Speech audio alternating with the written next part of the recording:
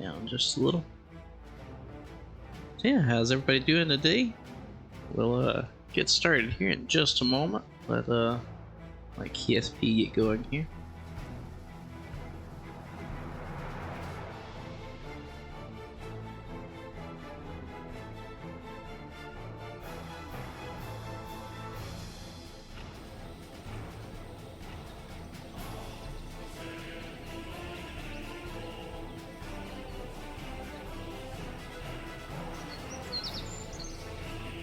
Let me know if that's too loud.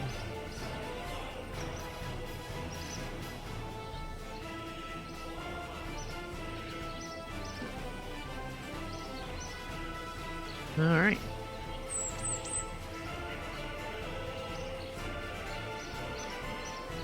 Move over here.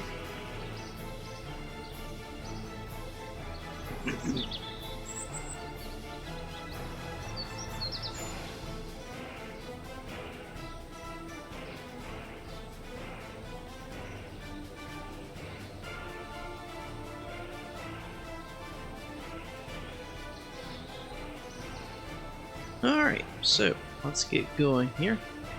Let's go ahead and check mission control, see if we've got any more contracts we can take.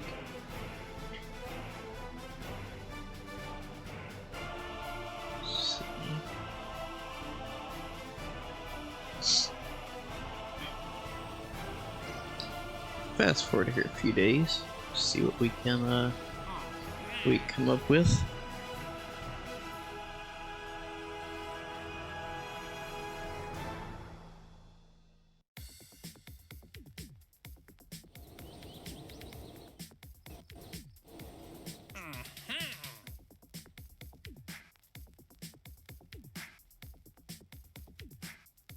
Alright. So it doesn't look like we've got anything else coming up super soon.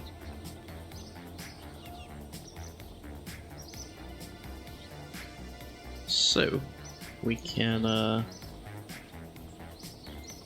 let's see.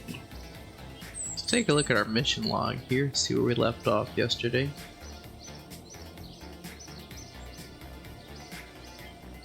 Let's see. Our last mission was Elcano 2, that mine returner, and Gemini 6. So we can, let's see. So if we get Gemini 7 ready and launch it up to the space station, and then try to send that expansion up again, then we'll be good. Actually, in fact, we might go ahead and send up the expansion module first, and then the Kerbals can come up and check it out later. So let's go ahead and open that file up. Here we go. So you do need to check the staging, make sure everything's good with that.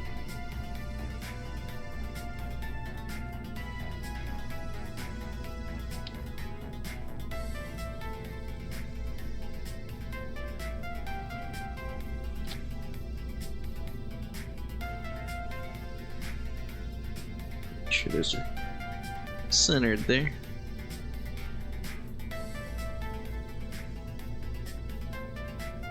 That one needs to come down just a little bit.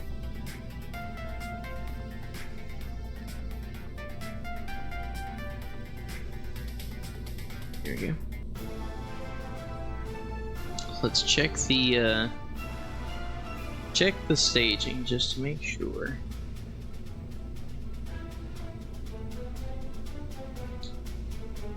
Okay.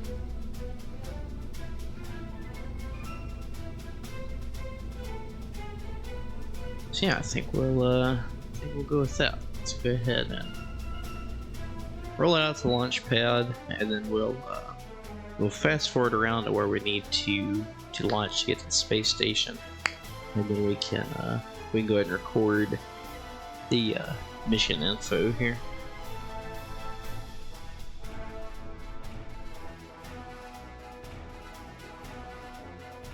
Actually, we're in almost a perfect window here. So let's pause year 2. Here, let's go ahead and find that old mission. There we go.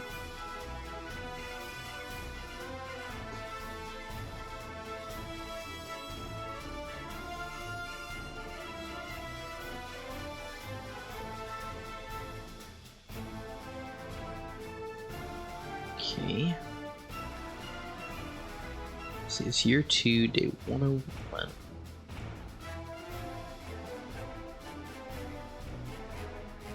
We'll be launching at 4:35.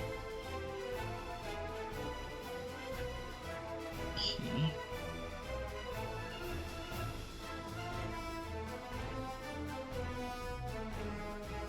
Alright.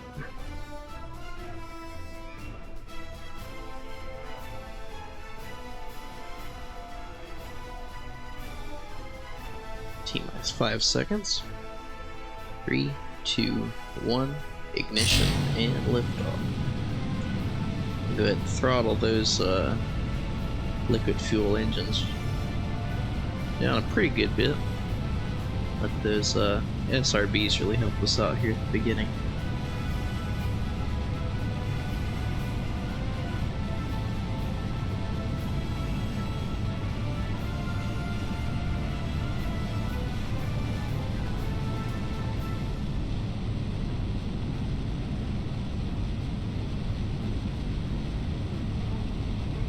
Just like last time, we will hold on to them for a few extra seconds here.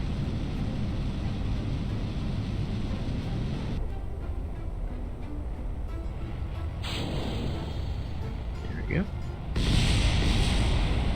They neatly dispose of themselves. Pretty neat.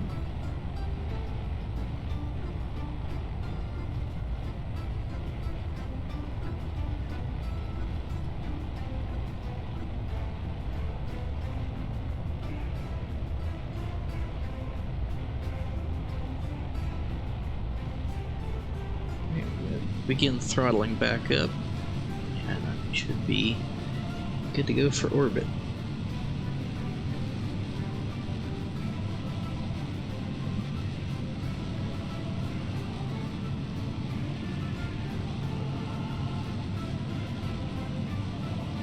Oh, and there are kerbals on this when there should not be.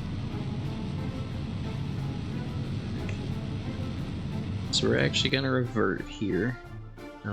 Now normally in mission mode, well, I don't know.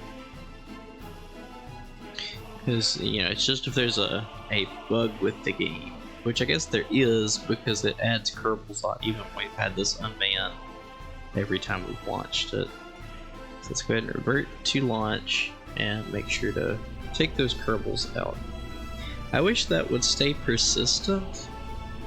Like once I tell a rocket, like, hey, you know, I don't have any kerbals on this, then it should stay that way. I should have noticed that, but I guess that is a game issue.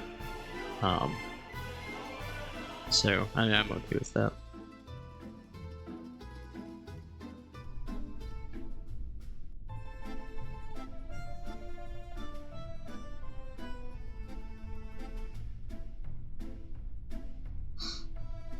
Alright, no kerbals on this, so we're good on that front.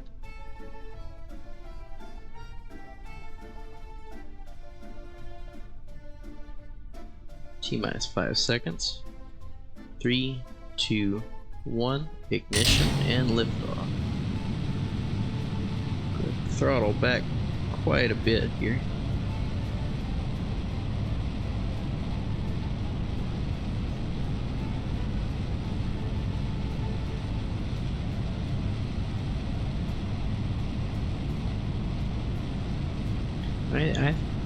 I know I kind of started off quickly today. I haven't really gotten settled in, but I knew there was something off with that mission. I just couldn't put my finger on it. It was the kerbals that had stowed away aboard, trying to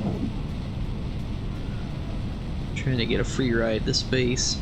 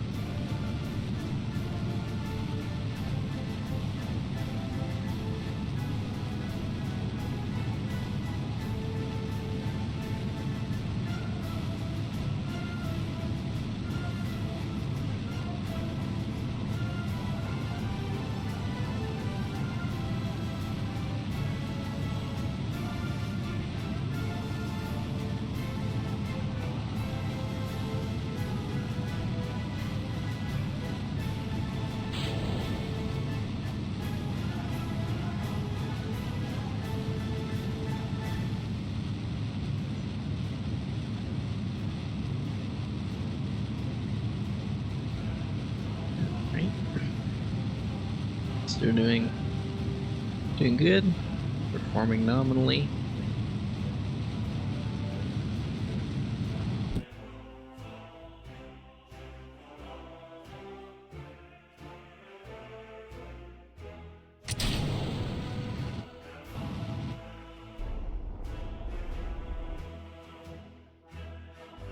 Alright. Now we'll warp up near our apoapsis and go ahead and circularize. Or at least get the rest of the way in orbit. Okay, now we can warp around.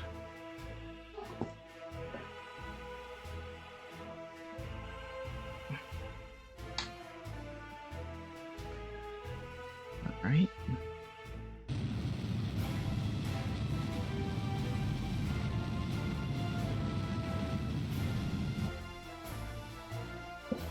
Okay. So it looks like our first point intersects 521 kilometers, so not great. But we'll go ahead and see if we can't get ourselves in a better position here.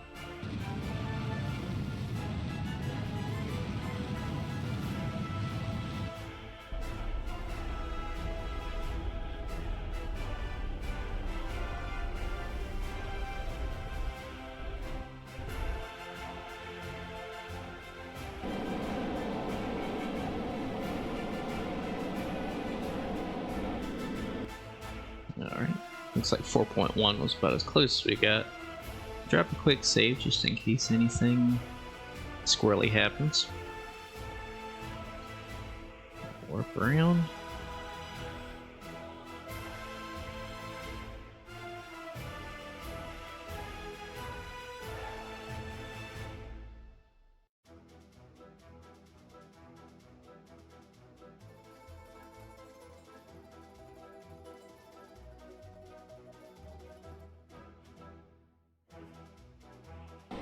Let's go ahead and kill our velocity here. So we're getting close here.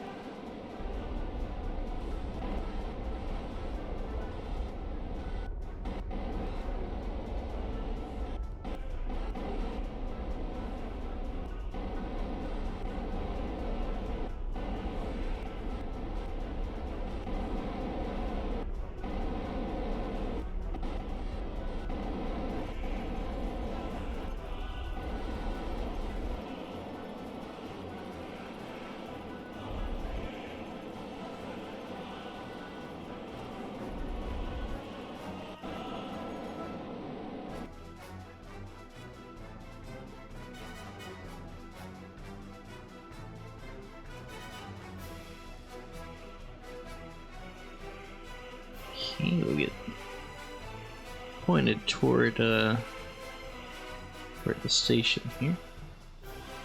Let's give a quick little burst of the engine there. In fact, we'll go just the other side of this and try to bring it in. So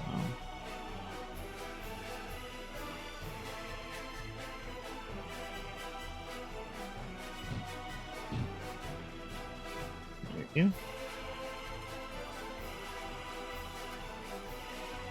So we got plenty of fuel here, so I'm not against using it just to make sure that we come in nicely.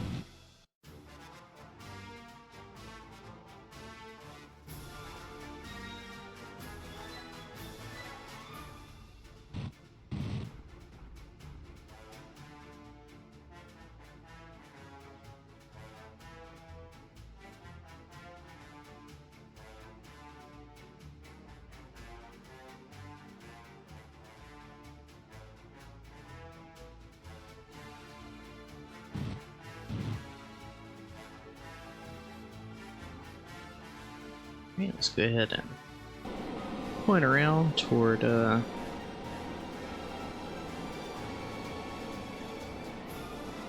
this maneuver here. Be ready to slow ourselves down.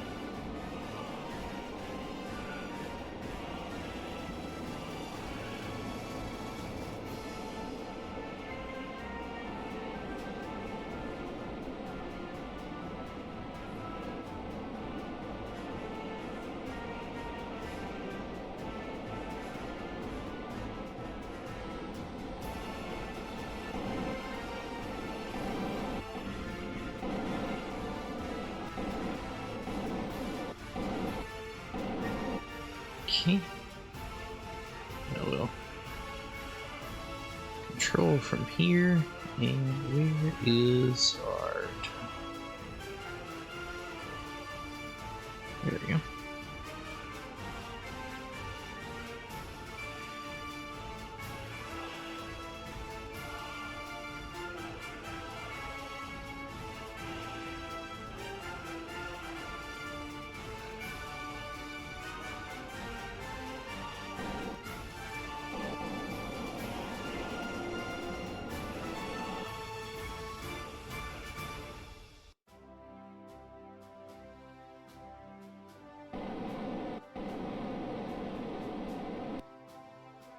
I'm getting a little better at these rendezvous, Chad. It's one of those things, like, you know, you just have to do it a couple times to really get back in the swing of things.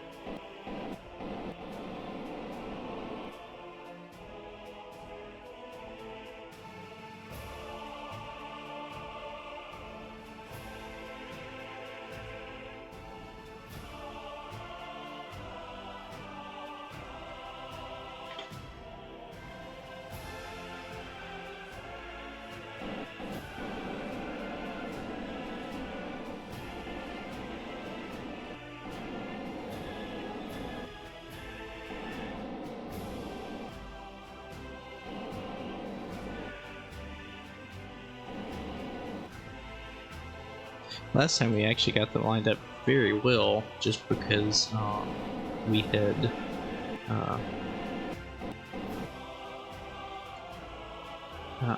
we were able to control from the cabin. So let's spin ourselves around here.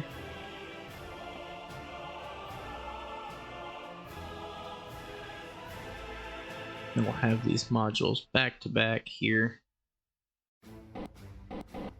I came in forward, but then I remembered I wanted it more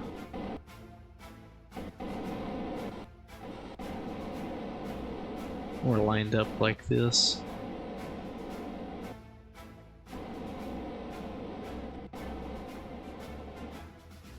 There we go.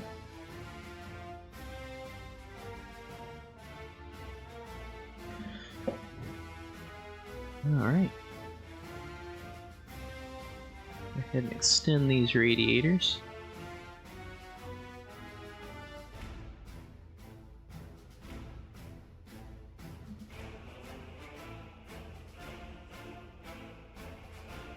We will have to have, I guess, an engineer, I guess maybe Bill,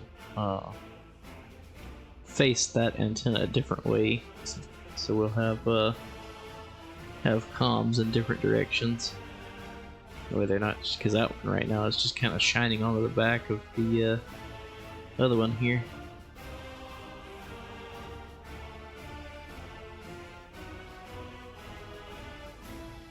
And we still have 1300 meters a second left here. Go ahead and shut down that engine and lock out that that upper stage. And in fact, this upper stage, you know, it can fly itself, so we can probably go ahead and send it back. So we finished the space station expansion contracts. That's 87,000 Kerbucks right there. Go ahead and shut down these RCS blocks.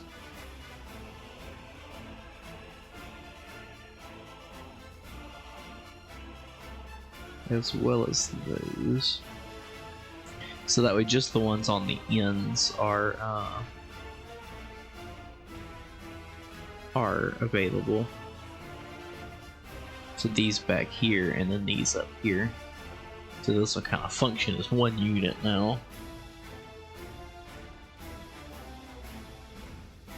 Like I said, I think we can probably go ahead and undock and yeah. I'll warp away here a little bit.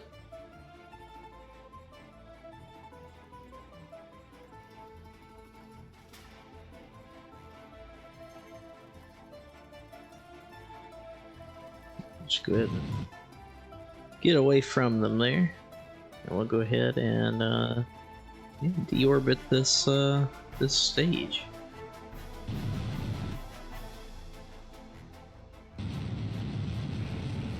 Yeah, we could have left it there for, you know, boosting and whatnot, but there's no need in keeping it.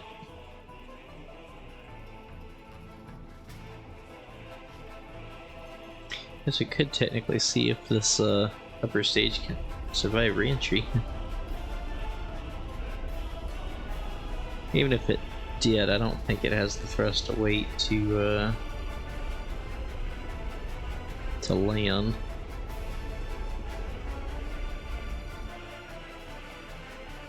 Oh, we'll follow it through here and see what happens.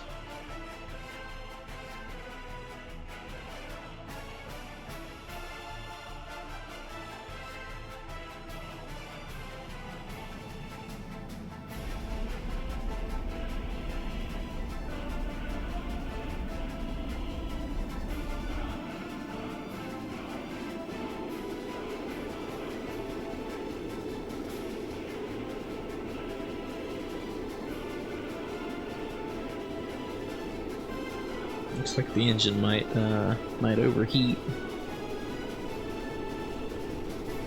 We don't have any control. It made it. We do have a favorable thrust to weight here, so we may very well actually land this upper stage and at least get a little bit back from it. Might have to see for future iterations about giving it some parachutes or something. Because this thing had a ton of Delta V left over, which I guess those SRBs really help with this mission. Because like it was a super heavy load for Titan, but this new Omega rocket, you know, it's pretty well tempered for payloads that size.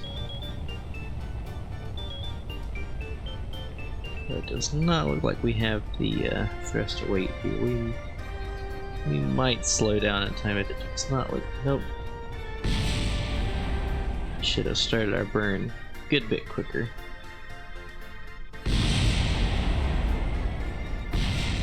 Well, the probe core survived. Well, we can at least say we got something back from space, and we'll run some experiments on it.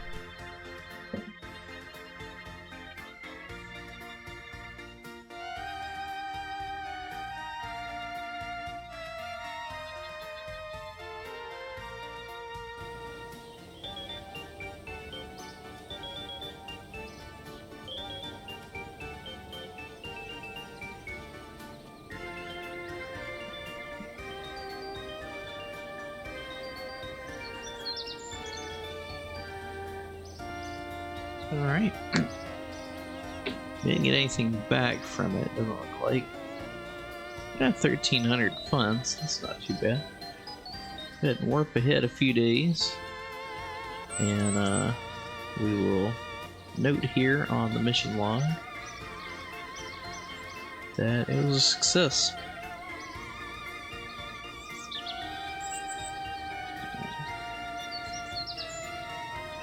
Contract.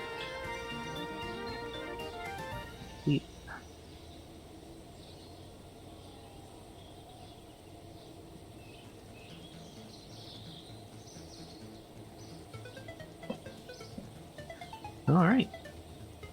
Well, there is that mission completed.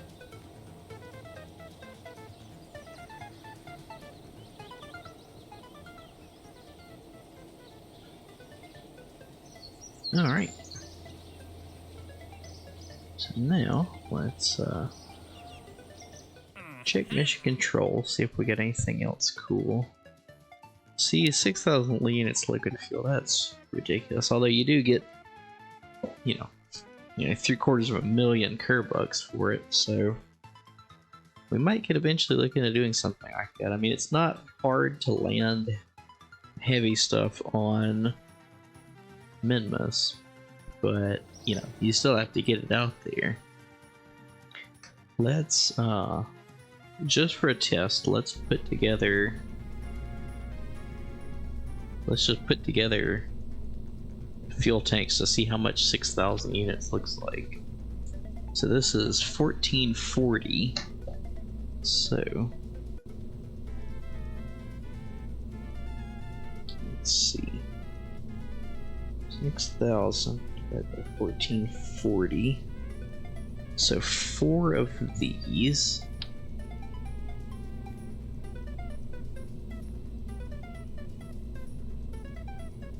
Four of those. Then 1,000.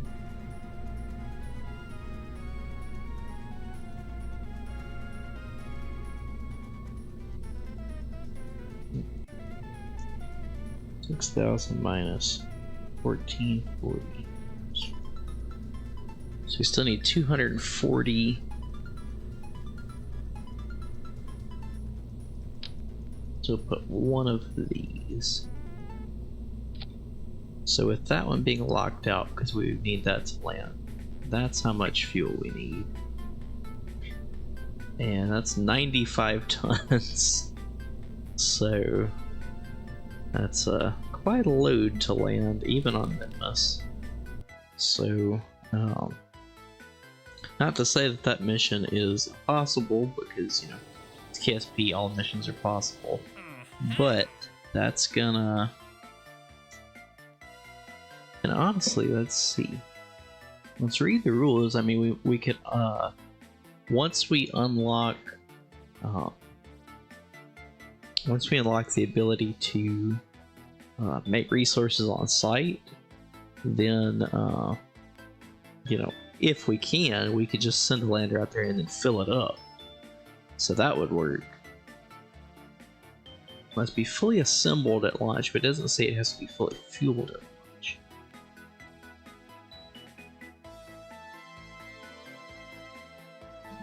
So let's take a look at this. See what we can come up with.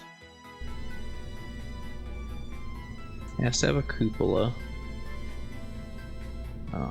Have we unlocked the science lab yet? We have. Okay. So that's 3, and then we gotta pay for that.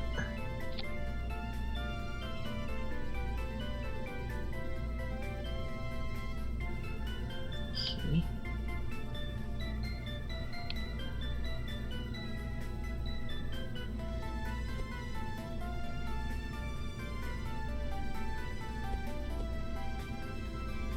What is happening here? Oh, that was the root part. That makes sense. Okay.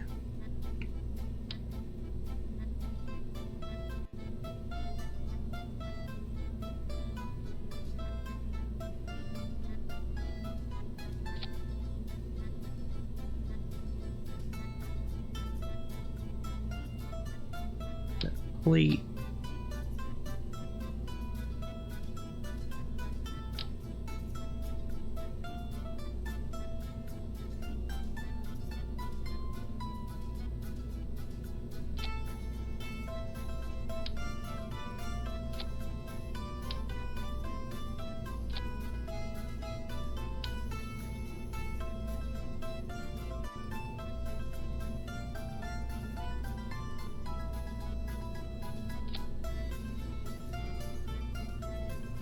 So we need to get that down just on its own.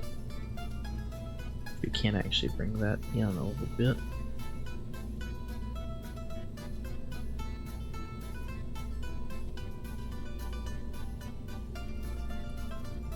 But then we need the ability to have 6,000 units of fuel. So you're gonna need, let's see, let's put 2 for now.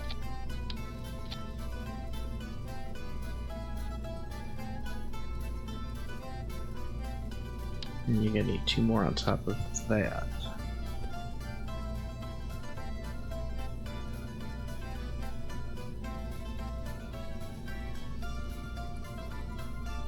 Yes, you see this gets prohibitively big.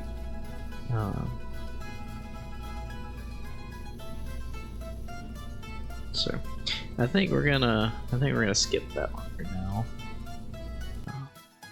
Let's go back out and we'll time warp a little more.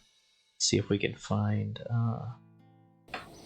some more contracts that are useful. You know, it would be a big payday, but it's pretty tight constraints. Build a new orbital station. So, you know, we could do like we did last time. We could take that, we could take this and make a new station, but then once it's actually in orbit, then we take it the rest of the way to the existing space station and then just expand it. It is an option, so we can think about that. Because that'll get us 120,000 Kerbucks. Let's go ahead and take that.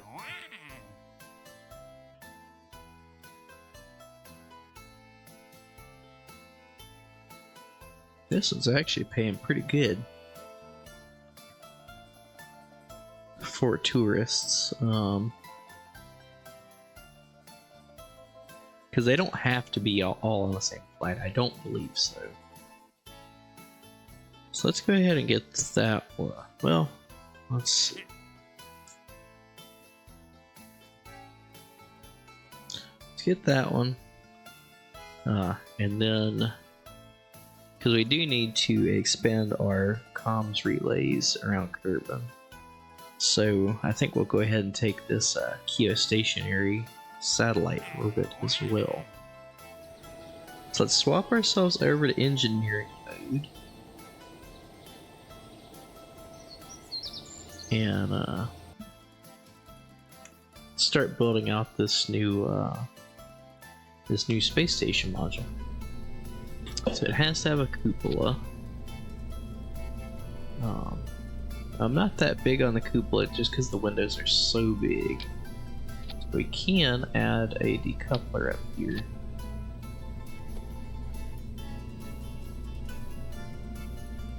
You know, we can do that. That is a possibility.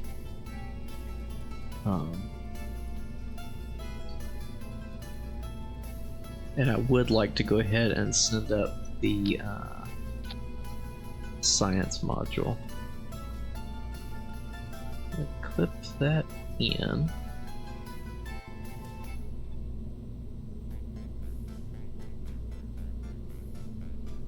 I think that looks good because you can see the handholds around. So that's 3. We need to be able to support at least 5 Kerbals.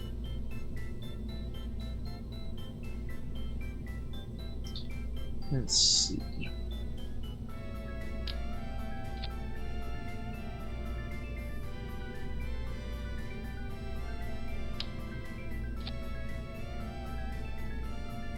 You can always do something along these lines.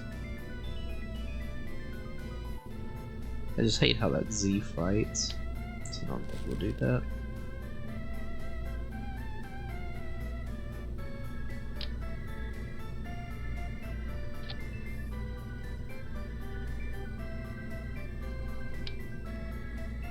I have done something like that before, and then you can use it as a as like an EVA port.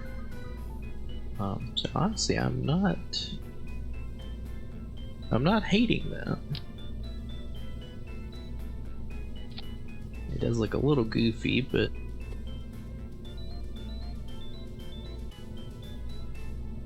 would give us a location to EVA out of.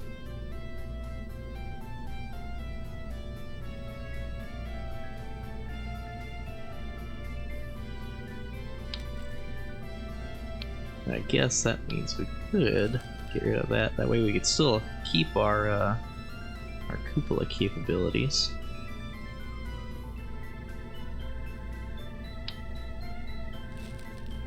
These the big ones, no, those are the small ones. Okay.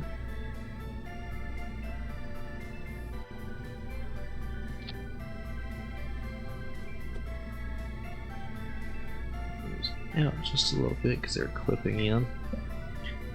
So turn the flags off on me. So that gives us 2, 3, 4, 5.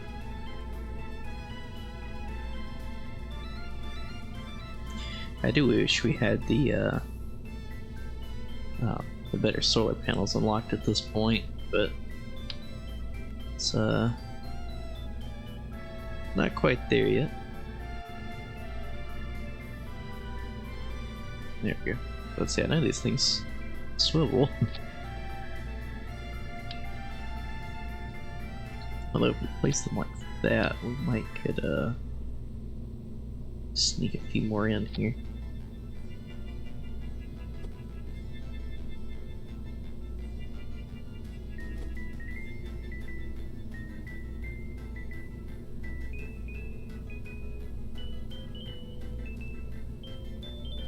Also leaning a little. That's odd.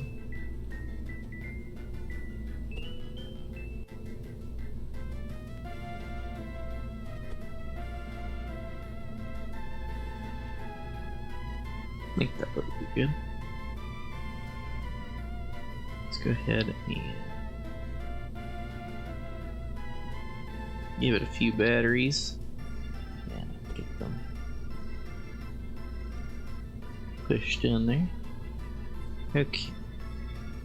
Viewing cupola, 5 Kerbals, 2, 3, 4, 5. Has an antenna.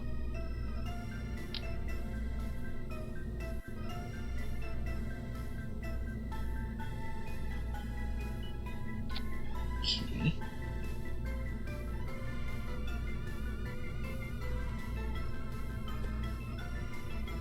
I like putting them there on this module. I think it looks pretty cool.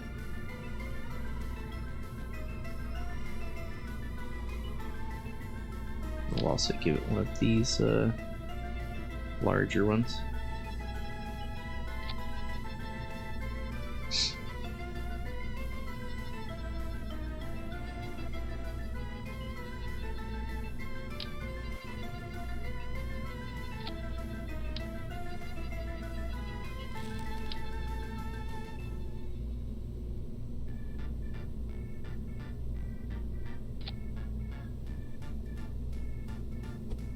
Yeah.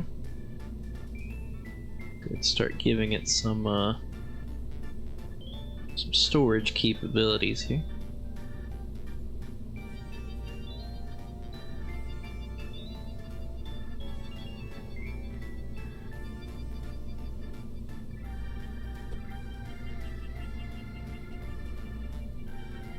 We can remove that for symmetry.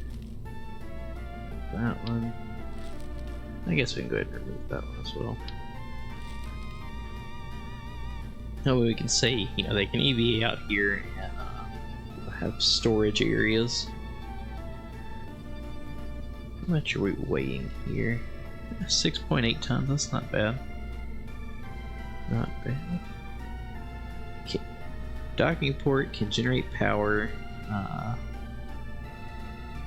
and an antenna. 5 Kerbals, viewing cupola. Okay. Yep, we're gonna need some RCS containers on here. let's take that off.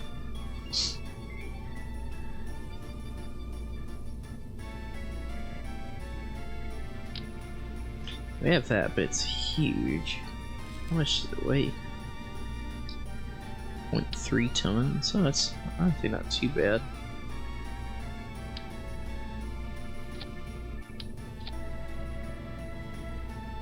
Just gonna be super big.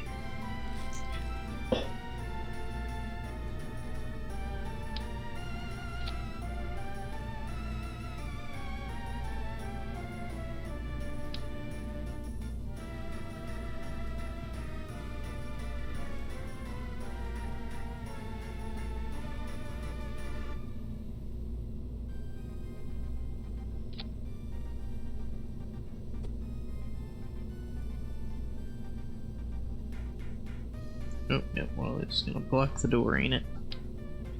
Can't do that.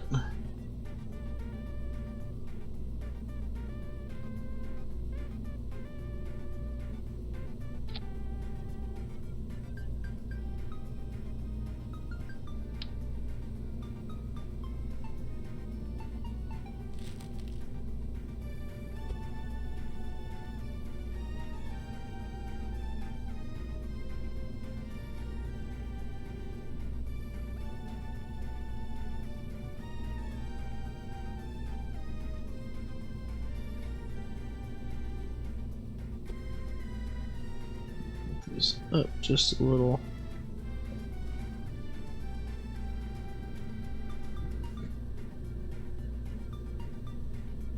Oh, I just need to come back a little bit. I see daylight through them.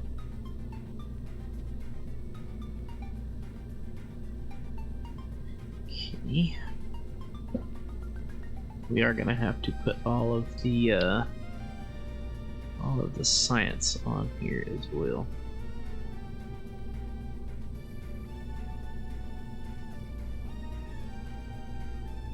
We may put them down here somewhere where they're easily reachable.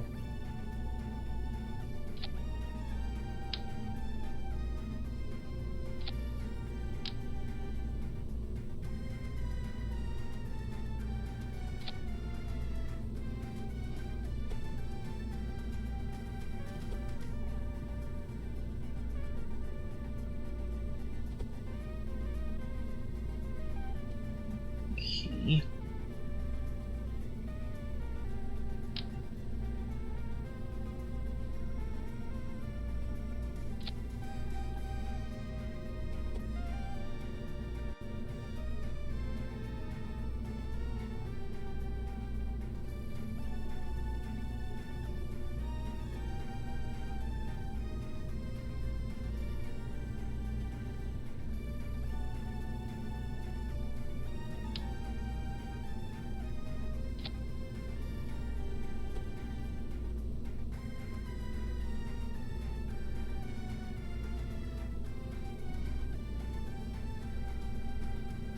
Remove symmetry.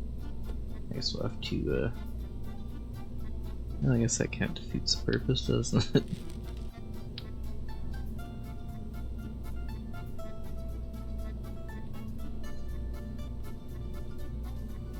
Okay.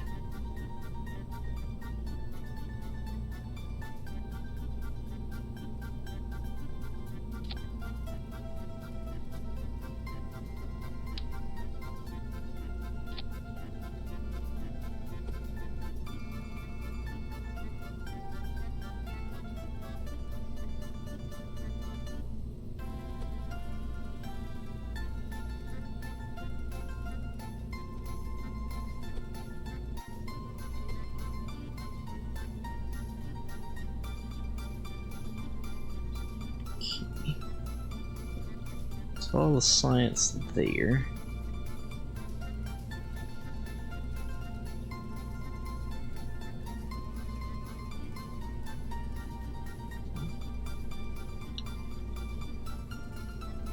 Okay.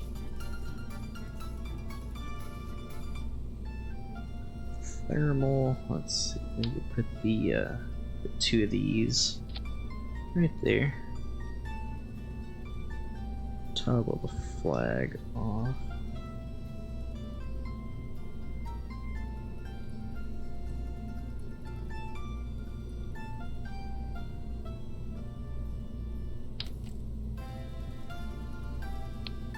Okay, what's our weight looking like here? 7.4 tons, not too bad. Okay.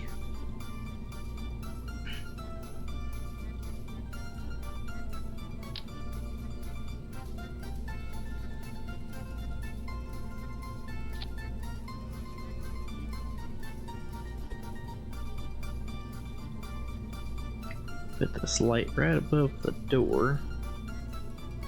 When they get out, they should be able to see. Remove that one for symmetry. And unlock the ladder here.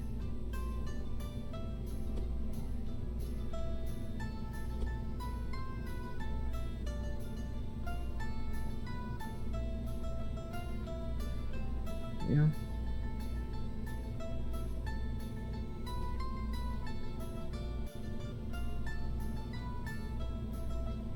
I think we'll put a smaller light back here.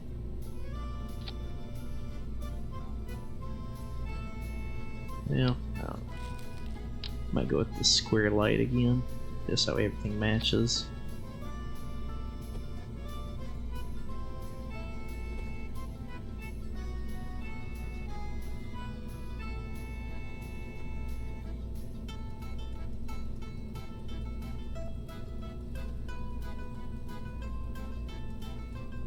That way, if they're back here getting something out of the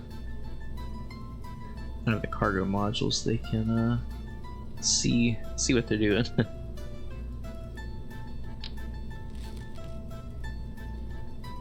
Unlock the EV repair kits, and we'll get a couple of those, and then kind of balance this out here.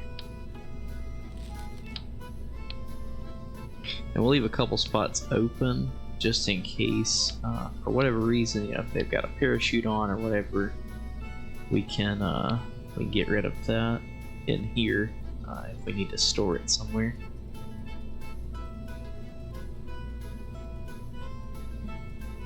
Okay.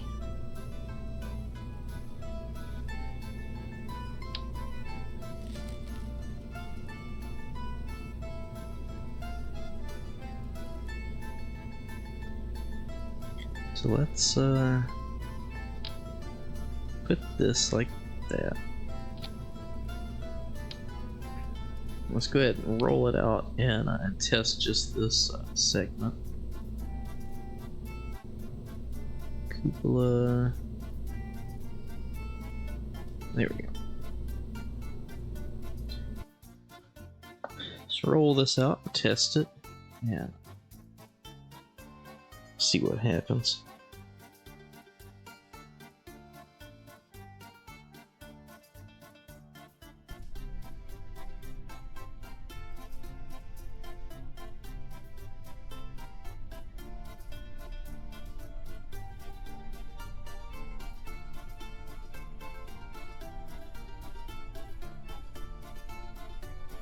Alright. So EVA build, and he immediately grabs onto the ladder, so that's good. It does look like he doesn't want to transition to the other ladder there, or get back in. There we go. Okay.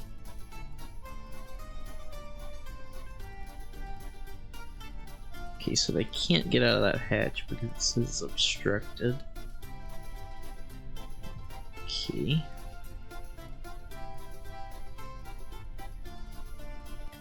Let's look at getting those fixed.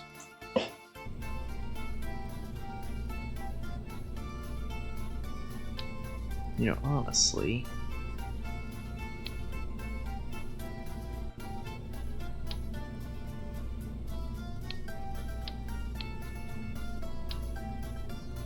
We didn't think about it. We could just stick this directly under there.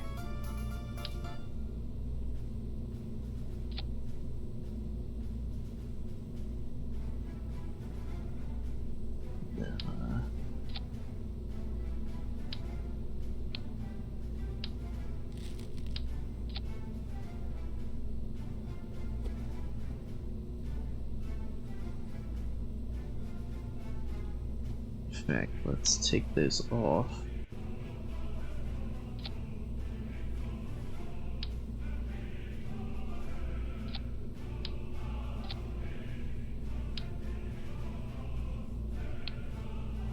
We'll need a plate down there.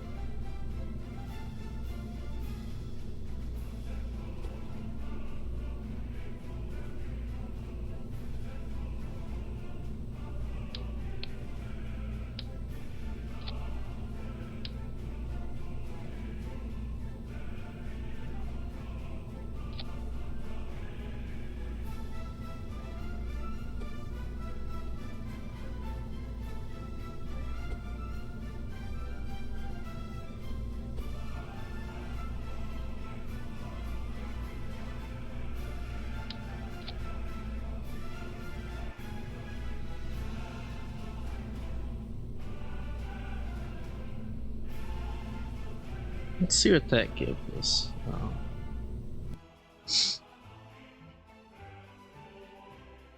Not a super big fan of it, but it'll get the job done.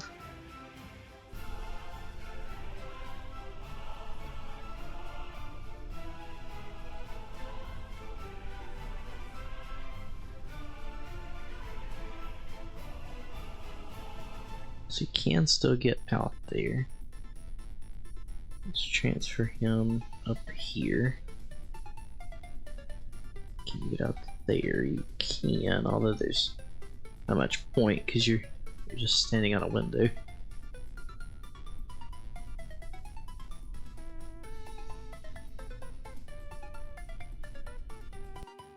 See if we can clip in that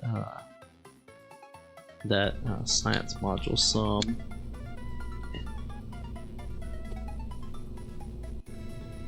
See how much of that we can get away with.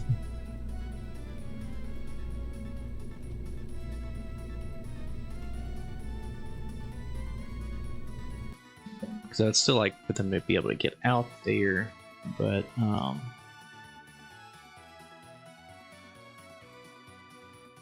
also bring that in where it doesn't look so like there's such a big gap.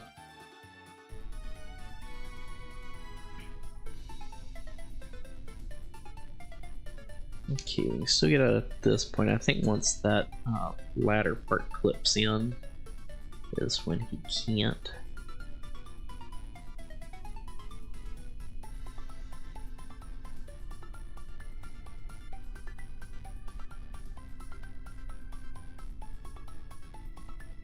Alright. So I think we'll use a flag to cover up that front window. I guess technically it's the back window. Do we have a flat flag? Yet we do not.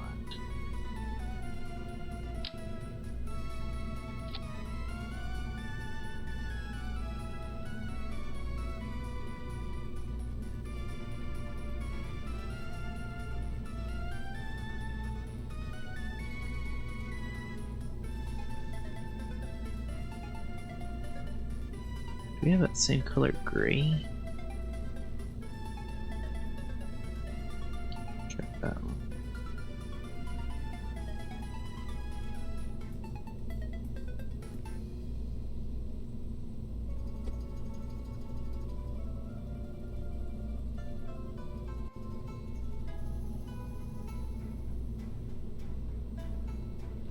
I don't think that looks too bad. And then if we add a couple ladders here.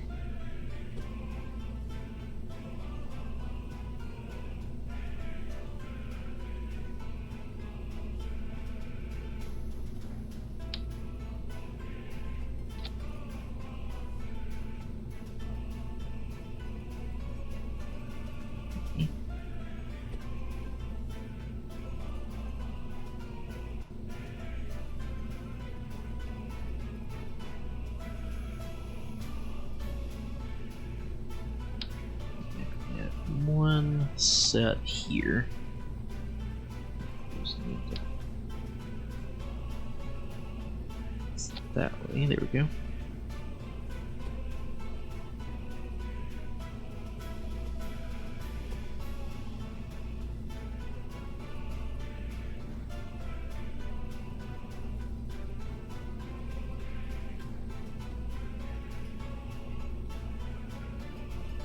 So let's see what that does.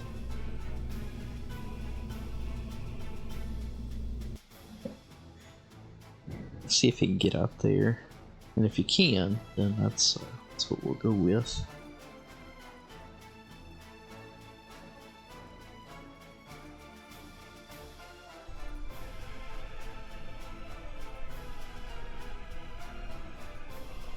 Okay. AVA. Alright, that seems to work pretty well.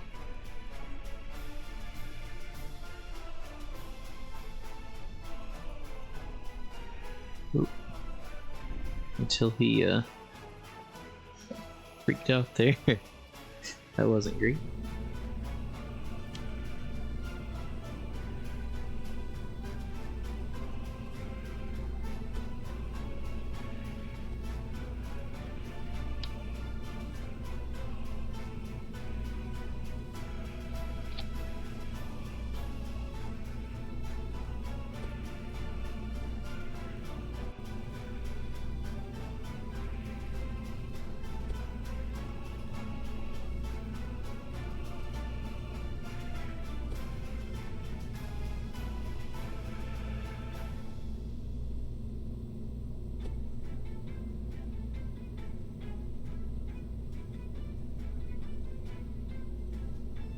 Okay, let's try that.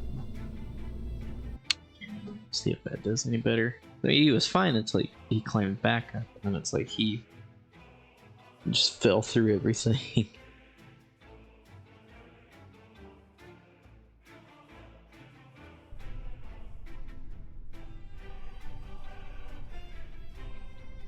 Okay. Good so far. He's able to climb down, no problem.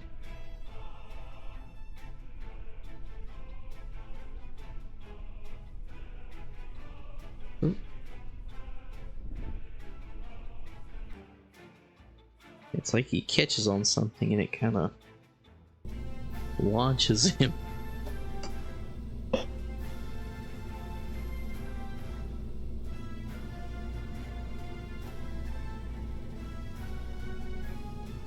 Maybe these need to come out a little.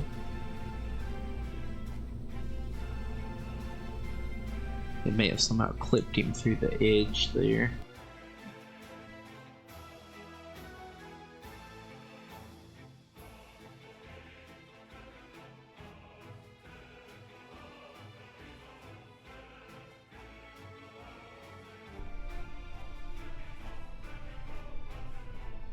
Okay. Yeah. It's doing good so far. Transferred fine.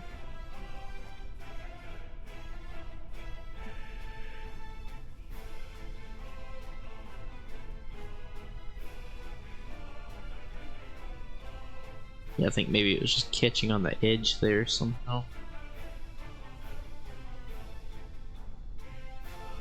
Oop. Although if you do crawl too far up, it seems like it kind of shoots him through the module there. So I think that's good as far as that is concerned.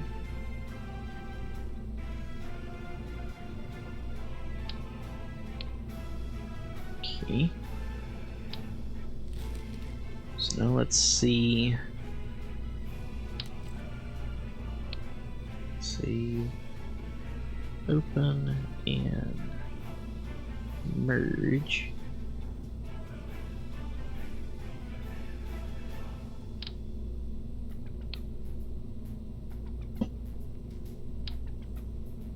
Get that.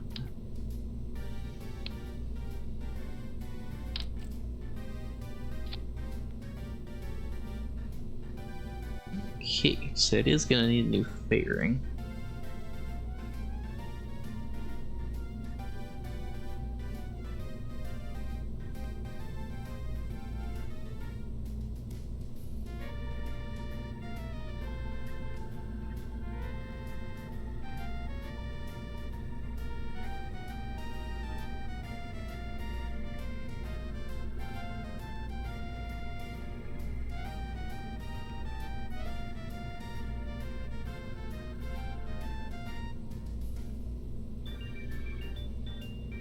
And that one can just be confetti.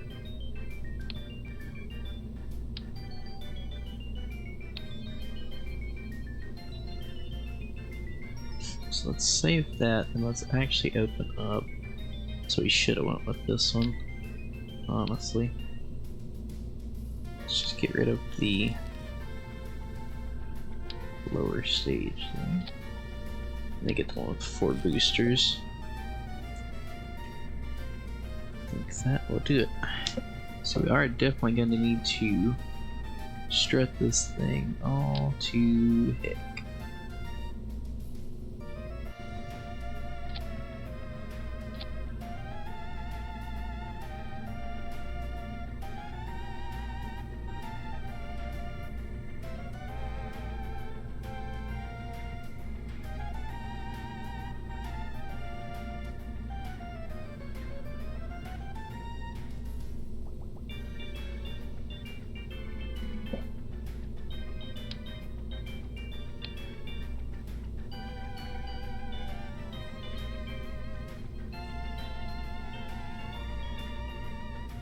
Alright, so let's go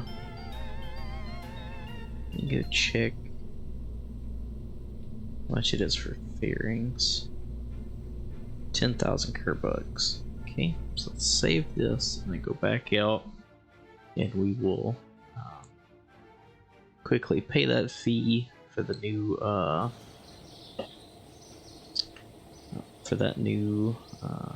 fairing.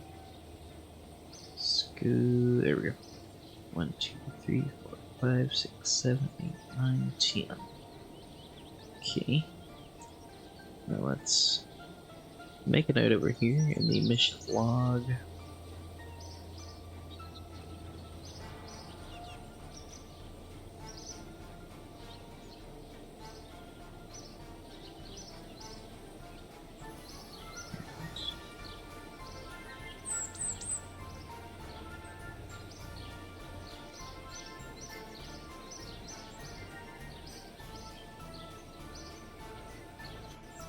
Okay.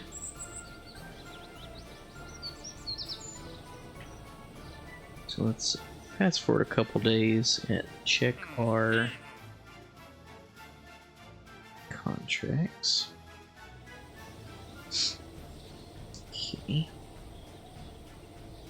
Let me turn off the mission log here. Okay.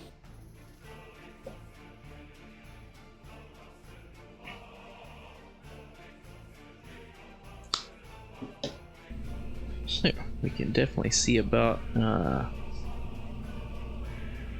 expanding the station here. Did I ever add any RCS to this? No, I think I was waiting because we ended up redoing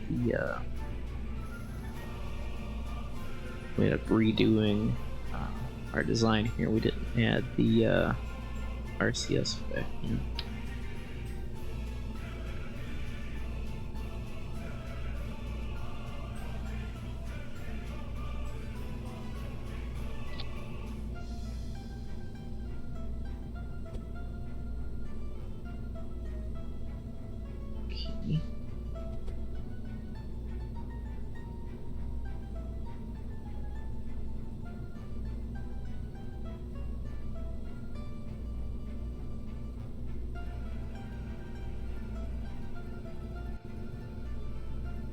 good there.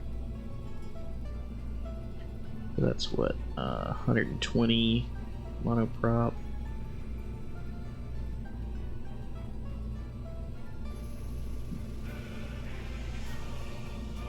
And we can go ahead and add some to this lower stage as well.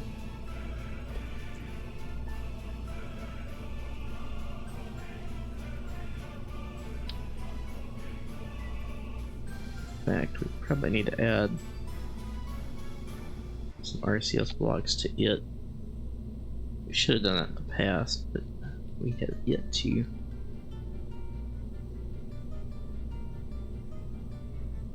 Alright. Make sure nobody's on it. And go ahead and save. And we'll roll it out to the launch pad. Oh, we're still in engineering mode, it looks like. So let me, once KSP loads in, I'll just switch that over. I hate tabbing out of KSP while it's loading. It seems to not like that. Back to mission mode. Let's see. Oh, station just went over.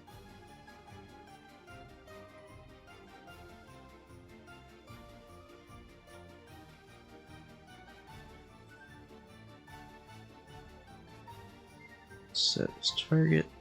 Back a little bit. Just a little more. Okay. Let's make a note of this.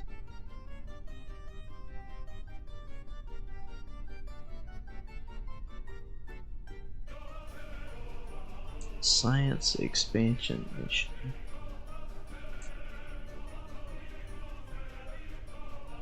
Mega rocket.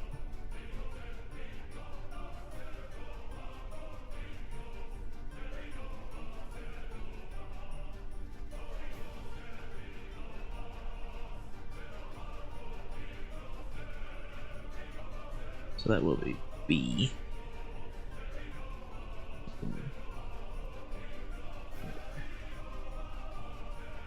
Config is larger. There we go. And we're launching at year 2, day 116 at 5:05. Okay. I think we launched at 5:05 before. The times end up being all very similar. I have noticed. Not quite as much Delta V, although that's not saying. That's not to say that we're going to be underpowered because we still got 2. But I think with the last module it was like 2.05, 2.08, something around there. So it definitely is a little bit heavier. Let's not do that. Okay. We can immediately go ahead and throttle Will down. Let those SRBs do most of the work here.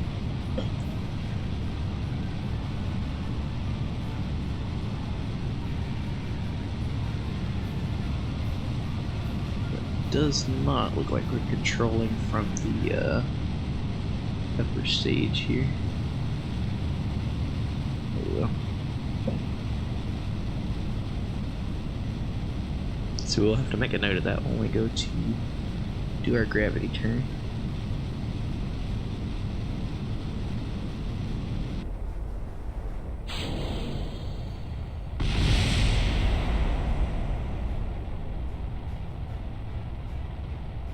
Yeah, it's 180 degrees off of where it should be. No worries though. Just have to keep that in mind. It'll only be an issue while we're in atmosphere. Once we're in space, we can turn the craft over.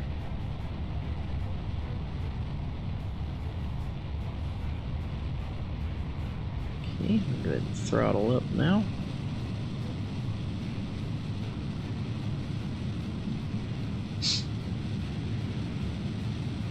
really start getting ourselves going here.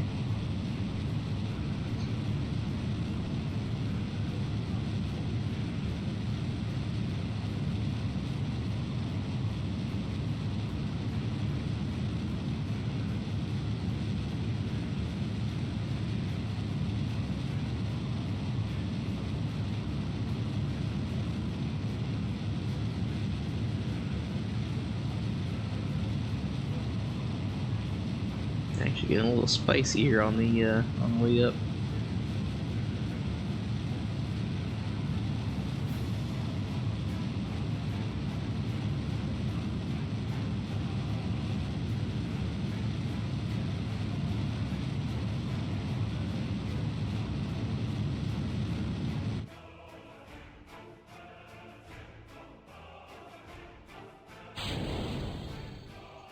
Okay, go ahead and actually coast with the upper stage here a ways.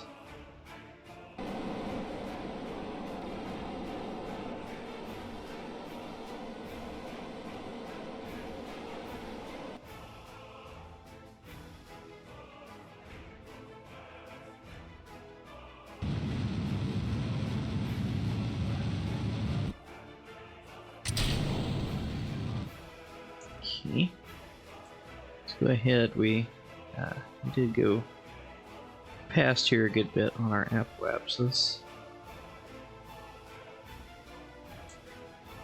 So we will burn until we're actually in space. That's always a good thing. Alright, well, we were gonna have to raise our apoapsis anyway in order to get there. So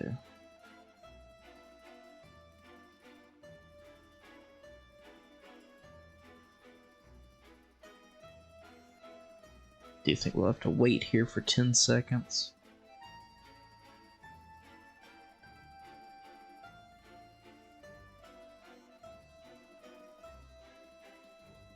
Okay. Is it because we haven't generated power yet? Okay, so we need to put prograde.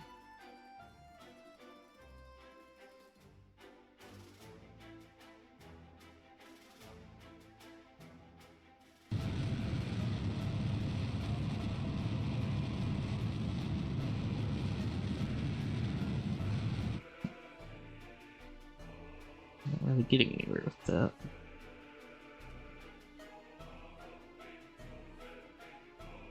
Did we take all the solar panels off? We did. Oh man, because I forgot when I took the, when I moved that around.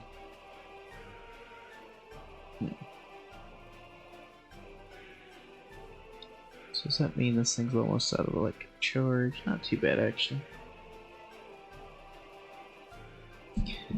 So we'll get closer here. If we can dock this to our existing station, I'll count that as good.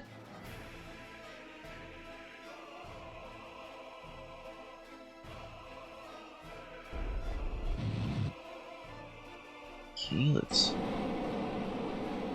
turn ourselves around and see if we can't get this a bit closer.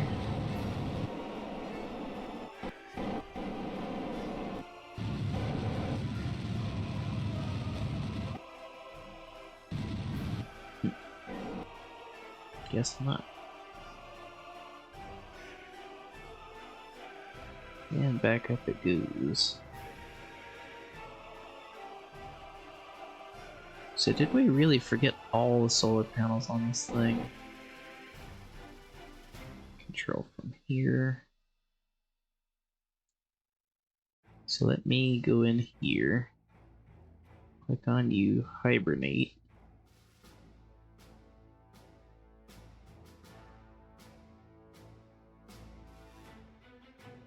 Well, I guess that's actually the only probe core we have on here.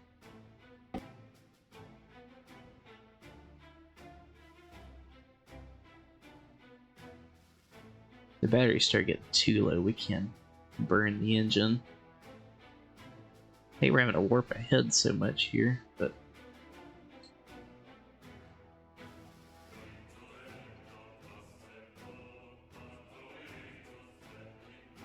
let's warp to our periapsis and see if we can't get this time down some.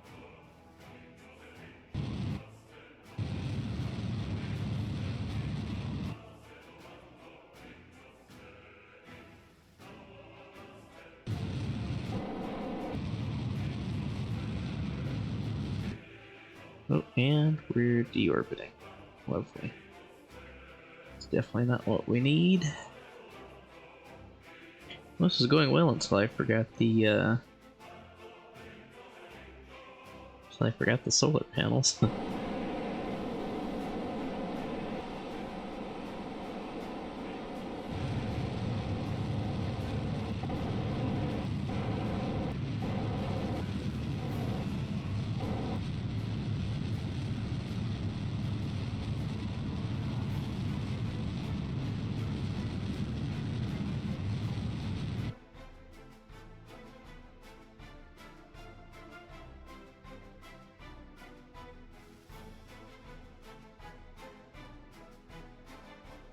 Usually we don't seem to have near this much trouble.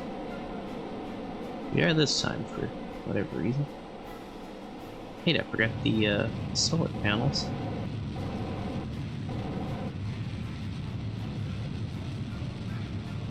Ah, we're not in the same plane as this thing, as the station. It's interesting.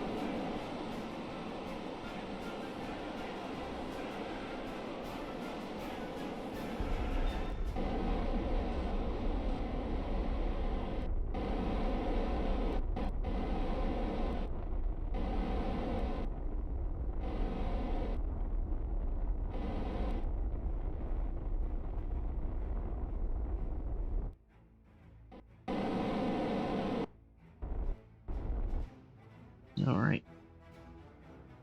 So, warp around there. Now that we actually have an encounter. Like I said, we can just kind of like, I guess technically cheat that contract done, but you know, not really. But go ahead and say that it's complete, because you know, if we get this thing docked to the station, then it will have electric charge.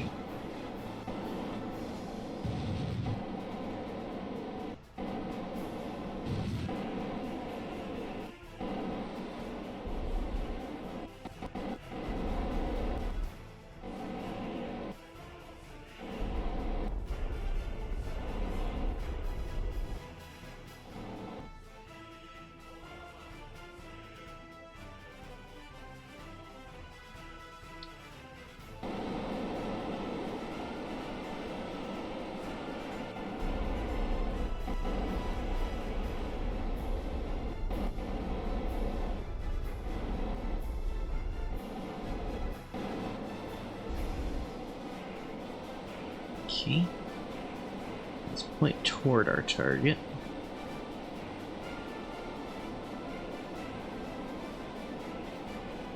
Just a quick little, jolt. I hate the noise the RCS ports make. Just terrible. It's not too bad at first, but it's just playing in your ear over and over again. It's like, good lord. If it wouldn't be this loud, we're in space, you wouldn't be able to hear them.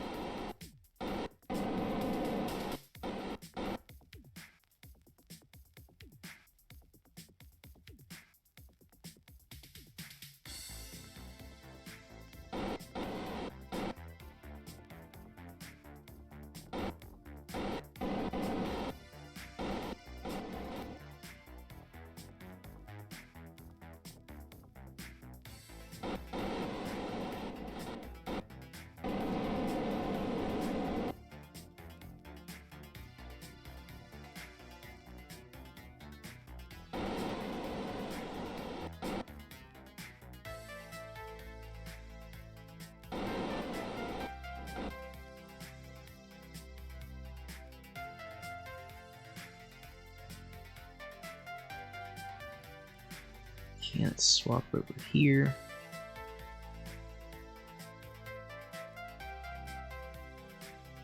Control from there.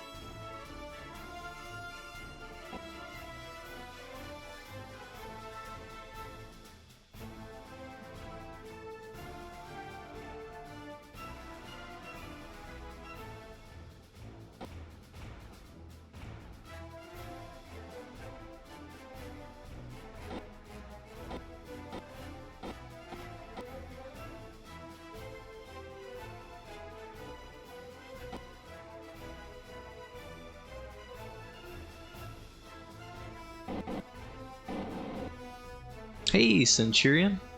The mission we're running right now is, it was technically a space station contract on its own, but now we already had this Gemini-based space station already up, so we decided to make the meetup and expand the station here.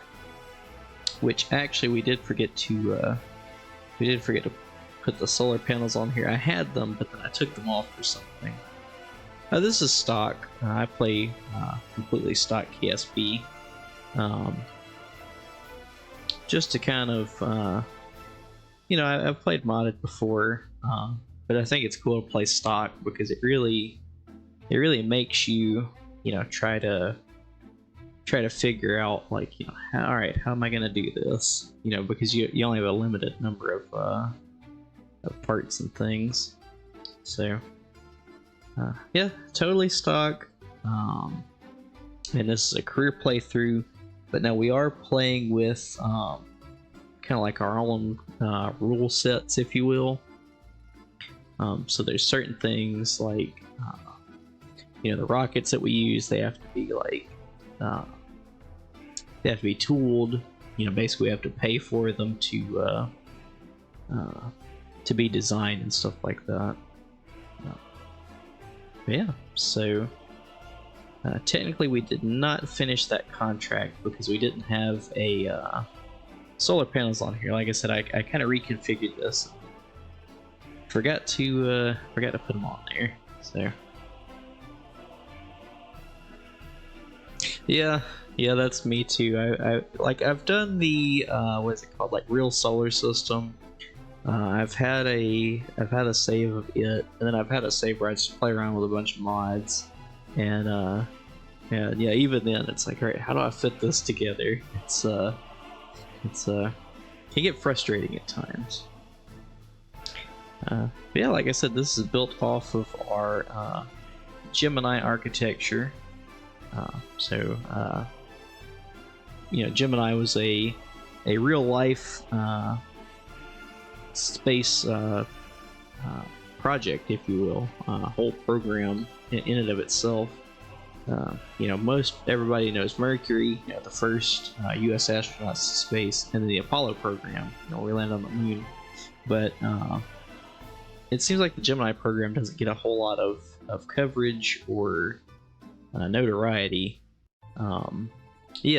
Right between Mercury and Apollo. But there was a lot of tests that went on, with the Gemini program. That had they have not happened, then the Apollo missions wouldn't have been possible. It really gave us some good insights. How to stay in space for days at a time, how to deal with certain things. It was a big program in and of itself. Yeah, the first orbital docking. And in fact, I was talking about last night. The reason Neil Armstrong was chosen to be the commander of Apollo 11 wasn't that he was just the best pilot ever. It was always contested between the pilots, because obviously they're test pilots. They're known to brag a bit, but it was always kind of conjectured that Gordo Cooper was the best actual test pilot, if you will. But the reason that Neil Armstrong was chosen was on his Gemini mission, they were docked to the Agena docking station, and they were testing, orbital rendezvous and docking. And one of the thrusters on the Gemini capsule itself malfunctioned. At first, they thought it was an issue with the Agena, so they undocked from it. But then their spin ended up just starting to get faster, and so he was able to calmly, while under pressure, figure out the issue and fix it. And there had been so many other incidents like that in his test pilot career that he was chosen because he had been in so many accidents and stayed calm and survived them.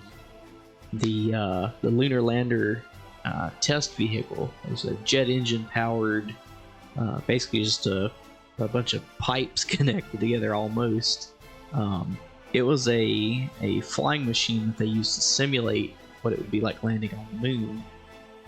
And it killed several test pilots. And on one mission, it almost killed Neil Armstrong. He had to eject out of it, and almost got taken out. And him staying calm under pressure during that, during his X-15 missions, he had an issue with one of them,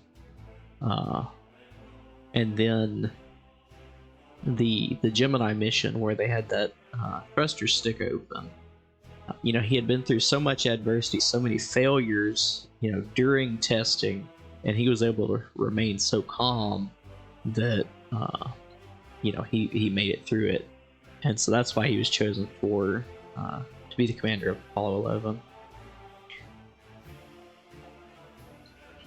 Yeah, all test pilots, they've kind of got that kind of air around them of being calm under pressure. And like I said, in the end, that's the reason that Neil Armstrong was chosen. It wasn't that he was the best pilot that's ever been born or anything like that, but it was he had been through enough situations and enough failures that he knew what to do in case something like that arose. He had proven himself to be the best test pilot when it came to pressure situations like that. So go ahead and deorbit this upper stage.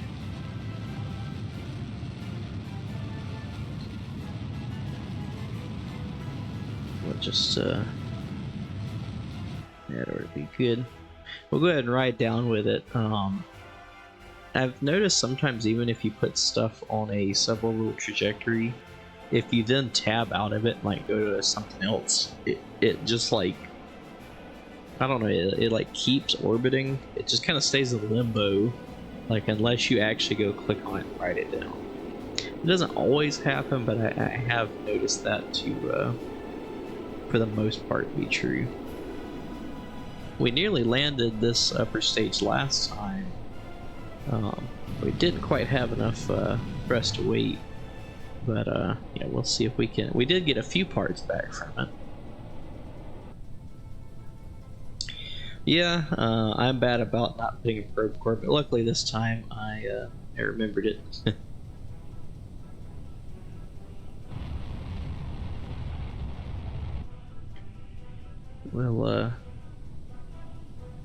We'll see if we can slow down enough here. Last time we didn't quite have enough to kill our velocity here. We are pretty low on fuel.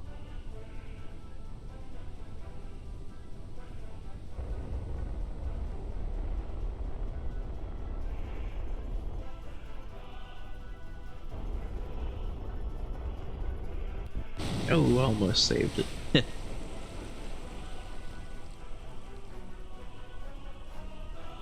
Alright.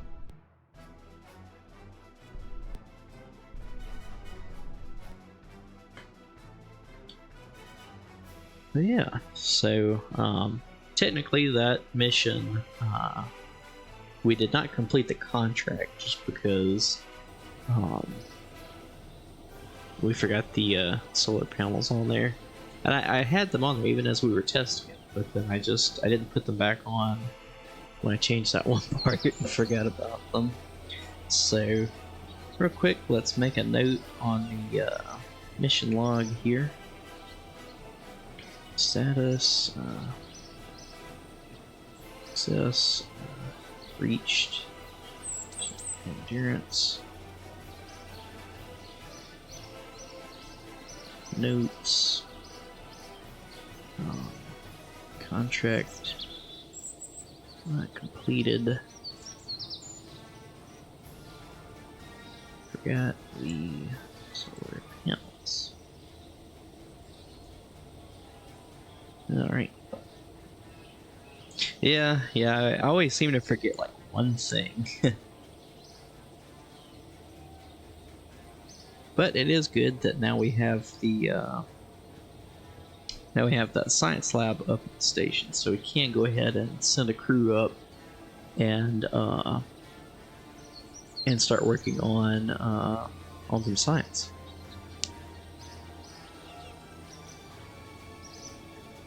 Oh no. Yeah, the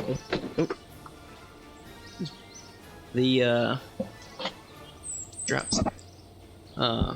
Yeah, the repair the repair mission and the rescue mission now need a rescue mission. I've done that before.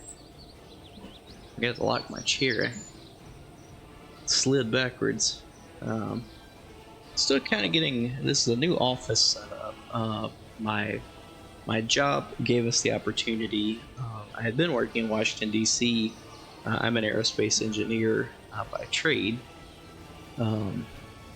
I had been working in D.C., but they gave us the opportunity to move to Cape Canaveral, Florida. So we're still getting set up in our new house here. It's pretty bare bones, but yeah, it never fails. The rescue mission needs a rescue mission. Done it before. I'm sure I'll do it again. Just a matter of time. Okay, save that. Go ahead and open. Let's see.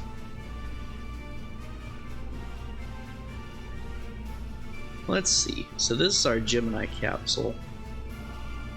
I would like to work on, now that we have the 2.5 meter parts, including the 2.5 meter rocket that we've built, I would like to see about...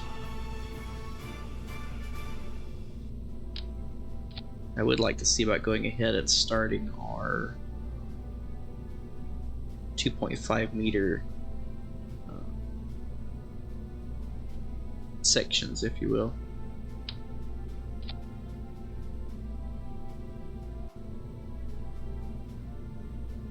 Oh, nice.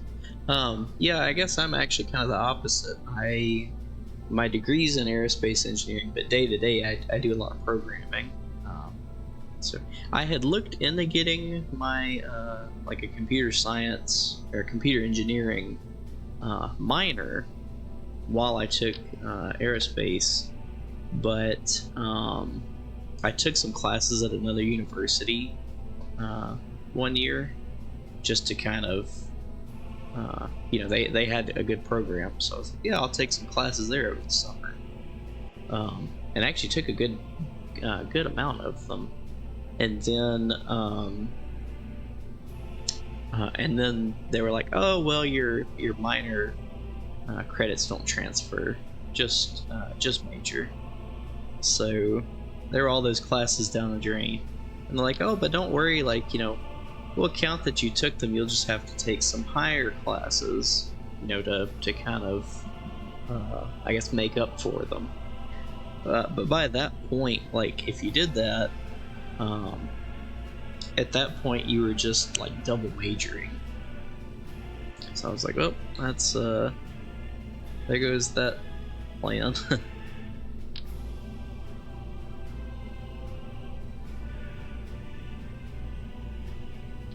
Actually, I need to swap us back to engineering mode, don't I? So we're playing right now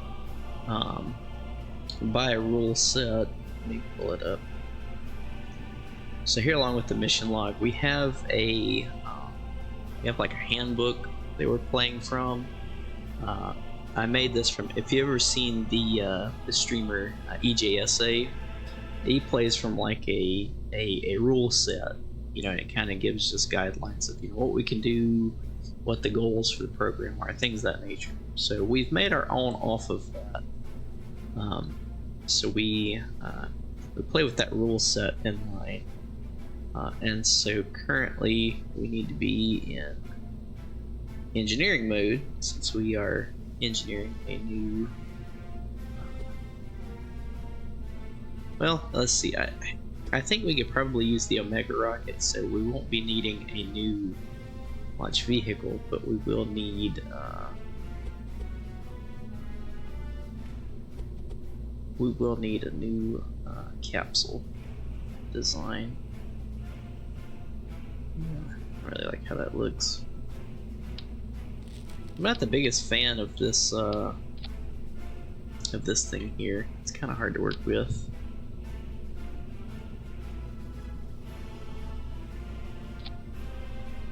Let's try that.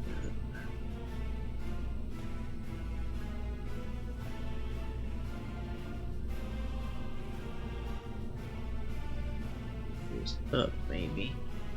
And I guess we do need 3, don't we? Started electrical.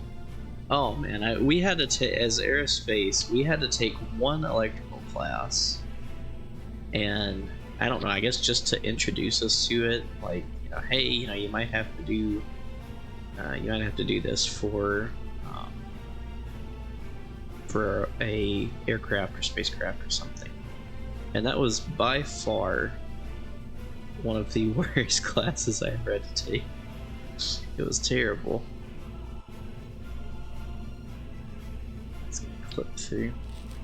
I was not a fan of electrical engineering.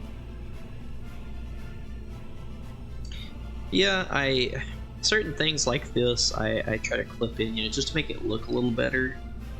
Although I don't know, I think we might just go with the because that does give it more of the like Apollo look, but it's so hard to get to line up correctly.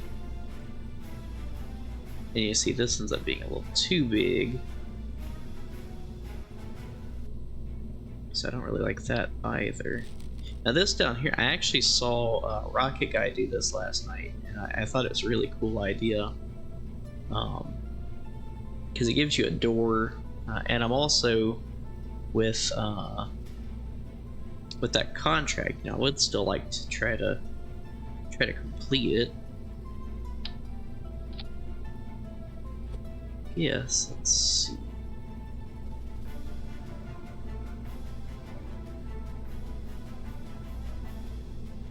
I guess for clipping, we might as well really go for it here. Yeah, I don't mind it certain things like that. Now, obviously, like, I don't clip together fuel tanks. And this technically isn't in the rule book that we play by or anything, but I try not to clip fuel tanks.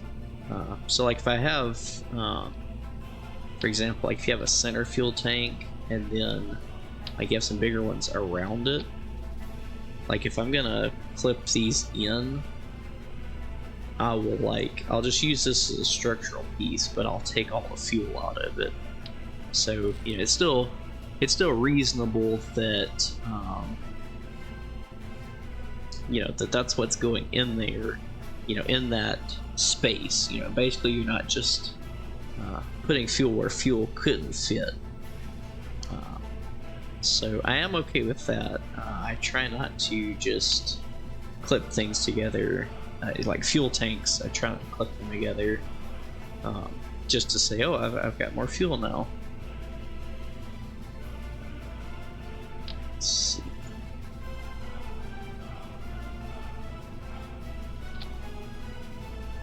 Go ahead. Put those in. We'll add 2 drogues up here.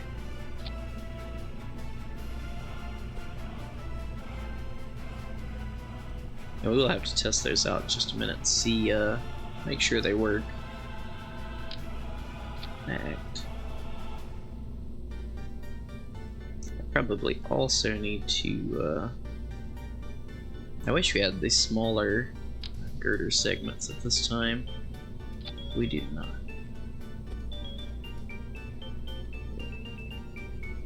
Turn that over. It does not look straight for some reason.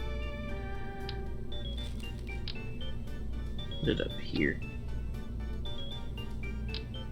That way we can give it a probe core,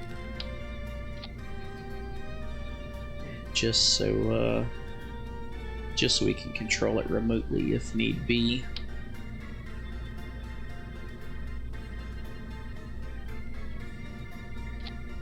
There we go. A couple batteries.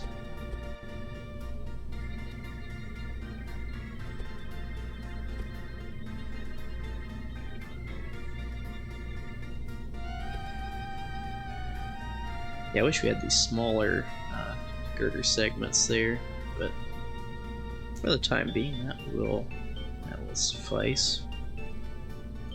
Let's go ahead and put a SRB on here.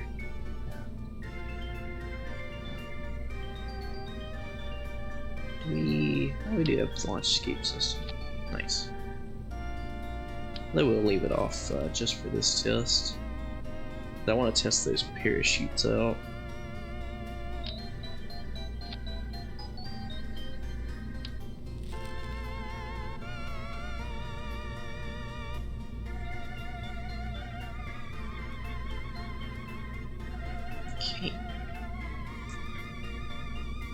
Clip parachutes and still get them.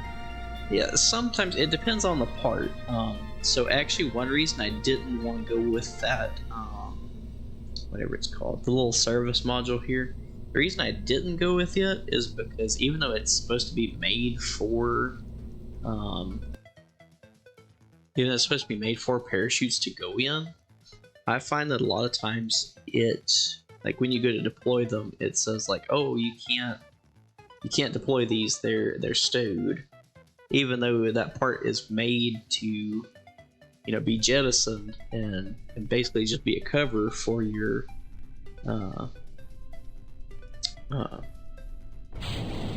stuff there.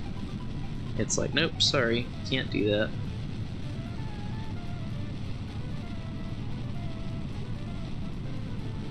So when we're in engineering mode, we can test systems, or you can test like subsystems and revert. When we're in simulation mode, you can test like the entire rocket if you would like, and everything, and you can revert then. But once we're in mission mode, you can't. There's no reverting or anything. It's like earlier when we forgot the solar panels. I couldn't revert and just say, oh, I'll clip them on. Go ahead and cut these. Go ahead and deploy those. So it does look like they all deploy successfully. Let's go ahead and land in the water. Just make sure that everything's okay there. It looks like that seat's directly in front of him, so you know, I guess technically that although that clipping there wouldn't be great, but the rest of it looks fine. Yeah, we're in career mode. Yeah, the only reason I clip usually is aesthetics. Let's revert instead of cover. Yeah, this is career mode. So the rules we play by, I guess I can run through them really quickly. So it just says basic things like, you know, mission mode. You know, you can't just revert to flight, things of that nature. Recovery, once we get some helicopters and ships and stuff made, we'll actually go out and recover like the capsules and everything. We're just not there yet. Orbital cruise, you know, they can only stay in orbit or on another planet for so long. Basic stuff there, kind of. Now with craft, spacecraft have to be serialized. So, you know, once we make a design for a rocket, it's got to pretty much stay the same. If you do make big updates to it, you'll have to pay for a variant. So we pay for the new design, you pay for a variant, and then if you need like new fairing designs.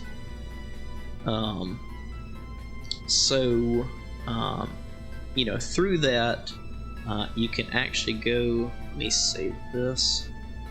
I don't want this to be Apollo.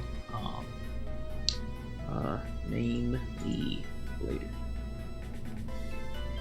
So let's go out here. Yeah, I you know, like I said, by day I'm a programmer, so I have to do a lot of stuff with procedures, you know, and how things are handled. So they're a little in depth, probably more in depth than KSP should do, but in any case, if you Alt F12, you can go into the cheats menu, and you can actually add or take away money.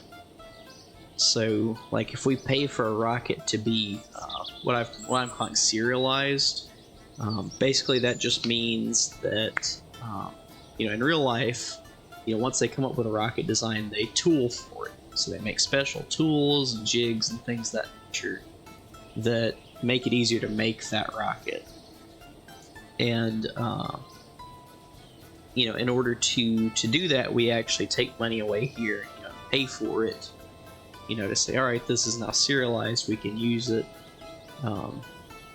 So that's how we've been handling that.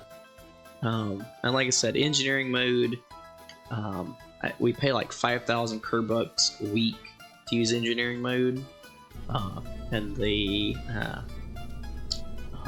I guess you could say that the reasoning behind that is we're paying the engineers to we're basically paying them to keep them around and do their job. Then for simulation mode, we also pay 5,000 a week. Now that's per not per system, it's per regime. So 5,000 a week for aircraft and 5,000 a week for spacecraft. And like I said, during those tests, you could run like a whole mission if you want to, because it's supposed to be a simulator, like NASA set up during the Apollo program. They had lunar lander simulators, and somebody was in them pretty much 24/7 from the time they were built in the mid 60s until the end of the moon landings. But in fact, during Apollo 11, they had the 1201 and 1202 alarms come up on the Apollo flight computer, and you can hear the crew. Like if you go back and listen, I really like the website Apollo in Real Time. You can listen to the missions as they happened 50 years ago. So just this past July, I listened to the Apollo 11 mission as it happened. But you can hear Neil and Buzz call back to mission control and like, hey, we've got these alarms. Do we need to abort? And they were just a few seconds away from having to abort back to orbit. But luckily, one of the many engineers at mission control had ran into that before while in the simulator, and so they're asking up and down the chain, hey, what's this alarm? Is it, are we still good to go? Do we need to abort? And because that one guy had seen it, through testing in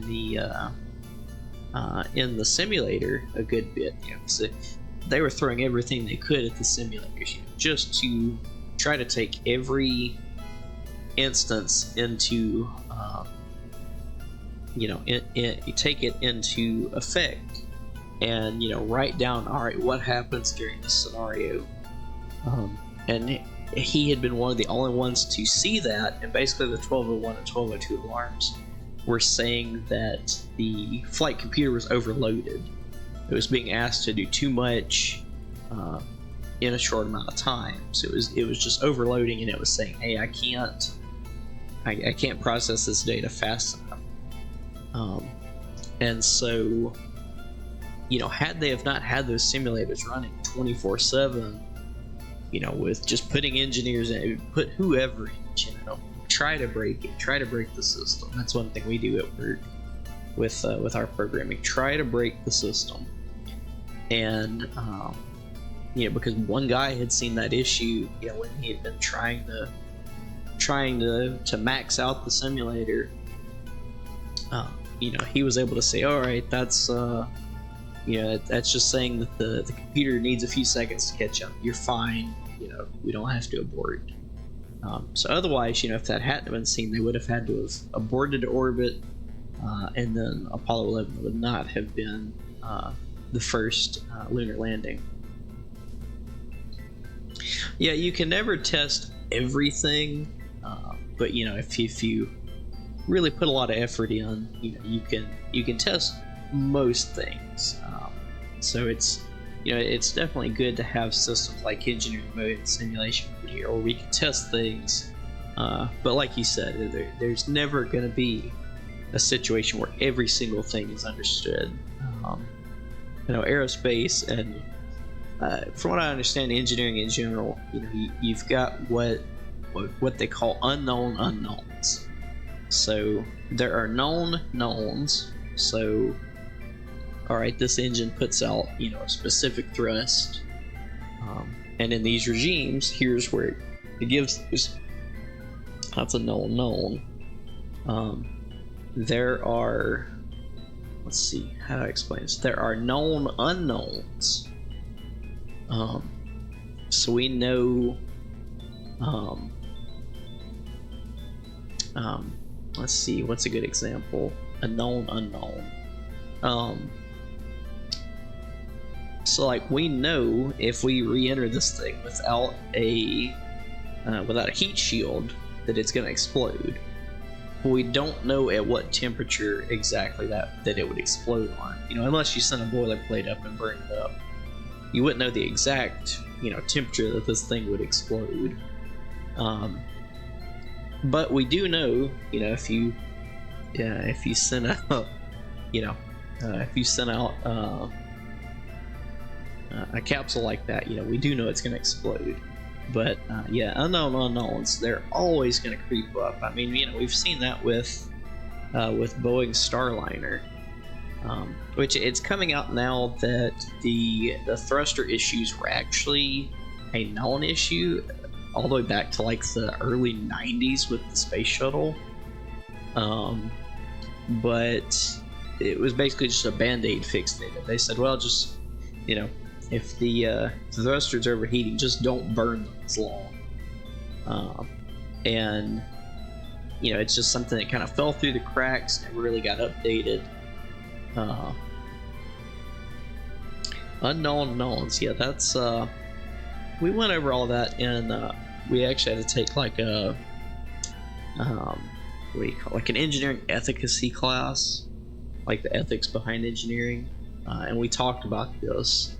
I don't think they're unknown knowns.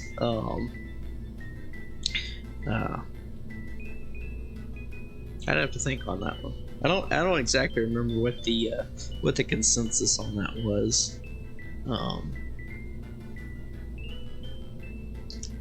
You know, I mean, I guess that's when you get into theories like the duality of man and things like that.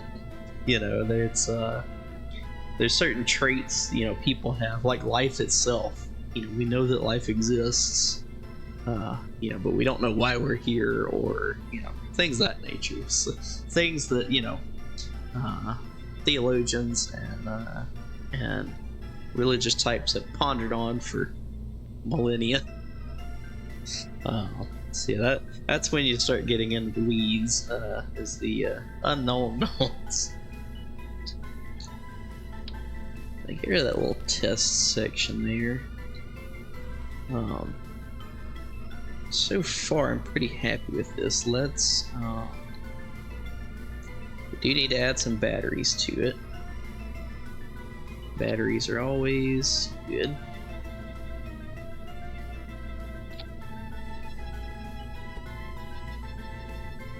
In fact, we'll probably double up on those. So I usually like to have a good bit of electric charge on my spacecraft, just to make sure.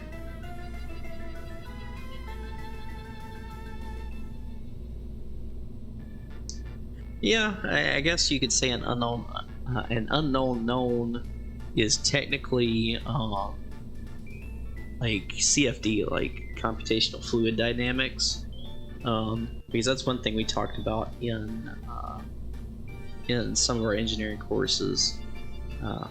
For example, let's open up the F-86 here. So, like, you know, if you know, for whatever reason, like, you know, this aircraft is flying and it's frozen in time, you know, you can do all of the math. That would take you, you know, a long time, but you can do all the math for all the lift and drag and everything going on with this aircraft. You know, you could show it, you know, frozen in time. Here's all the fluid dynamics happening surrounding this aircraft. But as soon as you unpause that and move, you know, a millisecond ahead in time, well, guess what? Now that CFD model is now incorrect. So I guess, you know, in that way, that is an unknown known. You know it at this exact stage, but once you move forward, you know, it's shot. So I guess in that sense that would qualify. Let's toggle the flag off for now here.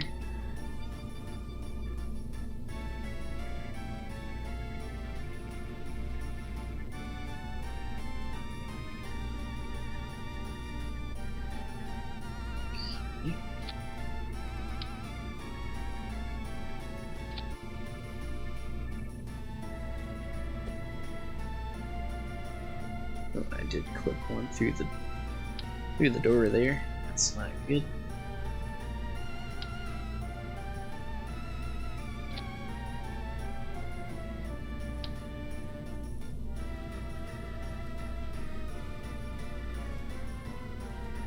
That's not really how I handle those.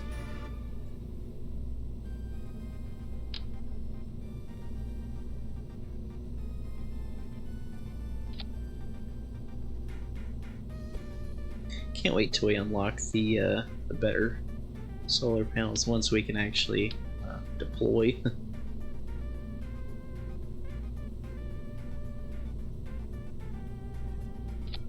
I guess for now we can just put those like that.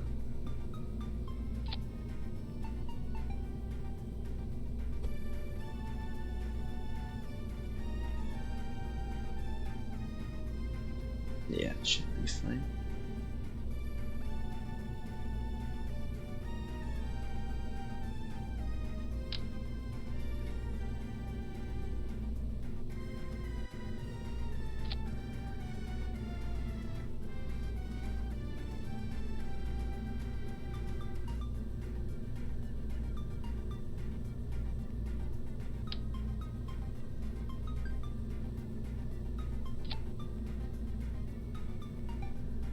The only thing that would be out in the plasma flow once we return. Yeah, let's try it right there, like that. Clip it in just a little.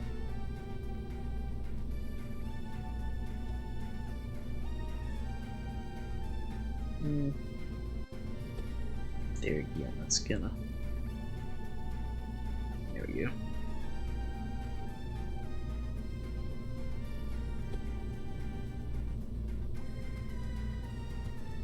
Try that out. Yeah, I usually try not to put any nuclear reactors on crewed vessels, but yeah, the solar panels are definitely one of our next big targets. So let's give this thing. Let's see. You there. Let's roll this out to launch pad and just check everything, see how it's doing.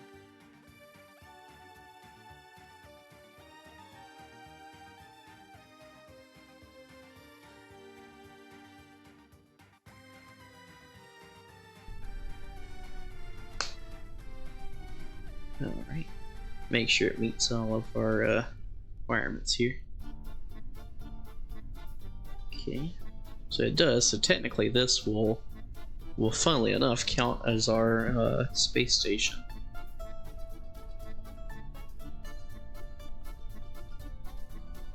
The only one that makes this kind of bad is that cupola itself. Otherwise, we're not too bad here. Well, that doesn't show up on the IVA. That's pretty neat.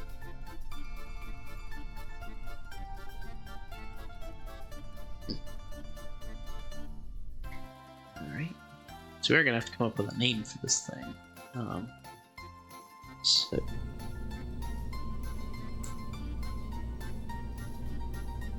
let's see.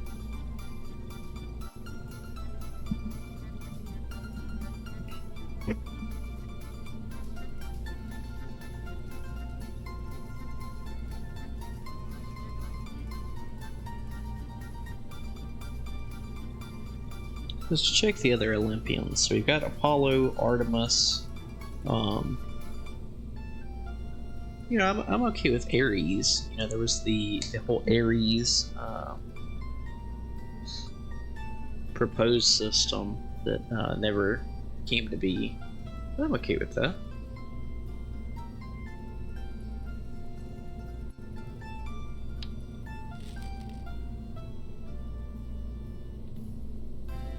Let's see.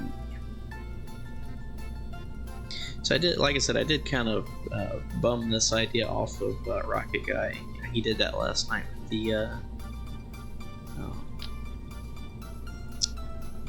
with the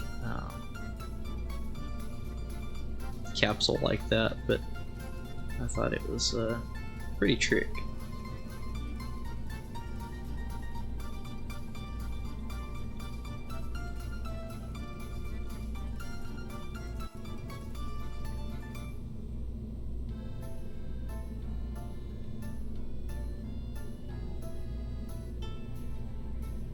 Yeah, I'm okay with just enclosing the whole thing like that, and then using the launch escape system there.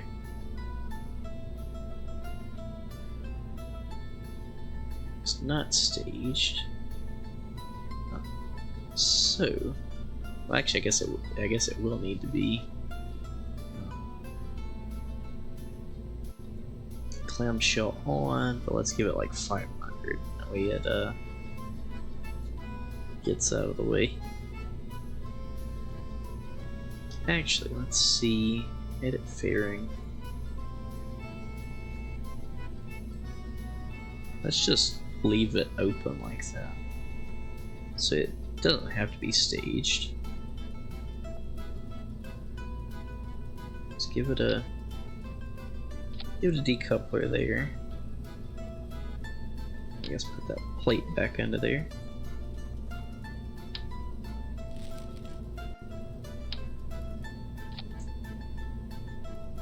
Something to hold on to. Make sure, even though we're just testing this thing, we should take Kerbals out. So, if we go into actions, the abort will activate that engine, decouple, and a custom one. Let's see.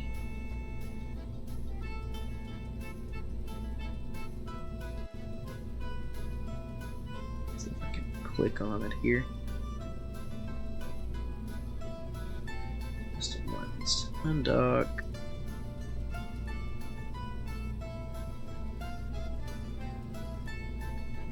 So that'll get rid of that. Let's go ahead and save that and roll it out. Oh, no worries. Like I was saying, I'm just I kind of bummed that idea off of Rocket Guy from yesterday with the cupola, and I don't know that I like it. In fact, we might launch this unmanned, just to test it out, and then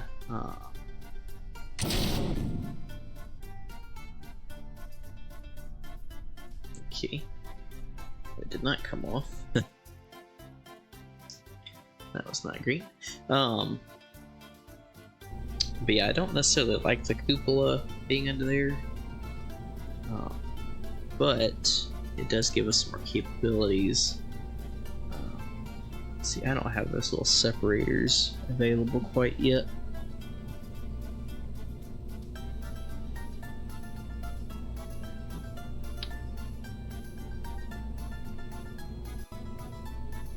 This thing's too big.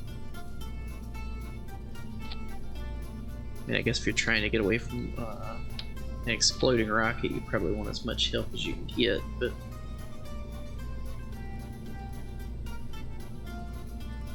still seems a bit much.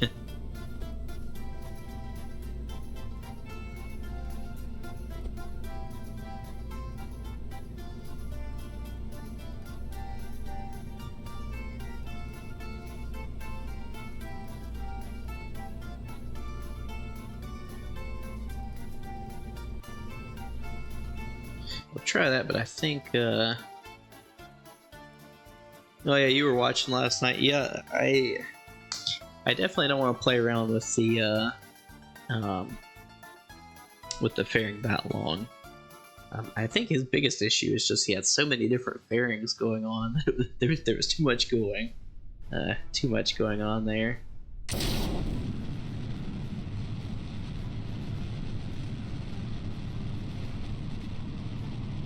It seems to be sticking on something, so I'm not going to play around with it a lot. I think we might just go with the launch escape system here and call it a day. So we can. Here we go.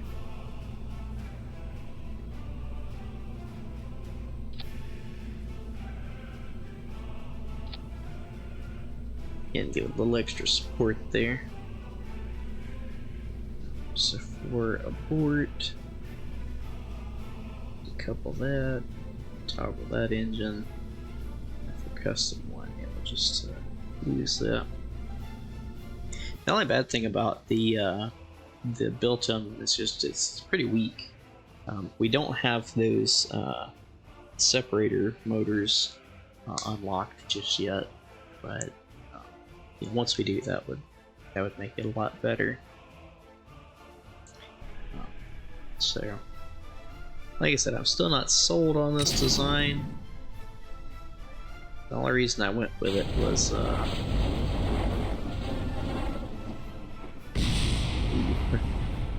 still touched on pretty hard there. In fact, we might need to add let's see, let's go in here, back to, not abort.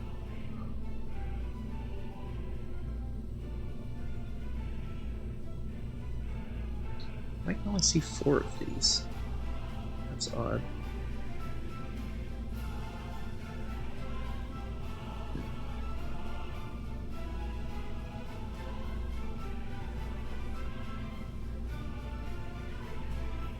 That's odd. Never seen that before.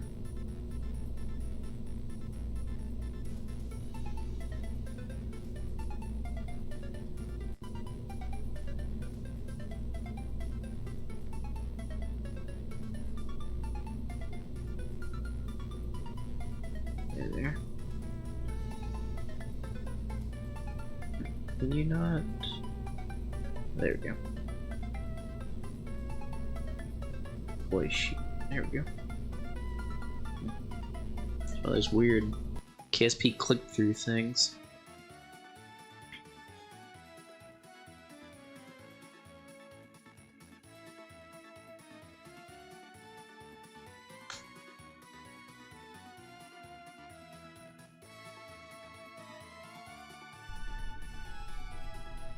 Yeah, like I said, still not 100% sold on this.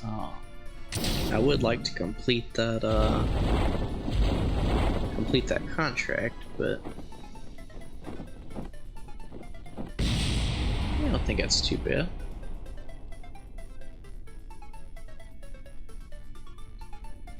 I think that'll do it. Like I said, the only reason I'm even including it is, you know, to finish that contract. So we might fly this thing up unmanned, and then after that get rid of it. You know, because I like having the capabilities, but it's I don't know. I don't want to just copy Rocket Guy, but I did think that was a pretty trick design. So let's find Omega, merge it in.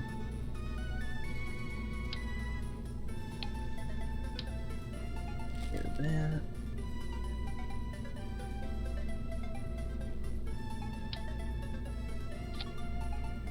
There we go.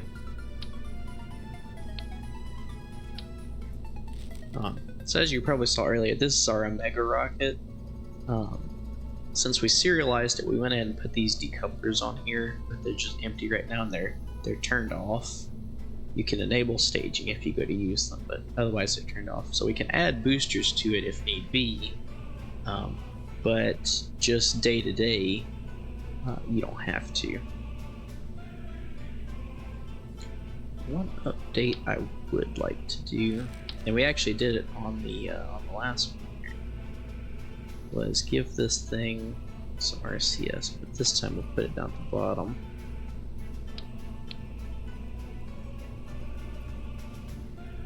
Yeah, there you go. Yeah, if you know something already works, you know, why change it?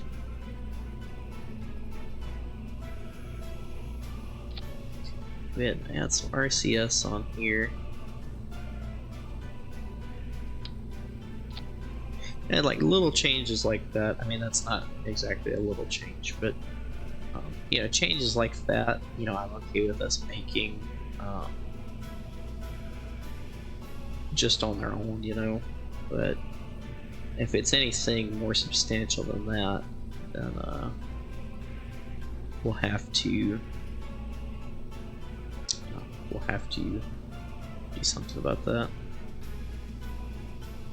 It is weird that like it doesn't, I guess once you click on it, it comes up.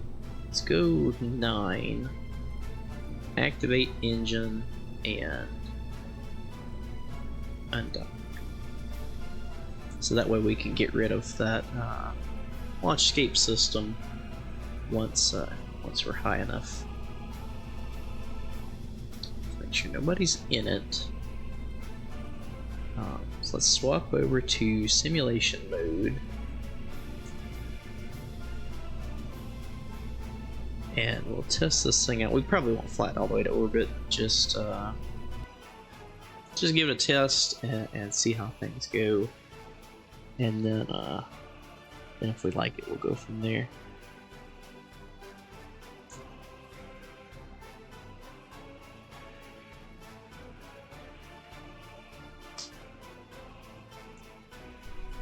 Yeah, thanks everybody for tuning in. Hope everybody's having a good evening. Just wait 1.67. I guess this thing actually weighs more than well, no, we had the SRBs for the station module. That's right. Still plenty of thrust to weight here on our Omega rocket.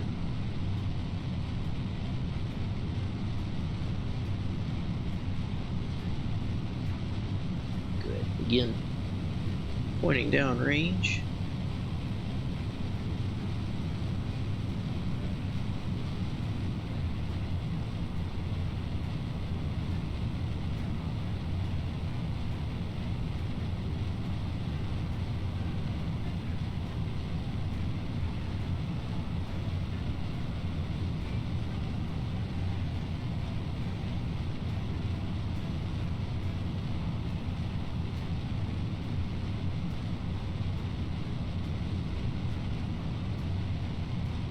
So we get up to about 15 kilometers, we go ahead and throttle back up. Click our maneuver node here, that way we can see the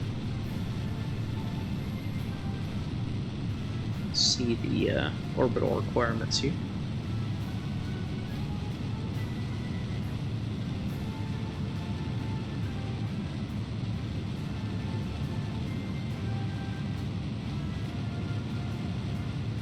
Go ahead and get rid of that port system, so that at this altitude and the speed it would do us no good.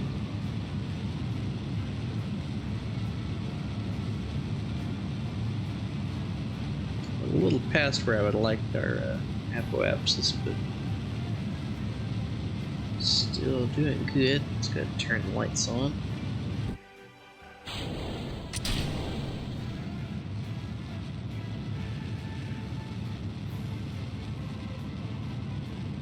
I don't know, actually, I kind of like how this thing looks now.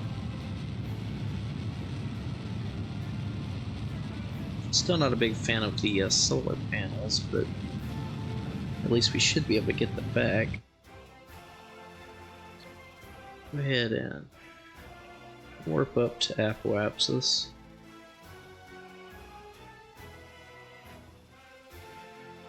Or thereabouts.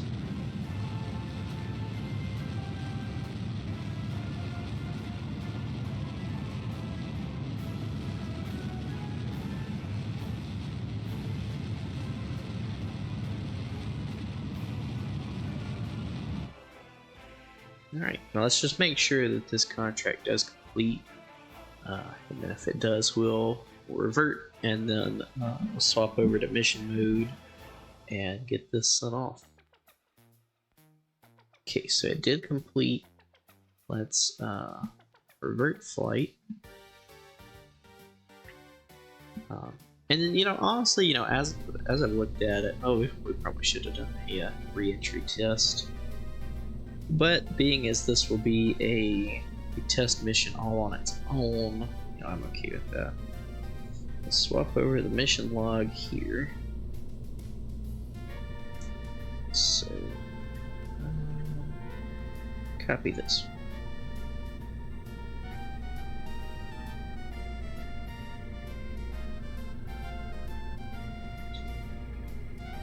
Ares 1. Uncrewed test launch.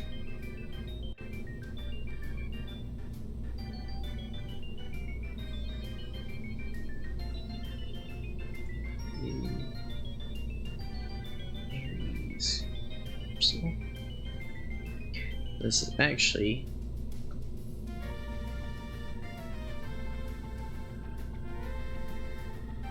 Mega Rocket, although it's in the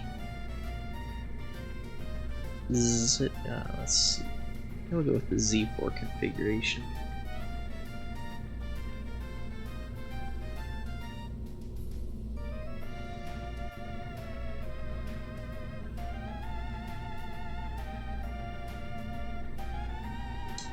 Z4 is no fairing.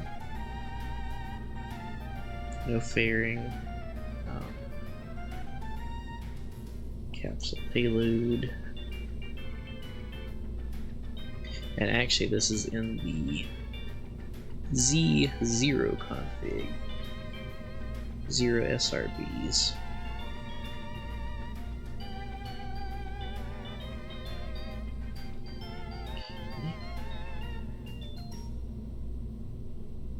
That the crew not applicable because it's unmanned test. Make sure we get everything good here. The Omega 1 setup. No fairing. Alright. So let's turn off the log here. Then roll this thing out to the launch pad. And I don't think we'll actually try to go up to the space station and dock it, just because there's nothing on it. So I would like to go ahead and get that re-entry test done. That way, we can fly Kerbals up on this and not have to worry about that test having not been ran. So let's see. Year 2, day 122. We'll be launching at 4:38.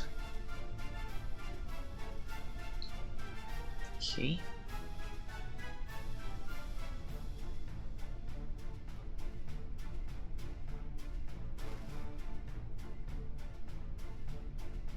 Okay. Throttle up. T-minus 5 seconds.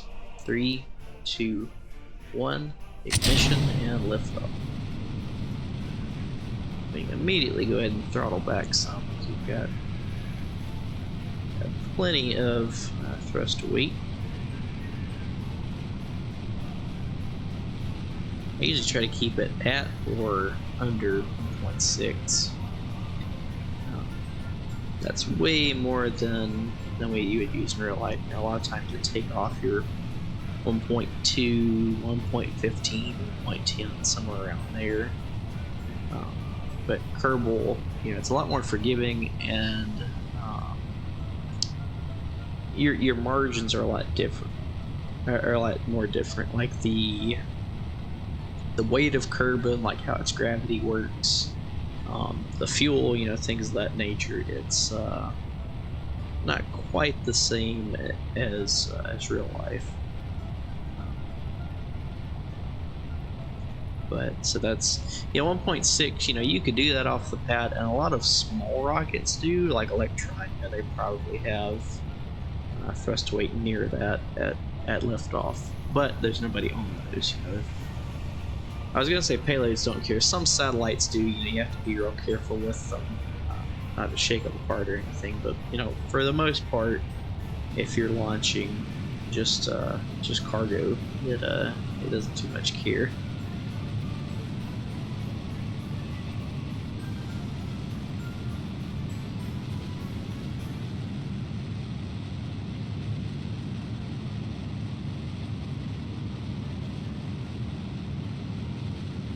Lean into it a good bit here.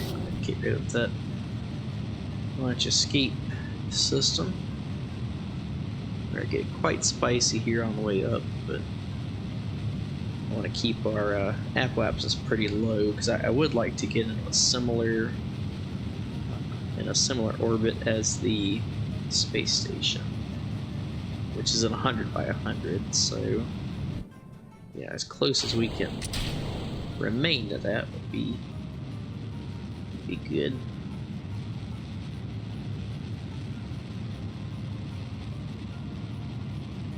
Turn the lights on.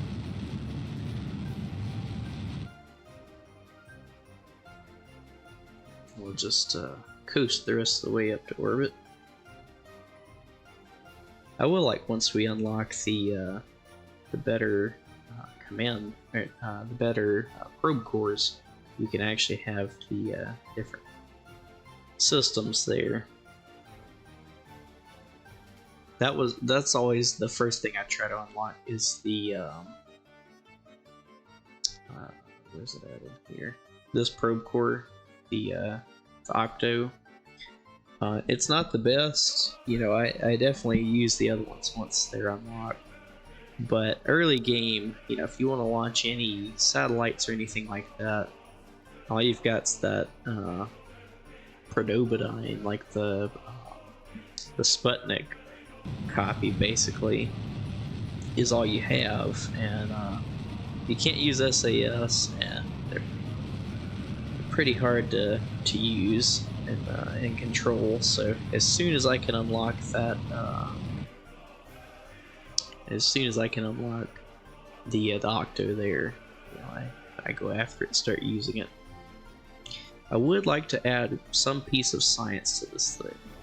Maybe we can get just a thermometer or something on here, just something to have, So we have completed that contract, so that's 100,000 Kerbucks just for running this one mission. So, pretty good.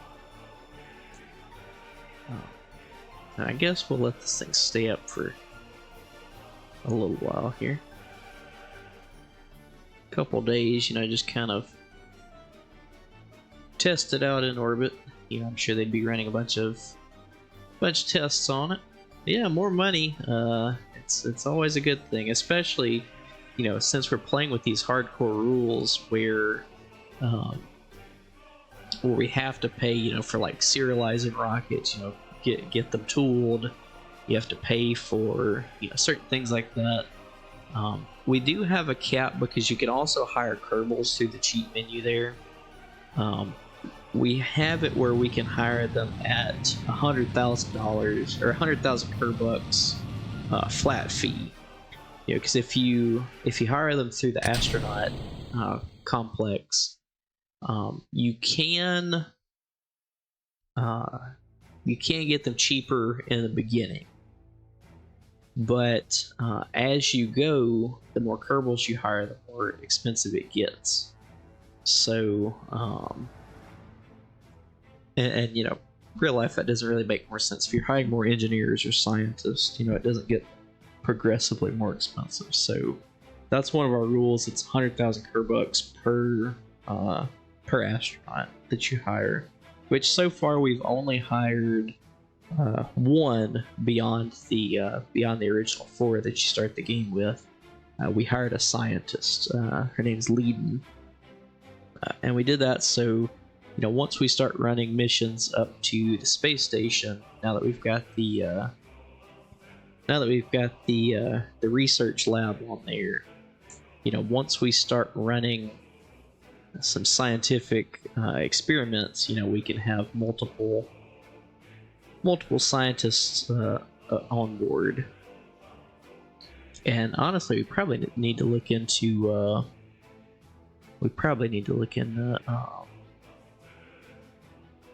hiring somebody else. Yeah, when we land, I'll show you, because we probably need to go ahead and hire somebody else. I'll show you how to do that. I didn't know about it until I saw EJ do it one time. I think I saw EJ do it.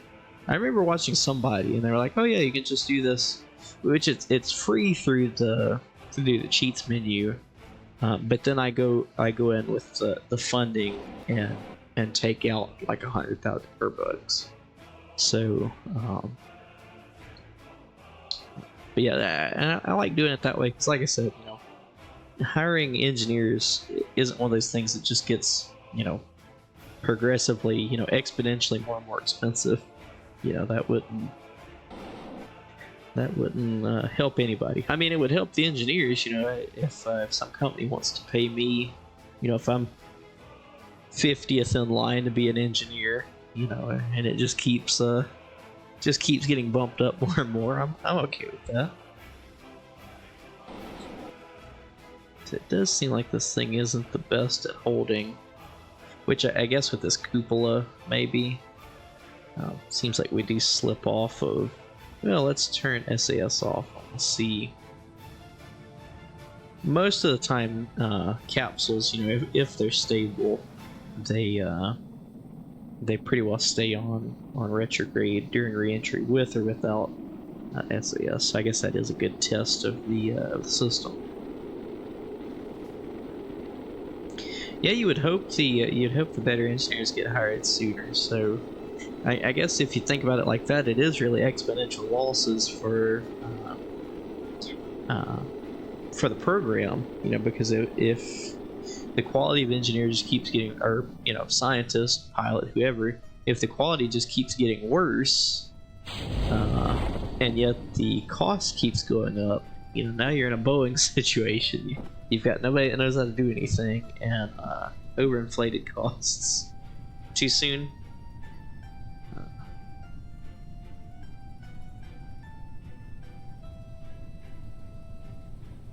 So go ahead and pin those. I do need to. I know I can add it to a action group and just cut these automatically, but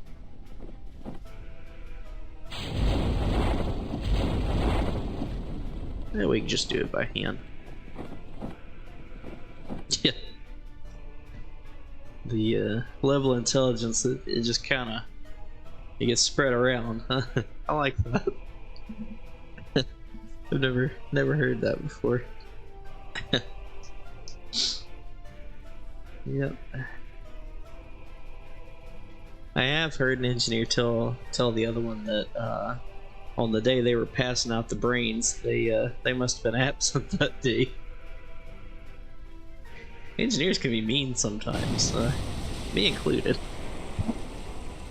Which I always have the excuse. I'm like, look, if I'm being an ass or anything like that, like, yeah, I'm diabetic. Just ask me if I've eaten. My blood sugar may just be low.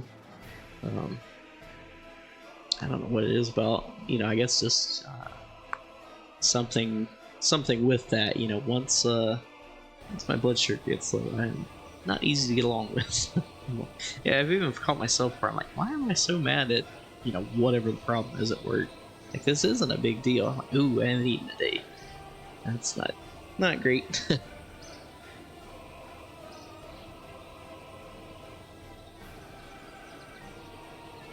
Yeah, you know, arts majors, you know, they're kind of they take themselves too seriously. You know, engineers, they're I don't know, every aerospace engineer I've ever met or dealt with or had anything remotely to do with, you know, we're quite eccentric. I'll give us that. Uh, I think that's the best way to say it, eccentric. Uh, it's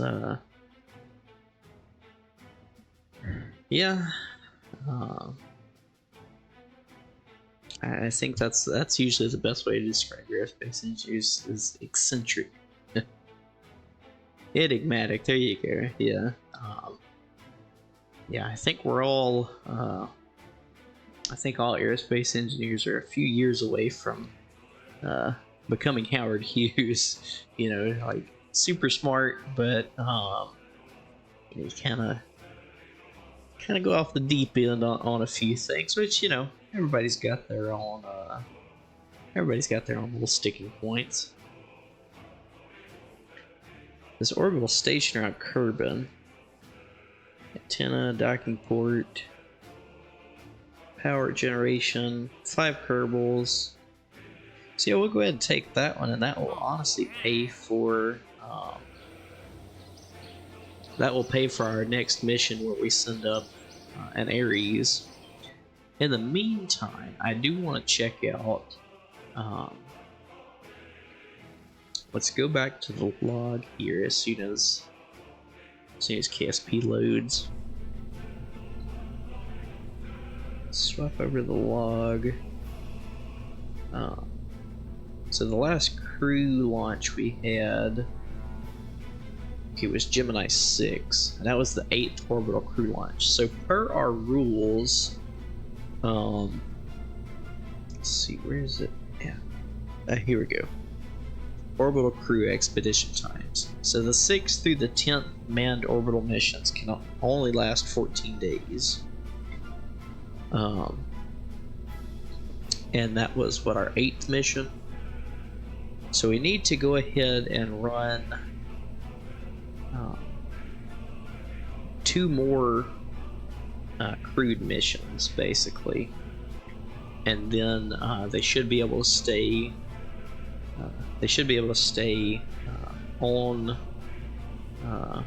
the space station for an extended amount of time. Let's clear all this data. Let's see, 9th orbital launch.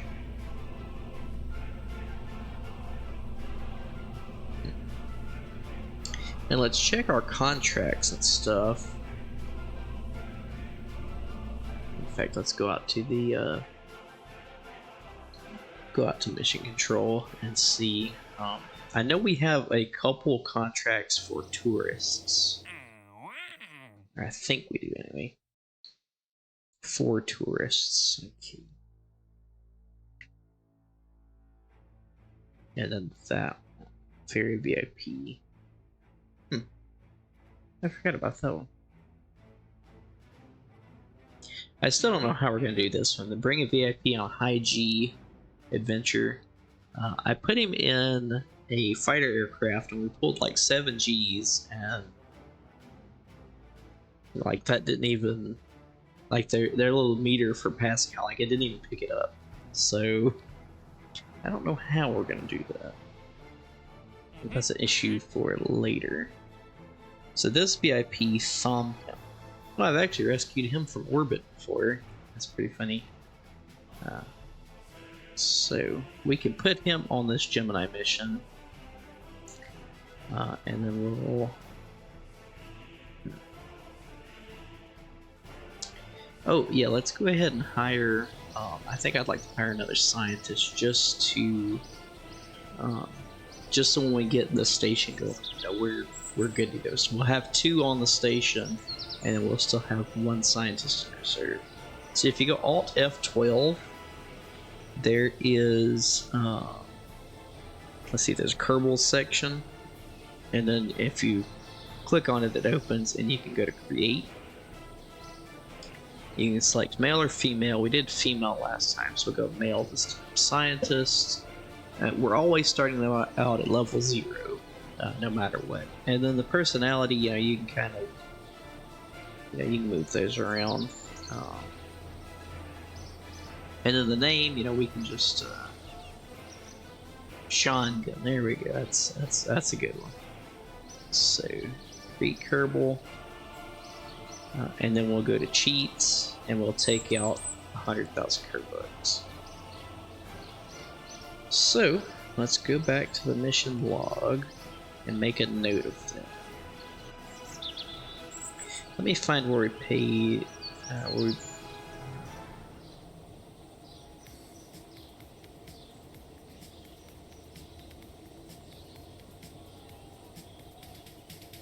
We did not hire anybody last, so here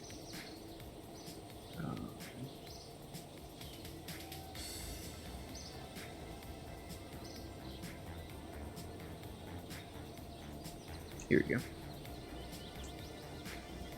Scroll back down to the bottom, and I guess this does need to be right there.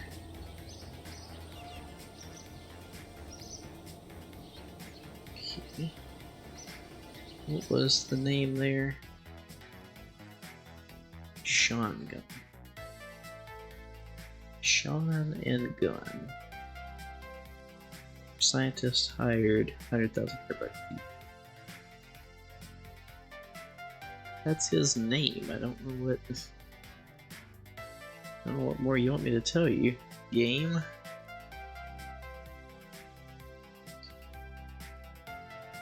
Okay.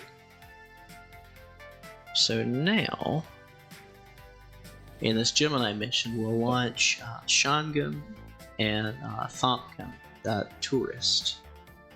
And they can, that way, because the Gemini capsule does have a probe core in it. So, let's find Gemini. So that way our scientists will get their star, and also Tompkin can... I hate that it plays the music when you're in the BAB.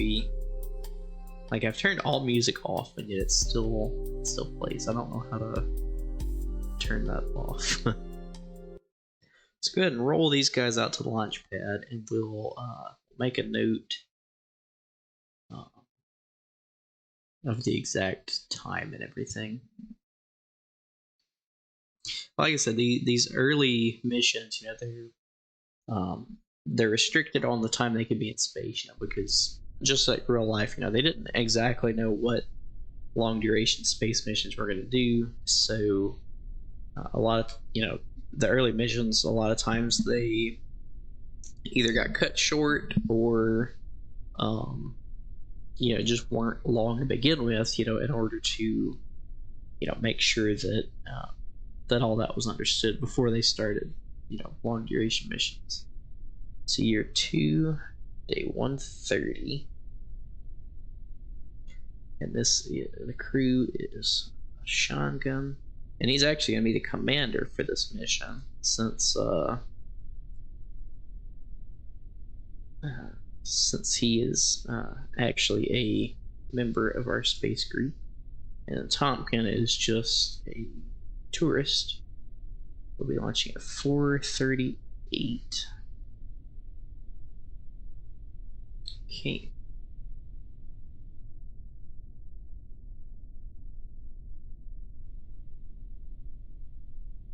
Check our staging, make sure everything's good.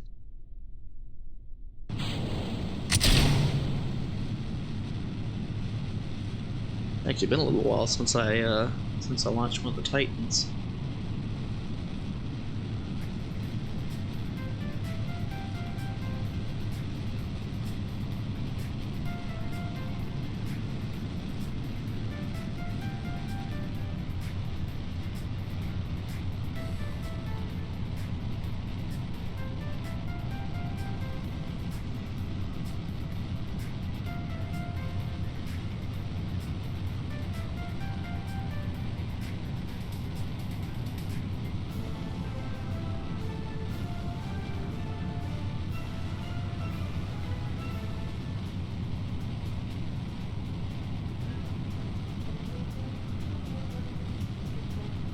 And I do think, I was thinking about last night, I do want to make some adjustments to how much the variants of rockets cost. Because right now it's 30,000 for a new craft, basically, and 25,000 for a variant. So I think I want to make an amendment to that and lower that. Because you know, once a rocket exists, you know, the variant, it shouldn't cost as much as, you know, the entire new rocket. So I think we'll make a change to that.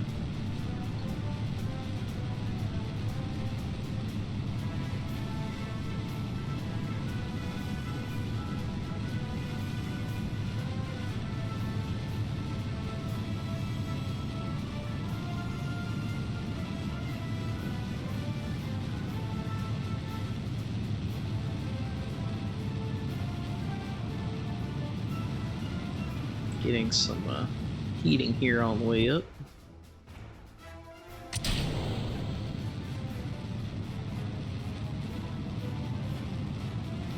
Yeah. Yeah, I would eventually like to. So this is, like I said, it's completely stock. I would eventually like to look into adding KRPC in. Which basically you can program like ascent and descent trajectories. You can actually, you know, I guess you can program like the entire mission if you want to, and if you have the patience. So it would make, you know, launches a lot smoother. Flying them by hand, I can never really get a, you know, a great product. Sometimes I do, but usually it's not that great looking.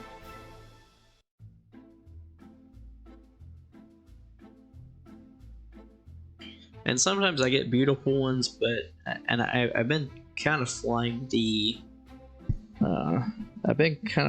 interesting trajectories because early, not with the, well, yeah, one time with the Titan missile, but then really with our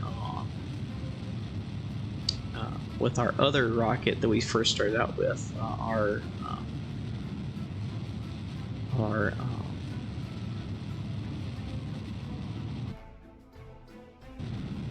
sorry, I was trying to think and talk at the same time.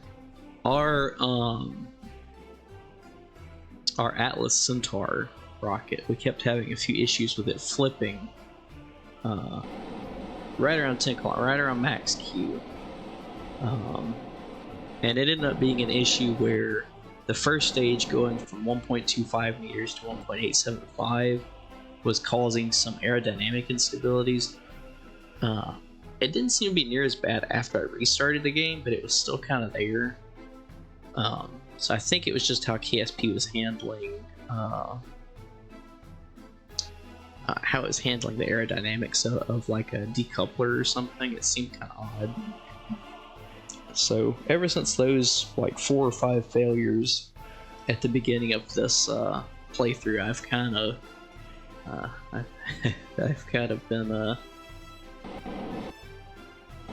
been avoiding it. So we did get him to orbit. So let's swap over. Let's see, 109.636.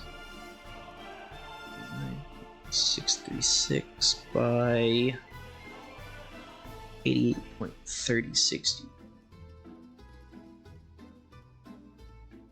Alright, got our orbit noted down here. Now we will warp ahead a few days.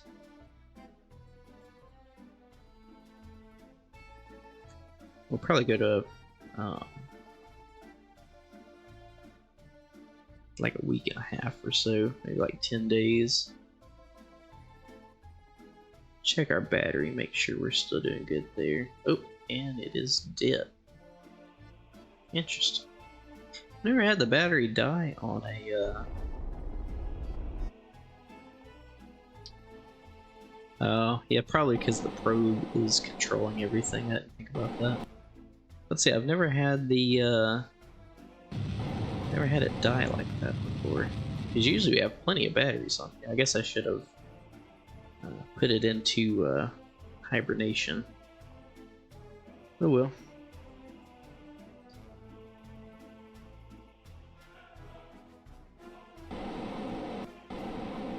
Let's actually point ourselves retrograde here. Yeah, I didn't mean for the battery to die there. I guess I could have kept an eye on it. I guess we'll just keep flipping like this because we don't want our periaptus to be too far into Kerbin, but I do want to run that engine where we can get the electric charge back up. Okay.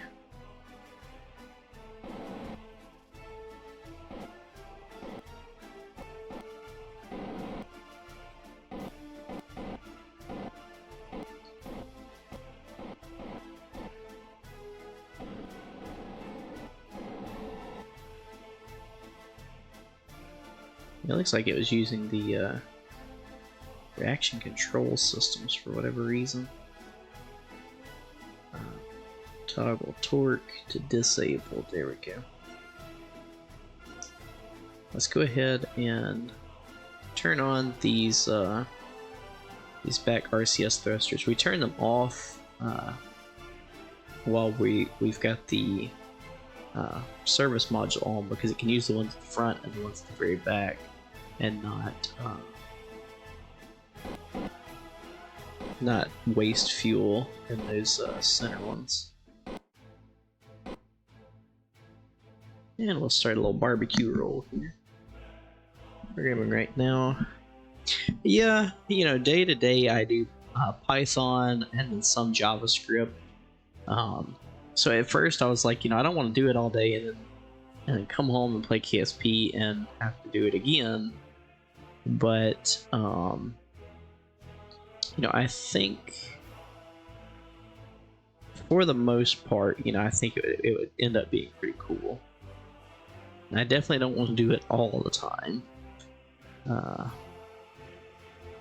But you know, if every once in a while, you know, I feel like once we get shuttle parts, you know, I would like to automate a shuttle. You know, that way we could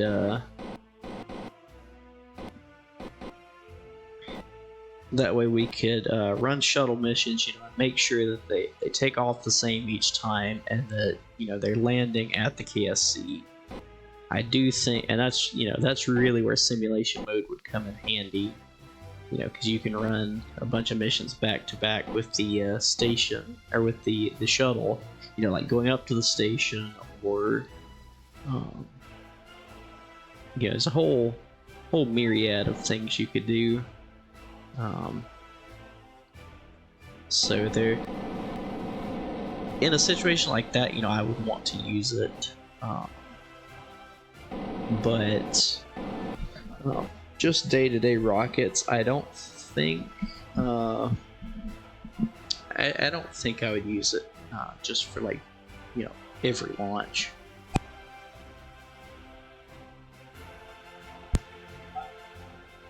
Programs a lot, like his DCX. You know, I know he's programmed whole thing for it. I don't think I would do that for every rocket, but like I said, the space shuttle is the main one that I've got in mind. You know, I think that would be a cool project to work on. You know, and see what we can get out of it.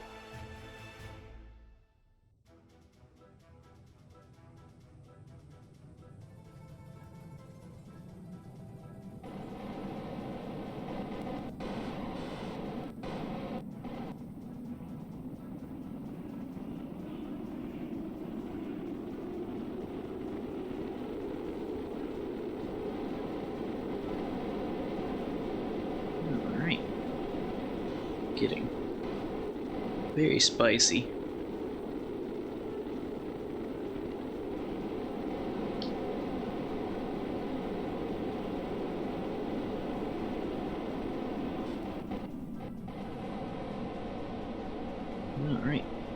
have the plasma blackout. Go ahead and turn the RCS off. It's not doing a whole lot. And now the capsule is aerodynamically stable.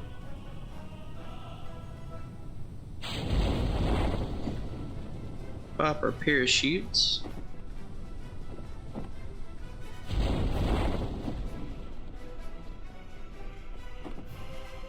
And now we wait for them to slowly descend. So like I said, eventually the plans for this save, once we get enough construction material and stuff like that unlocked, I would like to build ships that can come out here and actually recover capsules, rescue helicopters, trucks, all kind of infrastructure and equipment. And we have splashed down. Go ahead and recover, and that should be an upgrade for that scientist. He should be level 1 now. We'll finish that contract to take that guy to space and bring him back. And so, just his mission, I think, should have pretty much paid for that whole mission. Alright, our scientist is now level 1, and we finished his contract. Nice. Go ahead, warp ahead just a little bit. Space around the mun. That should be an easy one, because we've already got a bunch of stuff out at the mun. Although we will have to turn on relays, because I think most of them are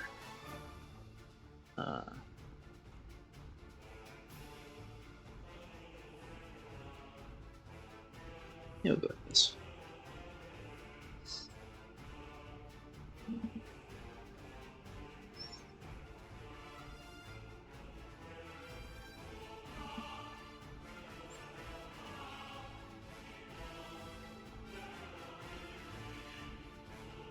I don't think this relay has. I think it's just a relay. Yeah, we didn't put any science on that one. I was thinking that was the Elcano stage, not the Magellan. No worries. We'll find the right probe here and have this fixed in no time.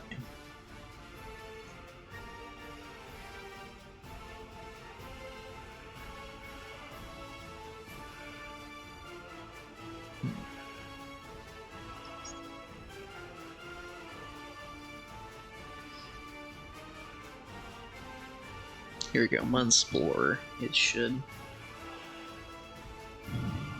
have what we need. I should have put like a thermometer or something on those relays. I thought I had, but I guess not. No worries. Send that back, and there's 40,000 pretty much free Kerbugs. 3 science and 5 reputation, so not too bad considering it was, already paid for mission.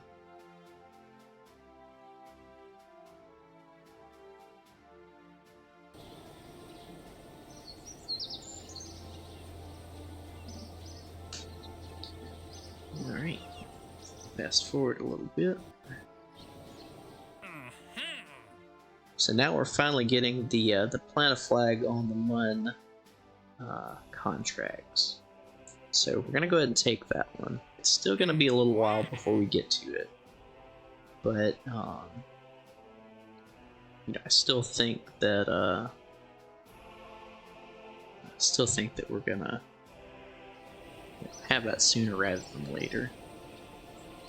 I did forget to check the landing date. I know it was 7 days later, so I'll probably just put day 137. Status, success, splash down.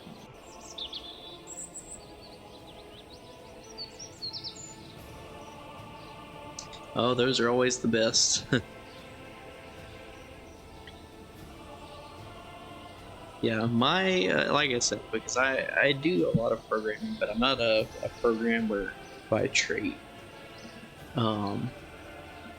I a lot of times will basically just try something and like, well, that broke. Let's try that again. Yeah, let's try something different.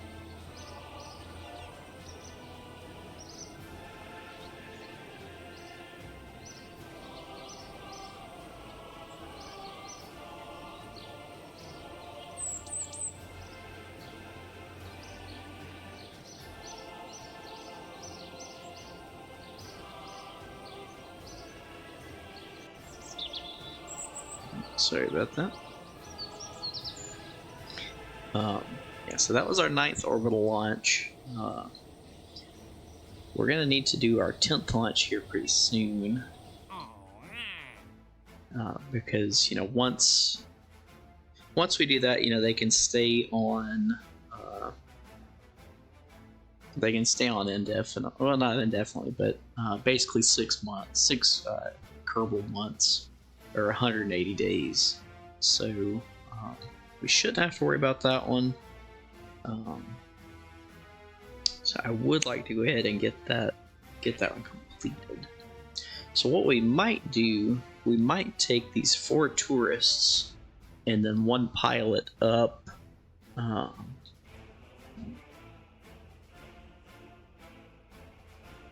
Because they want to, let's see, suborbital. Okay, so none of them want to go to like the Mun or anything. So what we can do with that is we can run, we can go ahead and run the next Ares mission and put all 4 tourists on there. Well, because we do only have 2 pilots this time. So what we might do, because we can send up one of our pilots that we already have, you know, because they've been upgraded and everything. Let's go ahead and hire another pilot.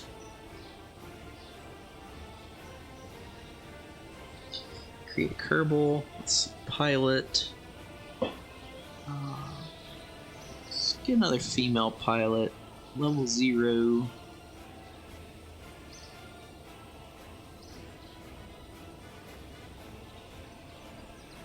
I think I like Gimby.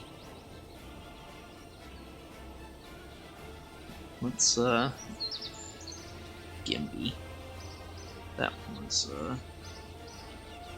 pretty funny. Kerbal created. And now let's go to cheats and take 100,000 out. So let's make a note of it here.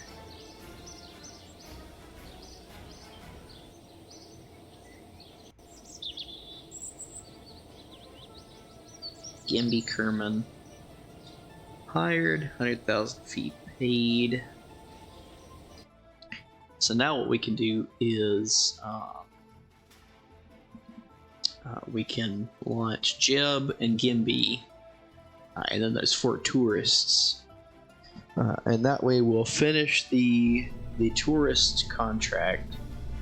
We'll upgrade Gimby. You know, she'll become a level 1 pilot, and then we'll also finish out the 10 mission requirement there. There we go, Gimby. And then, oh, and I do need to check and see. Okay, so Milmy does not need to go. That's the tourist that wants to pass out from G-forces.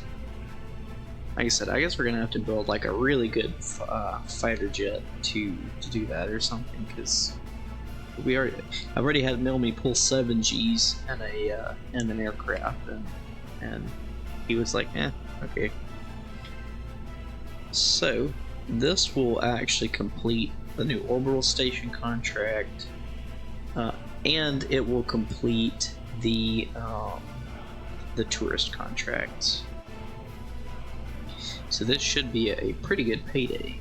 Plus, we'll get a new pilot that will be ready to go. So that will be good as well.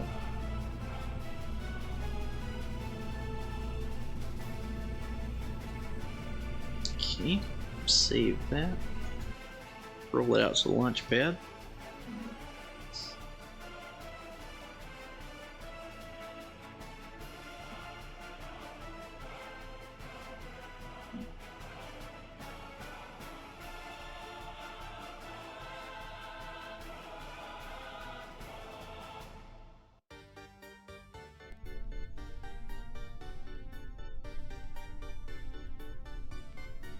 Alright. Everybody's kind of squished in here.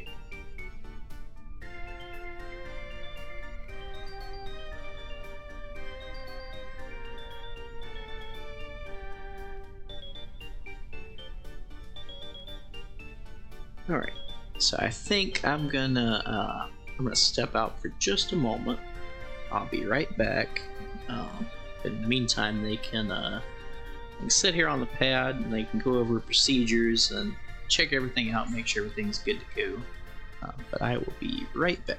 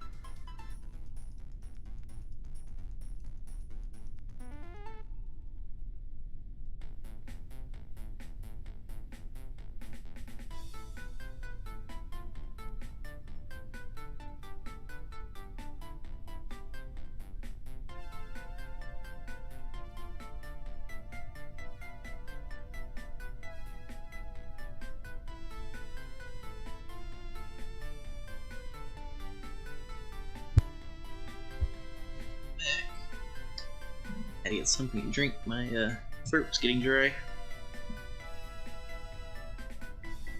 Alright, so let's make a note of this. I guess I need to swap us over the mission log here. It's one.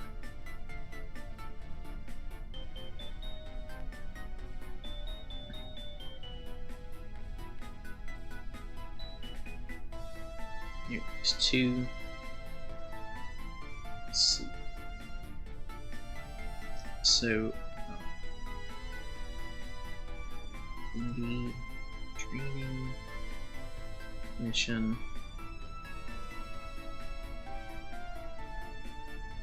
for tourist contract mission.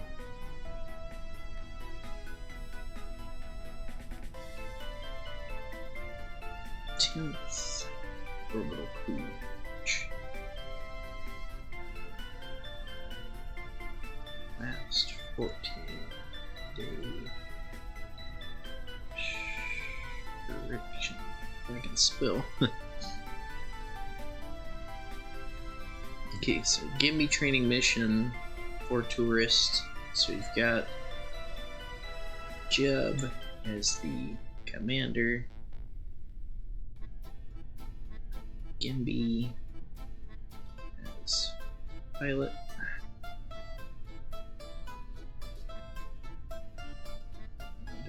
That picked up. Okay, so what are these guys' names? Dylan, tourist. I like keeping track of who all's gone on what mission, even if they're just tourists. Salmony. Hope our cat didn't hear that. The cat's name's Sam. She'll think I'm calling her some weird name. Malwill. Tourist. Oh. Looks like that's gonna have to be.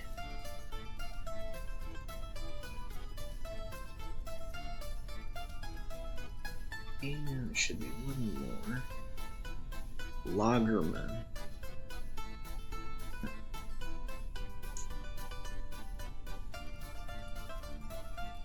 Pilsner, he likes lager, so Lagerman.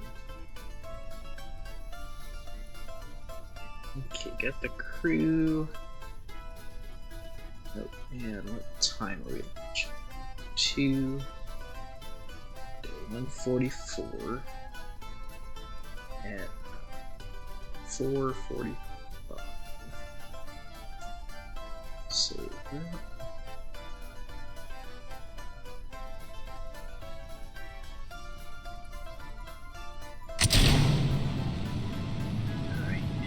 We go.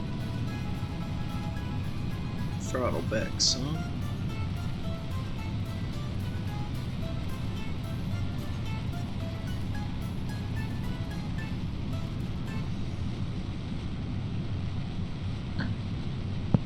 Well, Centurion, how's the program coming along? Has it decided to cooperate yet?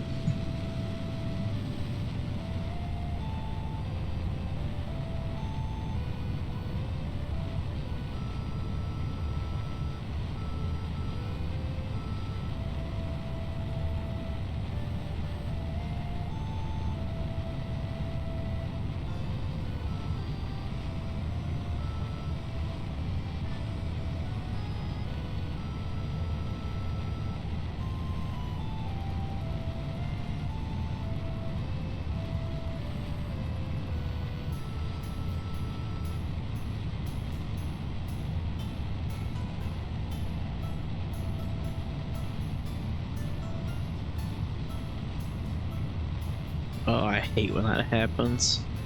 Yeah, so when I was doing programming classes, I came up in C++. And so now using Python at work, it's like Python, it's like C++, but it's like watered down C++.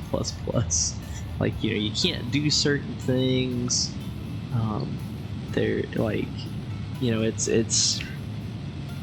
I don't know how to describe it. Yeah, I prefer C++, definitely. Because Python kind of holds your hand, but then at the same time, you can have issues like that, you know, where you're like, oh, this doesn't work. Like, okay, well, what's wrong with it? And Python's like, nope, not telling you. You gotta figure it out on your own. Like, oh, okay then.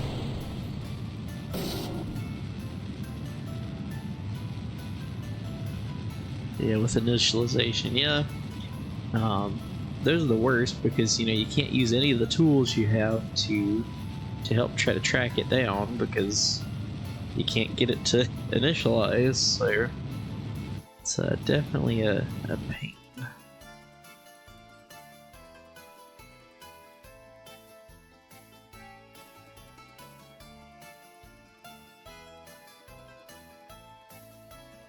Let's go ahead and warp to our apoapsis. We'll go ahead and burn and get in orbit here.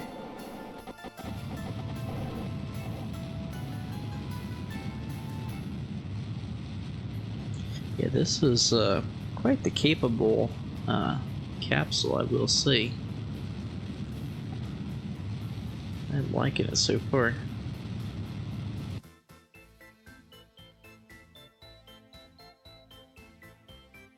Go ahead and extend our antenna here. I still didn't put any science on it. So let's make a note. 155.014 by, let's see, what is this? 111.62 now.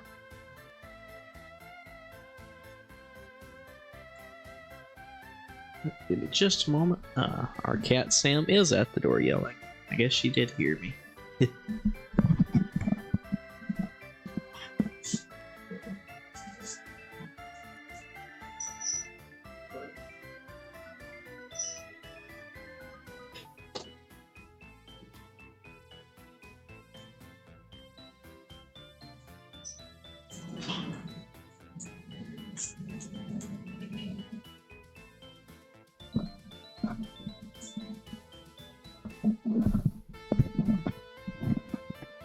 Alright, Samantha has officially joined us. I don't know if you can see her here or not. Usually it grays her out. Oh, you can. Hey, hi Sam. She's, okay, lay down. She loves to get in your lap just long enough to, inconvenience you, and then, loses interest. Yeah, I'm a big cat and dog guy. We have 2 cats. We don't have a dog, at least not yet. But it's funny, when my wife and I first met, she had Sam, and growing up, I was always super allergic to cats, and she was messing with me. Oh, it's exposure therapy, and I asked my doctor. She's like, no, it doesn't work with cats.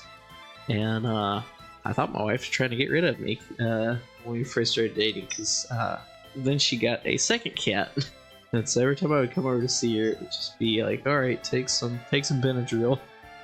And yeah, I made it through it. And after probably 2 or 3 months of that,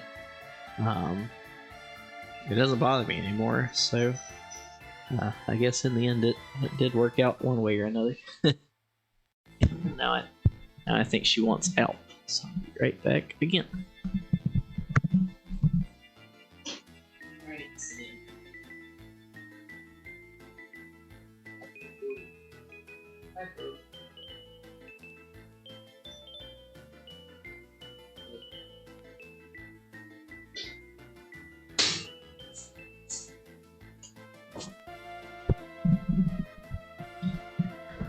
That's what it was. She heard our other cat at the door. So we have Sam.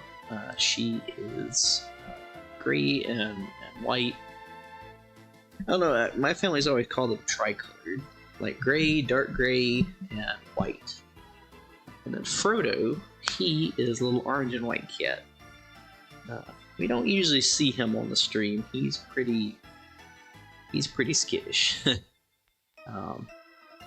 And like we don't know why he's so skittish. You know, he's lived inside like his whole life, and like the least little noise or anything, like he freaks out. It's like, dude, you're weighted on hand and foot. You live inside. You get your special treats and your special food. In fact, he's so nervous sometimes he gets like cystitis, which is basically like a thing with their bladder. Like if they get really anxious, so you have to buy like special medicated food and like all this stuff. And it's like, dude, why are you freaking out? Like you have no responsibilities, no job.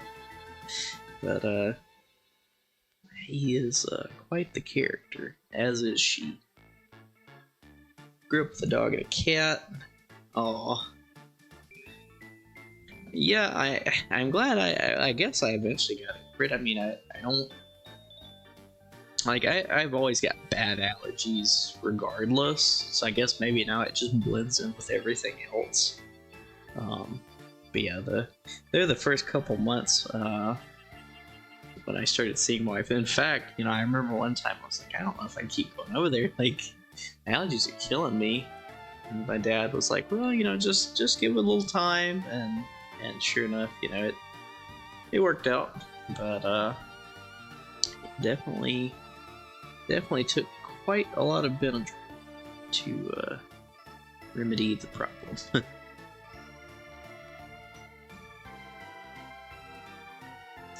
Alright, so we will go ahead, let's clear these contract parameters. Oh, and we did finish the space station, so that's 88,000 bucks right there. Let's keep an eye on our electric charge, we don't want that to happen again.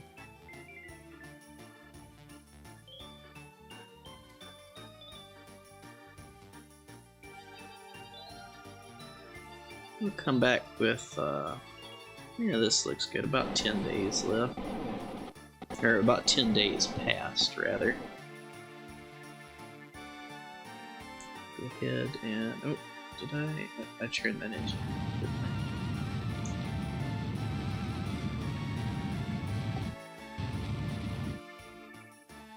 I? Alright. Go ahead and decouple here. And we'll leave this antenna until we get closer to atmospheric interface.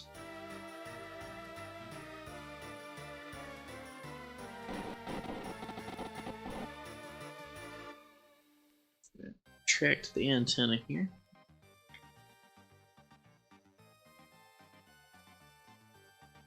And I guess really and truthfully they need to be like, that would probably be a cool view. In fact, let's, well, that's not a cool view. Although you can see around the edges, that is pretty neat.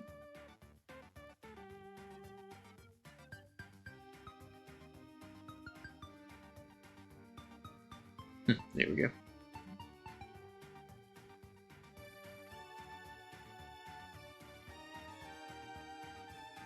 Up here in the nose section. And then back there. So I guess we do need to roll to an upright position there. Alright, at the beginning get a little warm.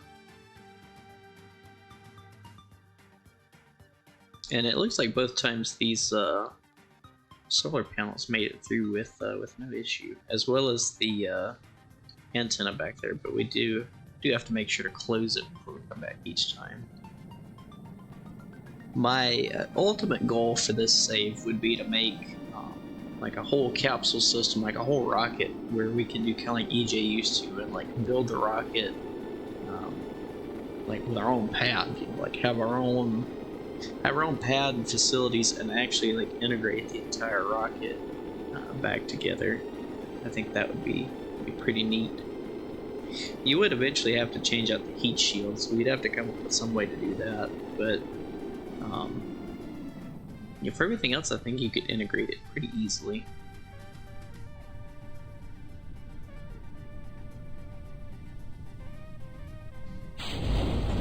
Pop the drogue chutes. Go ahead and pin both of them.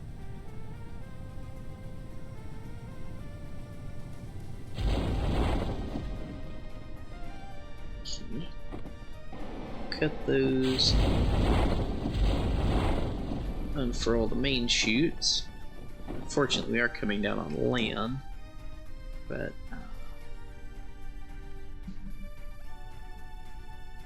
still be a successful mission.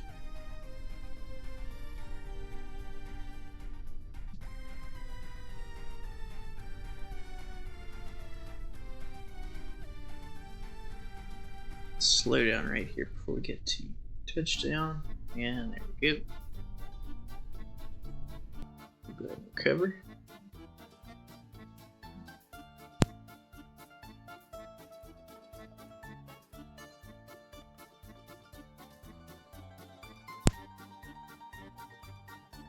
Right. Yeah, so that mission actually took care of quite a bit. So we finished the requirements for the first 10 flights to be well, for the 5th through the 10th flight to be no more than 14 days. So we completed that. We're almost up to 400,000 again. We'd been down to like 190 something when we hired the pilots. So picked up 200,000 Kerbucks. That's nothing to sneeze at. Status, success. Landed. So yeah, that was a good mission all around. Warp ahead a little bit. Let's check in here. It's 160. Heavy rocketry, we can wait on it for now. I would like to get these sooner rather than later, and we do need to use our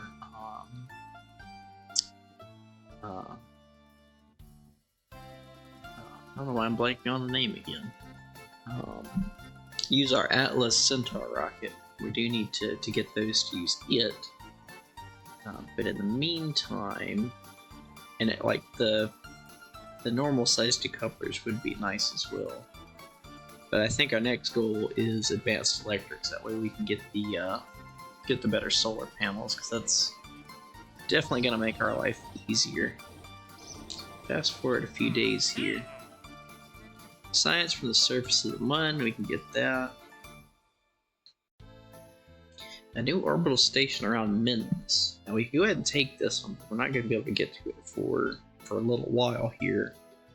But we can definitely go ahead and accept that one, because that's a good bit of cash.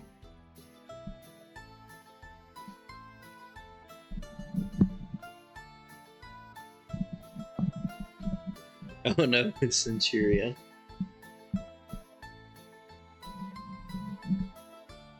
Well, at least, hopefully it's a, simple enough fix. I remember one story I always tell about my wife. So my wife is a special education elementary teacher, and back in college we had a project due in MATLAB, and we had like a week to do it, but like we were supposed to work in small groups, but like the whole class was working together. Like nobody could figure this stuff out, and we had finally got like a semblance of a working program, but there was just like one issue with it, and nobody could figure it out. I'm talking, all aerospace engineers, some of the brightest students out there. Well, not me, I was a B and C student, but I had to work 2 jobs through college, to pay for it. But you had some of the brightest minds I've met working on this, and we could not figure out for the life of us what the issue was. And MATLAB's notorious for not really telling you that there's an issue, much less where the issue is. And I'd been looking at it for days, and we had just a few hours before it was due. It was on a Friday.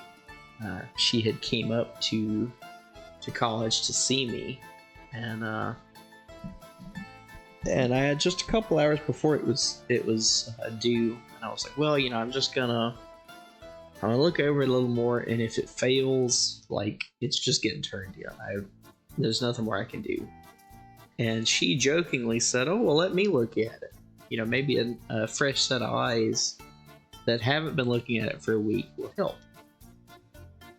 And I was messing with it. I was like, what are you going to find that 10... Because at that point, I know 10 people had looked at it. 10 aerospace engineers. I was like, what are you going to find that 10 aerospace engineers missed? And she's like, I don't know. I'll just take a look at it. And she looked at it for all of maybe 30 seconds. And she's like, well, in this section here, all these lines look this way. But this one doesn't have a semicolon. This one... that's a comma or something, not a semicolon. And we somehow in MATLAB's infinite wisdom, since it didn't have one semicolon, it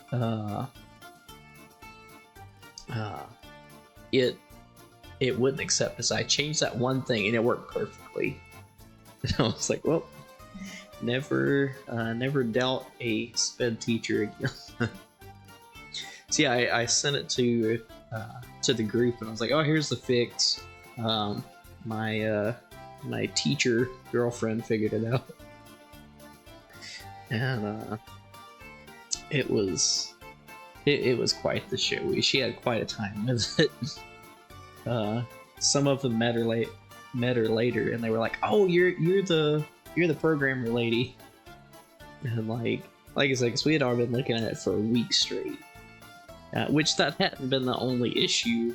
We had been hunting down a lot of other things, but at that point, you've got something new. You've been looking at it for so long. Little things get missed like that, and sometimes it ends up being the difference. Yeah, I really like C++, MATLAB. I kind of hate the whole time through college we use MATLAB. Now, this is cutting edge, this is good stuff, and then you actually get out to industry, oh yeah, nobody uses MATLAB. That's like a Ponzi scheme. They give it to the universities basically, but to actually use it out in industry, it's prohibitively costly. I was like, well, there's 4 years wasted. Yeah, I definitely owed her big time on that one, and we ended up getting a good grade on that one, and so it was quite the favor owed. Because like I said, there had been 10 aerospace engineers looking at it, and we had all missed it, which I was surprised that was the only issue. And then it ran fine. So we had been troubleshooting, pretty much the whole week. But, still there's that little bit of unknown, and she was the one to find it.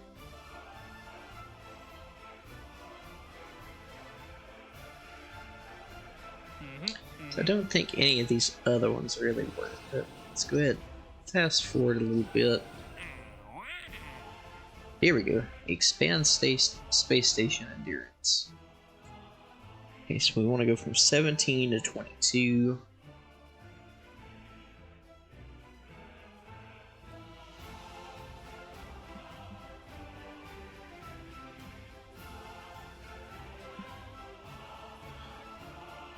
Oh man, financials get I've just created like a spreadsheet, to keep up with everything. I don't see how, like, once you get like super complicated and that stuff, I can see issues arising very quickly.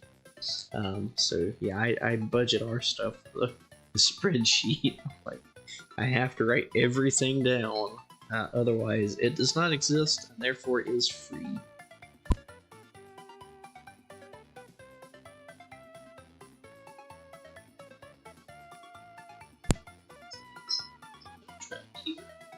To expand space station endurance, if we send up an Ares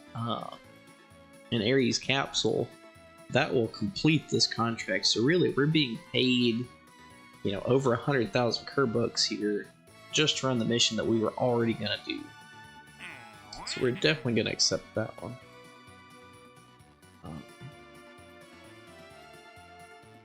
So let's fast forward just a little.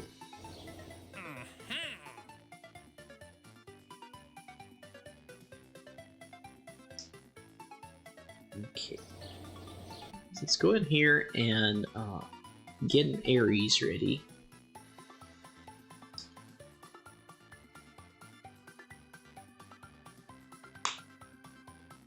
The mission description, it was expand the space station endurance. That's the name of our station in orbit. So it wanted us to go from 17 seats to 22, and so if we send an Ares up there, it will actually complete that contract, even though we're not technically adding on to the space station. Just by sending this capsule up, we should have that covered. KSP is doing that weird thing where I can't click anything again. I think really quickly I'm gonna restart KSP, just to give it a bit of a break. So let's drop down a quick save just to make sure.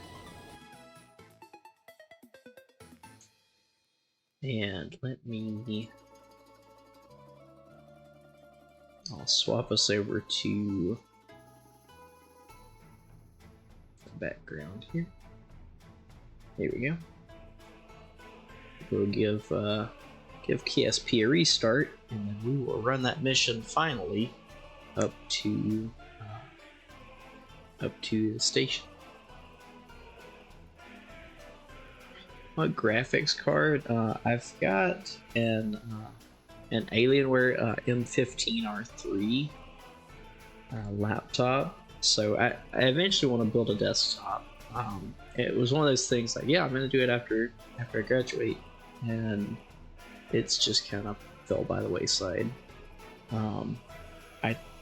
I think, don't quote me on this, I think it's a 4060 Ti.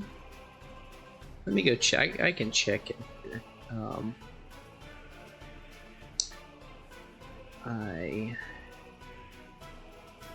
not 1000% sure. I want to check it, and I want to double check that basically.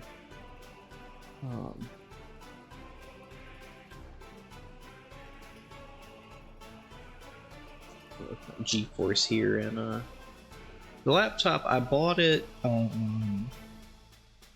Let's see, I bought it 3 years ago when it was about $2,400, I think, somewhere around there.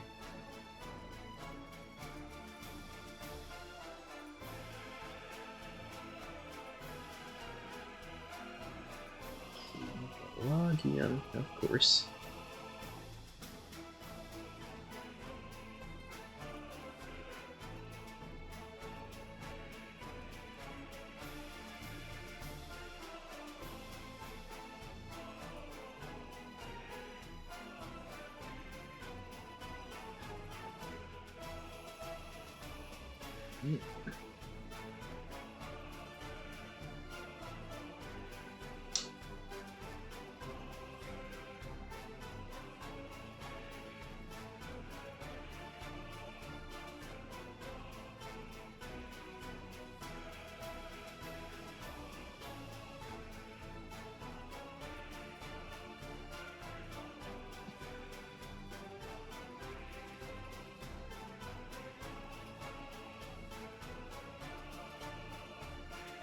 It's a NVIDIA GeForce RTX 2070. I'm sorry. I don't know why I said 4070. Yeah, 16 gigs of RAM, 10th gen i7. Not too bad.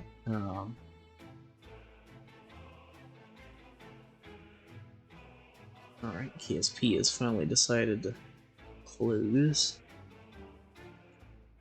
We can restart now. Yeah, it's a 2070.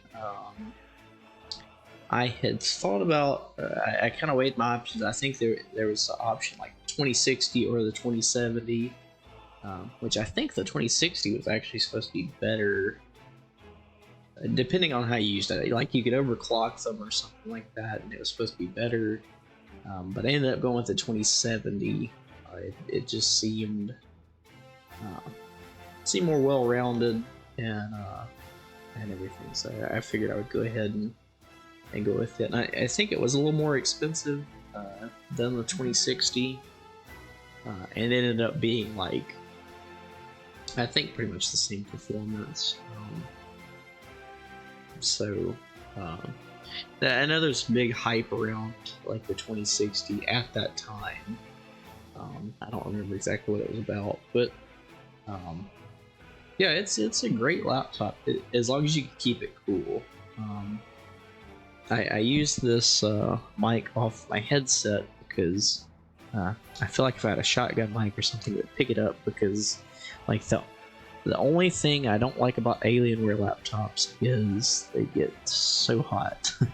Like I have to run the fans on full speed constantly, so it just sounds like a jet engine sitting here. So as long as you can keep it cool, it's great. But yeah, if it gets too hot, you're gonna have terrible performance.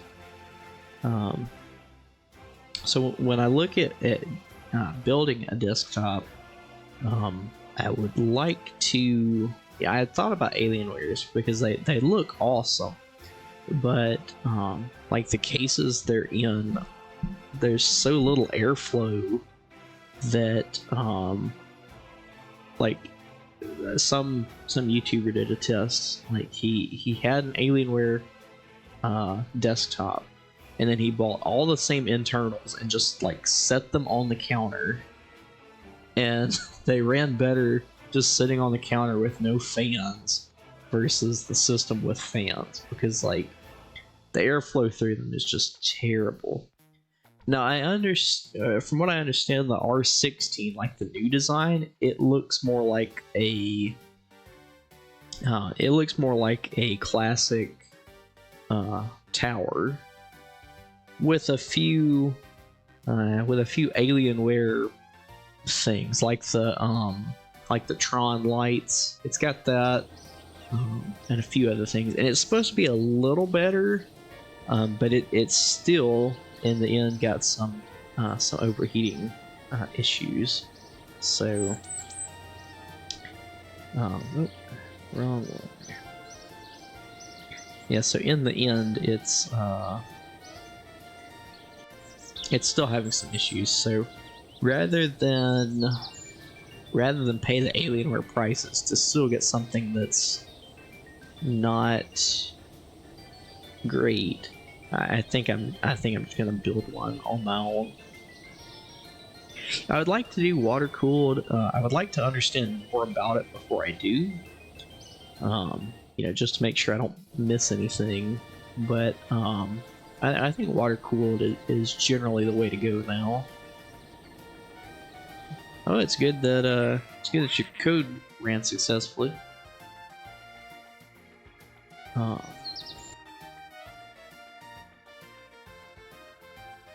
What I would like to do here is open up Ares.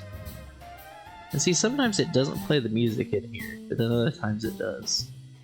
It's quite odd.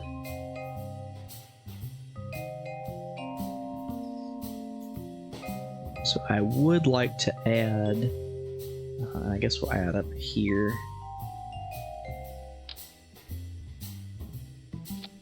One of these Science return modules.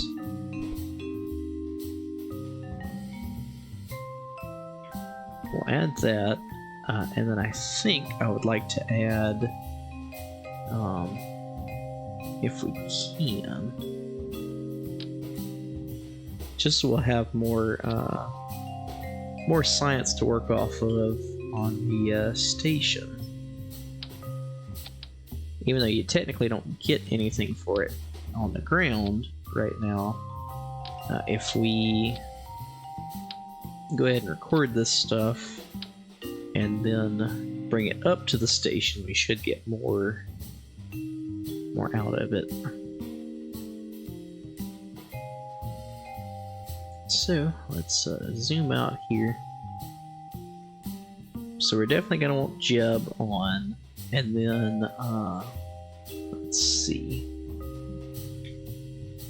Jeb, and then we'll go with Gimby. We'll go with Bob and Shotgun. Well, let's go with Lee because we did hire her first. Definitely gonna need Bill. He's our engineer. And I think we'll leave that last seat open. So we'll leave behind Val and Sean. So let's open up the mission log here.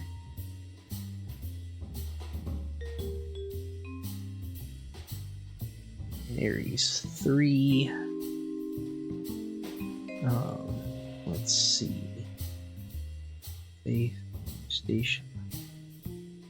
Freedom. What do we call it? Because we have sent crew up to this station before. Long duration crew 1. So we got Jeb, Gimby, and Bill.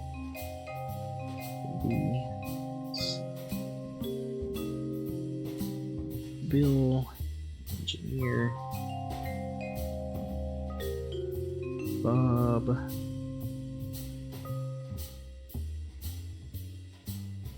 and Lee.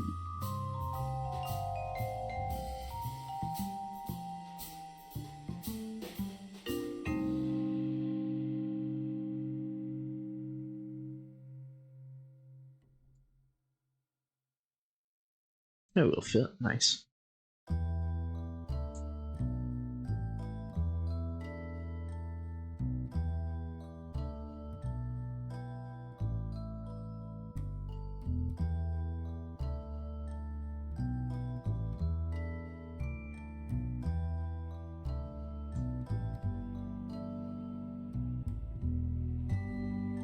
Okay. So we got Space Station Freedom Long Duration Crew 1, Jeb, Gimby, Bill, Bob, and Lee. Alright. Go ahead and save and roll out to the launch pad.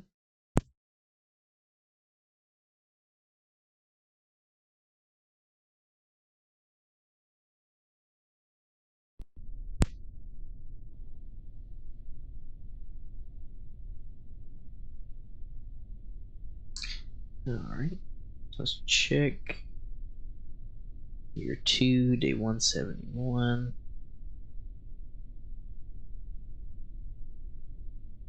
Be launching at 4:36 because I do want to have time to get the science done. Conduct that. See, it doesn't show much, but once we haul it up to the station, I think we should get a good little bit of research from it. Camera. Let's go ahead and get a crew report. And let's see. I would say we could EVA somebody, but I'm jubilous of doing that while on the pads. Let's go ahead and collect all, and then we'll be able to use that once we get to the station.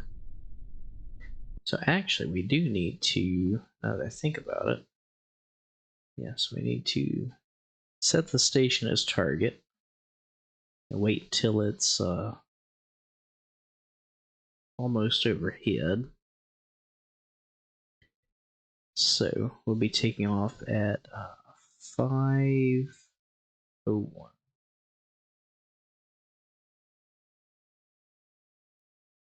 All right. Throttle up. One more time. Check our staging. Make sure everything's good. T-minus 20 seconds.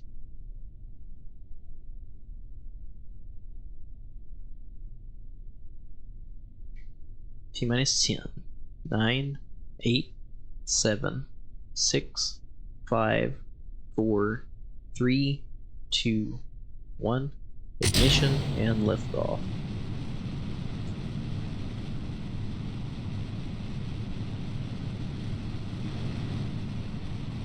We'll go ahead and let's see, locked. We'll go ahead and throttle back some.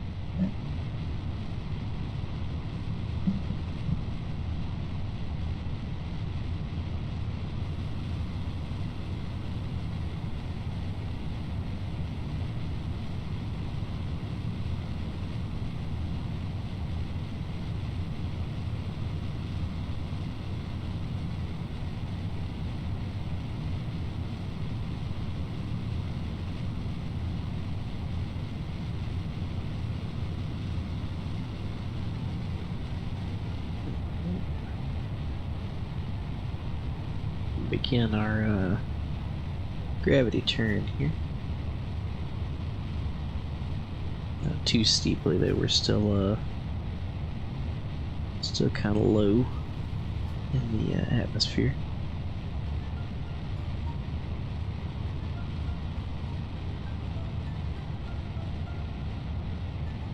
Alright, good.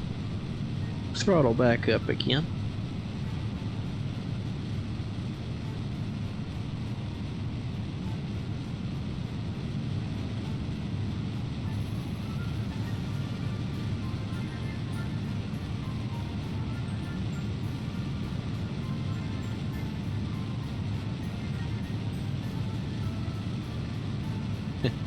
There goes something's debris.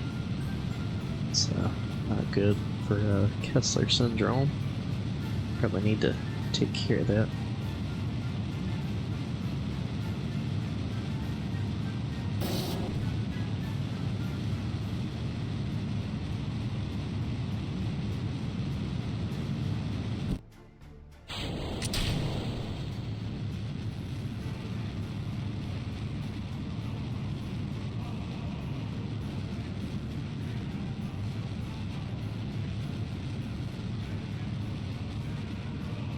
Kind of inefficient, but I would like to keep this under 100,000.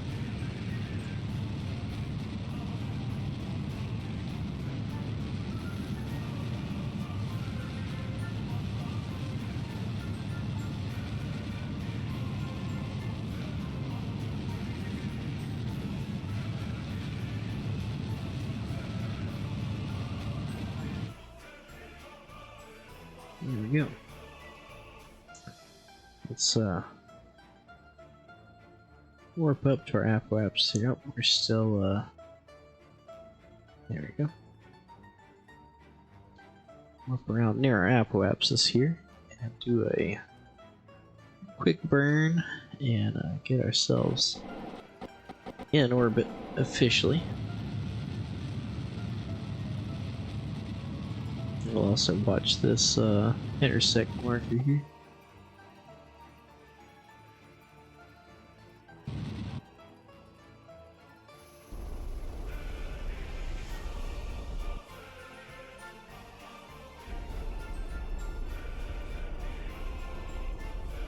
Not the most efficient way to do rendezvous docking, but it's close enough for government. Okay, let's drop down a quick save just in case. Oh, I forgot to turn the mission mode sign back on, although undoubtedly we are in mission mode. Yeah, just a quick save just in case any kind of snafu were to happen.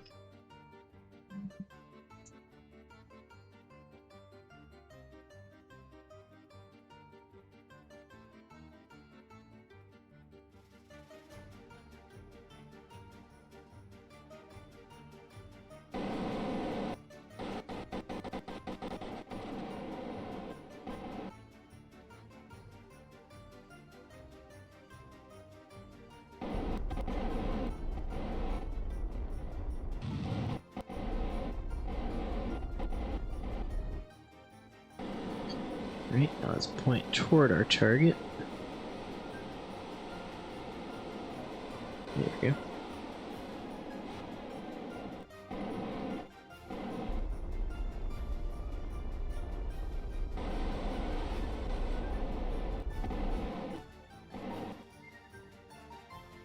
Warp around there. And get pointed retrograde again, just kind of kill this velocity. Like I said, you don't have to do this each time, it's just makes it a little easier.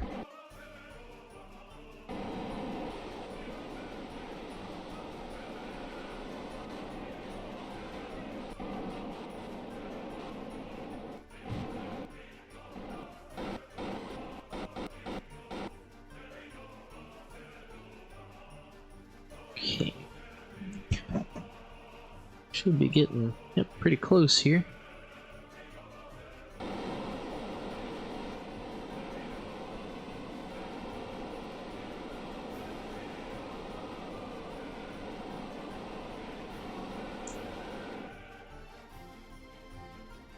Have actually, yeah. That's kind of my reasoning, but behind KRPC. Because for the most part, they're not flying rockets by hand. There is the exception of, as we talked about earlier, Apollo 11. Apollo 11 was the only lunar landing actually that was done manually. Because the computers were overloaded, and it looked like they were going to land in kind of a rock field. And so Neil actually took control over the vessel and landed it manually, and it was the only lunar landing done manually. All the others were done by the flight computer, which by then they had already had one landing under their belt, so they were able to use what they had learned and really put it into practice. But yes, Apollo 11 was the only one flown by hand. So, that's my reasoning with KRPC is once we have some rockets that, like the space shuttle, once we have that in place, we can use KRPC to automate those missions. There was one space shuttle mission, I don't remember which one it was. There was one mission where they landed it completely manually just to prove that they could. I think it was like STS-81 or something like that. But they did it just to prove that they could. So missions like that can be flown by hand. Now, are they, on ascent especially not? No, but it can be done. Is it normally done? No. So that's going to be my reason with KRPC. But like I said, that's still a good ways down the road. Should have extended our antenna here, and I hate that transmit data. We had a sample return vehicle coming back from the run, and I went to open up one of its antennas and accidentally clicked that. And I was like, oh, I lost all the data. Because, you don't get near as much if you relay it back versus if you actually physically bring it back to the KSC. So I was like, oh no. It was a terrible loss. Put our space program back 2 years. Yeah, it is rocket science after all. Yeah, I mean, the first shuttle launch and landing was automated. So I think, if we play around with it enough in the simulator, I think we can I think we can say that we can automate it. But I would eventually like to do a manual landing with the shuttle.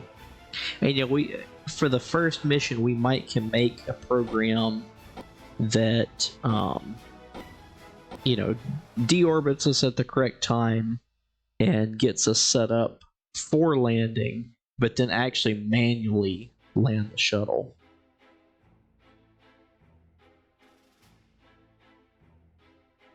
Yeah, well, with the shuttle versus cars, I guess the one advantage the shuttle has there is there aren't a bunch of other idiots in shuttles trying to land on the same runway at the same time.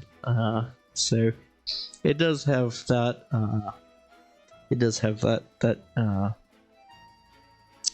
Goodness to it. Now, once starships start flying and there's goobers all over the place with those, it might be a different story.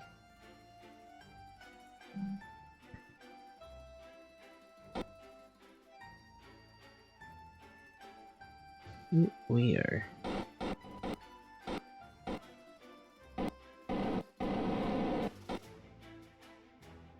It's taking forever.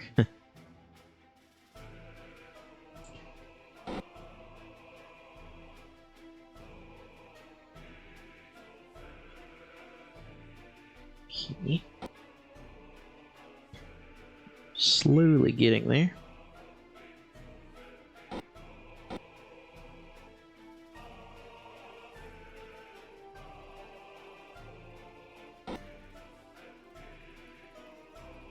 Ooh, that's not what I wanted.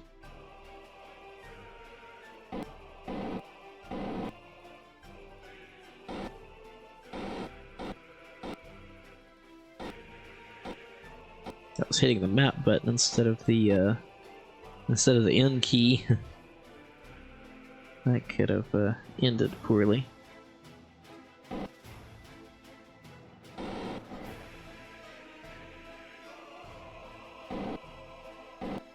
You would know the first one with actual crew on it's where I have some issues.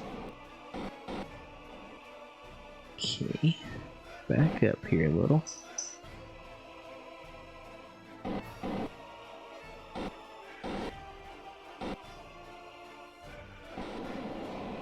There we go.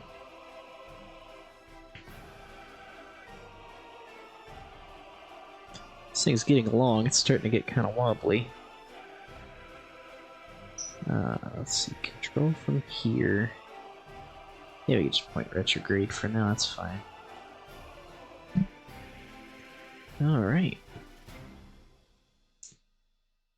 And we have completed the Space Station Endurance contract. Is this thing auto-strutted? It is not. Does it need to be? Probably not, but we'll do it anyway.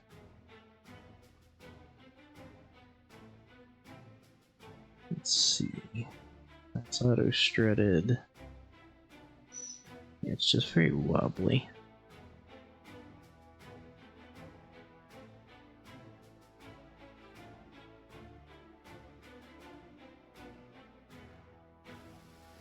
Yeah, it's beginning to get there. Uh, uh, Sometimes I like, which we didn't bring any up this time, but sometimes I do like to get a Kerbal out and run some struts. Although I do think, yeah, there's some on the back there. I guess we could rob them off and couple those together. But yeah, especially with these smaller docket ports, they tend to get pretty wobbly. So let's see.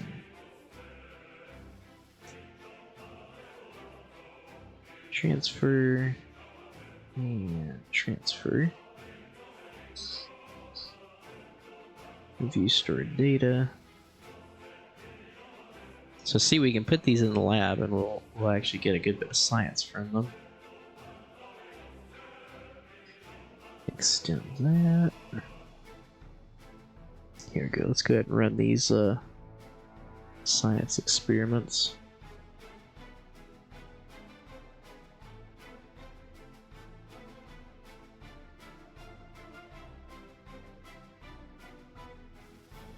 Then later on we can get a scientist out to reset those. Go ahead and clean those experiments. And level up crew. Yeah, I didn't think anybody had the radiators, just to kind of shed excess heat. They're not I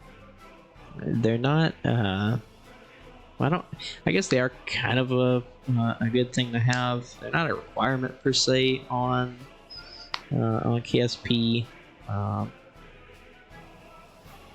missions, but you know, they look the part. They look like they should be there, and you know, I think they just add a bit of realism to it.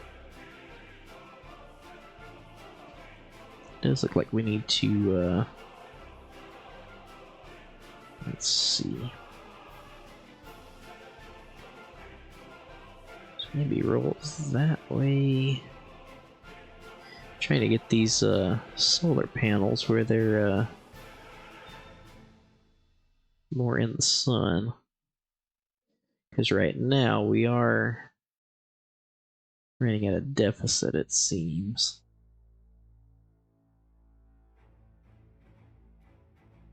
Even with SAS off, it looks like we're not doing great. So next, I think, so transfer crew, zoom out, transfer crew.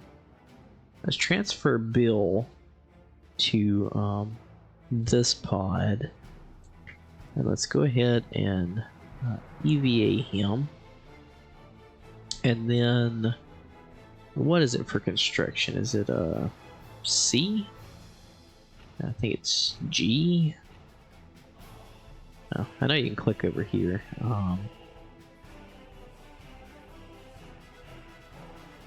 So we'll go ahead and do that. So let's get that off of there. And we'll go ahead and strip that, stop that wobbling a bit. And then also, I would like to move these solar panels perhaps back to the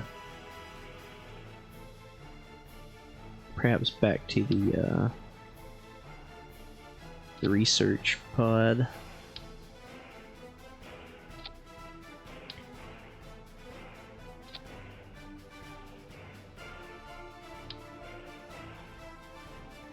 I don't want to block the door there, so we're gonna have to be careful with that.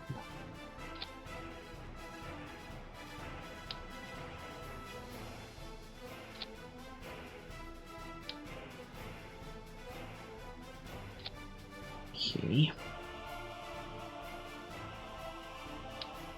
Let's get a second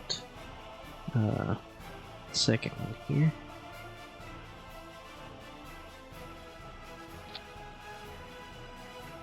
Put that there for now. And we can get the rest of these solar panels moved later. Let's get him back aboard. And transfer him into there. Then EVA him. So I don't remember what button that is. But in any case, we'll get that ran, and should be one more here, I think. Unless I ran it. No, there it is. Let's see, I don't think I ran it 3 times symmetry. Nope, no, it didn't take. There we go. So it should have us a good bit more stable. I would like to fix that one if we get the chance, but in the meantime, I would like to get these solar panels moved over. And I don't necessarily just like leaving him here and saying like, oh, he can reach these, but you can't like spacewalk, and like you can grab things, but it's kind of a pain.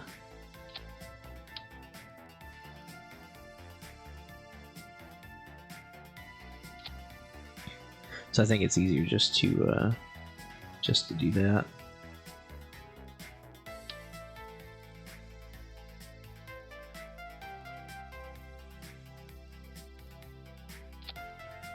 We are still pretty wobbly, but and you know, once we get the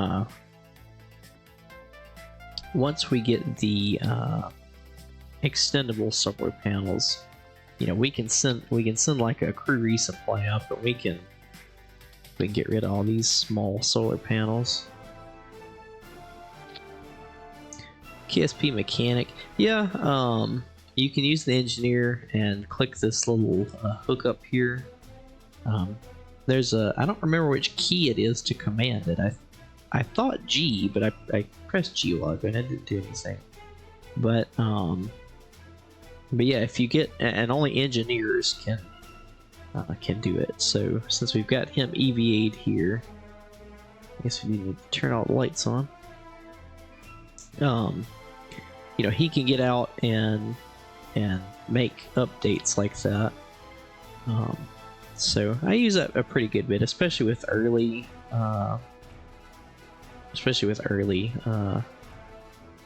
missions like this. Like I said, eventually we'll get rid of these solar panels. We won't just have them hanging everywhere. Once we unlock the better solar panels. Because that's another rule that we have for our playthrough, is we have to send up crew resupplies every so often. Even though they don't use supplies, you know, we're still gonna retcon that they need supplies up here, you know. So the pickup range, so he's on this section here, and he can reach all the way to like this next module. So, you know, I don't like using it. Like I said, I would prefer to actually, you know, like spacewalk him over there and grab it and move it over here. But with KSP, you can't really use the jetpack and like hold on to something and move it around. So I usually just end up, you know, clicking him like this and just having him hold on to something. Now you can eventually make little like manned maneuvering units. Those are pretty cool. But right now we can't do that because we don't have the parts unlocked yet.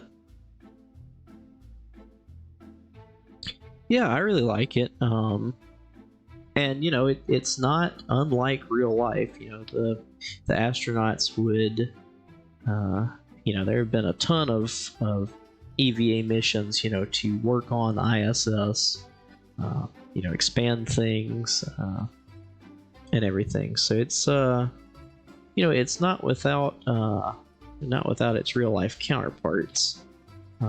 So I think it's pretty cool. I can't click those, too far away. So let's see. I can click these back here. So let's go ahead and,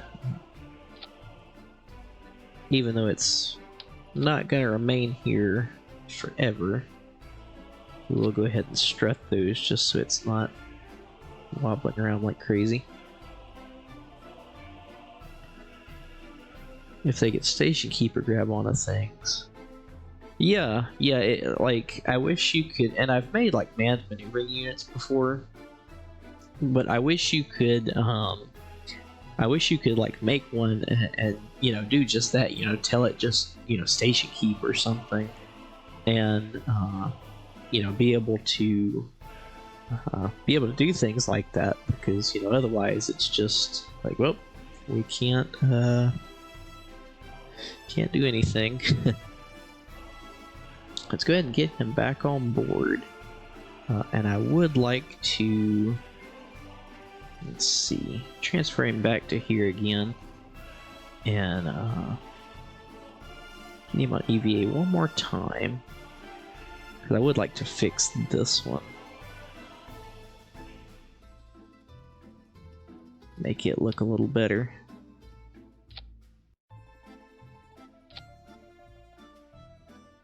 Yeah, needs to come out just a little bit more.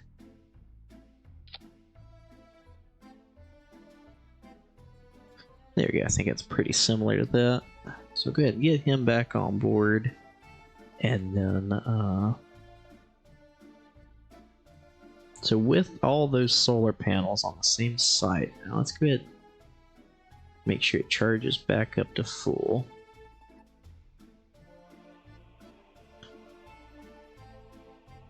Okay, and now if we, oh, that's with research going, nice. Okay, so now we have enough power for now, but I think that's definitely going to be the next mission up here, is getting some power distributed. So we're going to move Gimby all the way up here to that module. Oh, nice. Congrats, Centurion. I know it's always, I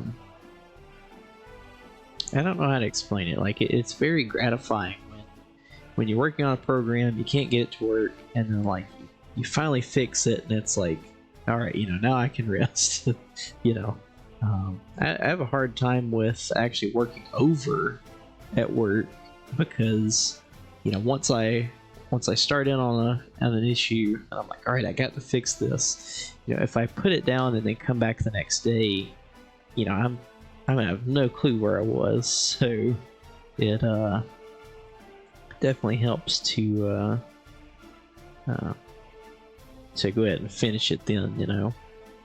So it gets to where it's kind of hard to put the project down.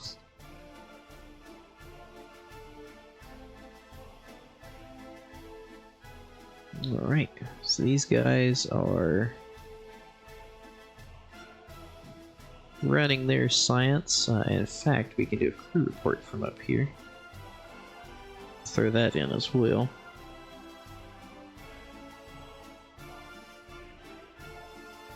Okay.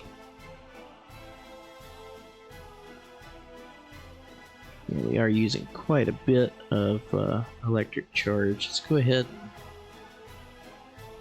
warp around and just make sure, because technically, if you put, like, if we were to leave this station and it have enough electric charge, then it will stay charged, even if it can't support itself until we come back to it. So you can be on curb and a warp around whatever and it not be an issue, but then as soon as you come back to it, it'll die. So I want to make sure that it's fully charged before we leave it.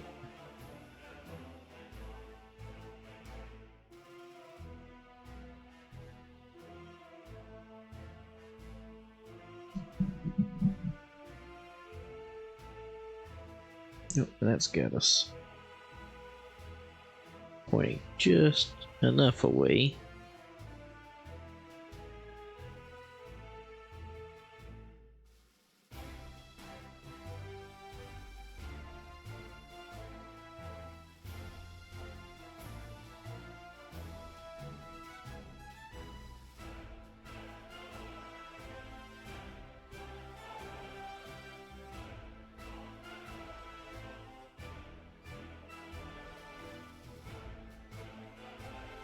There we go.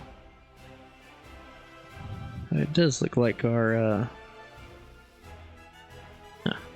right, we've changed altitude just a little bit.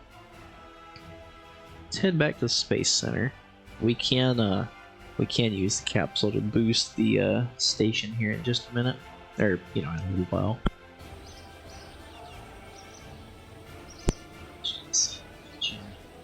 How many Kerbucks we have now? 644,000. That was pretty good. Surface of Minmus. Ooh, we actually need to go back to the station to get that one. All we have to do is just send something back. So we'll go ahead and do that real quick. Let's turn off the relays. There we go.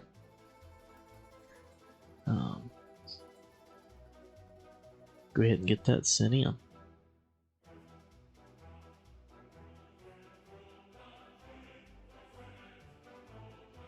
Where is the... there we go. And just like it, 20,000 more bucks. So I think now we'll go back to the KSC and we'll make a note in the mission log what's going on. So status at station, we need to boost station orbit SS endurance. Alright, let's fast forward a few days. We can expand the station again, although it wants us to go from 23 to 34. That is quite a jump. As well as add another mobile processing lab, a cupola. It's beginning to already get wobbly, so I think rather than that we'll wait until we get a new orbital station contract. Because we're going to start not getting too heavy, but we're going to start getting to a spot where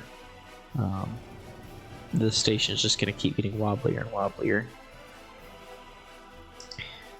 You rarely get the expansion contracts. Yeah, they're... I don't know what dictates them, because, some of the time you get just like create a new one, and then other times you get expand the station. So I don't know what happens to trigger one or the other.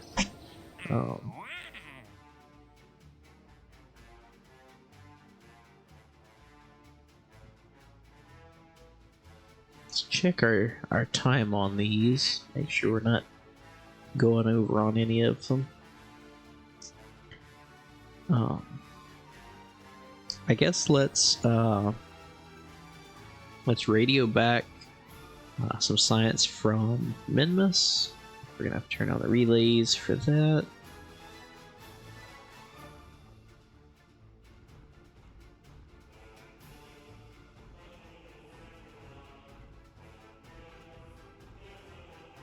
I think maybe Columbus 3 is a good one.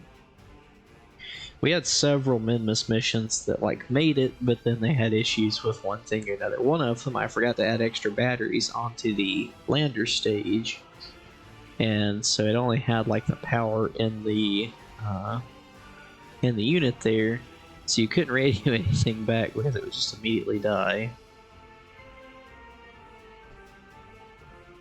There's 62,000 Kerbucks. Pretty decent. I think our next contract might be with our Atlas Centaur, because we haven't launched that today, and see about getting that satellite contract done for geostationary orbit. I think that would be a pretty cool mission.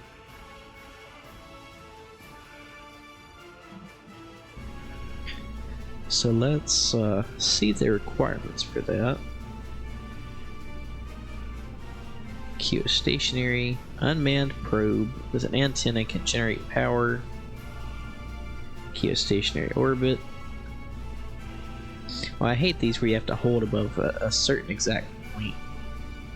Mystery Goo and a Science Junior. Okay. Let's go straight down here. Science Junior and a Mystery Goo. We'll actually give it 2. And then we'll just clip those in.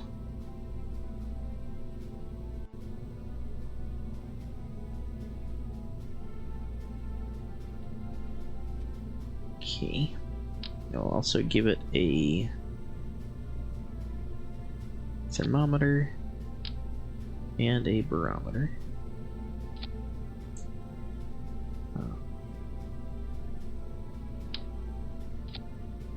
You don't have to put one of those, it is adding extra weight, but I think it just looks better. Electrical, go ahead and put 8 batteries in it.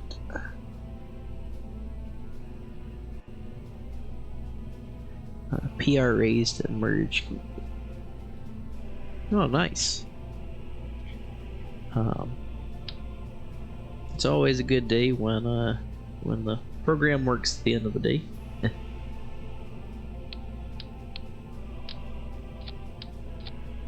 Always a good thing.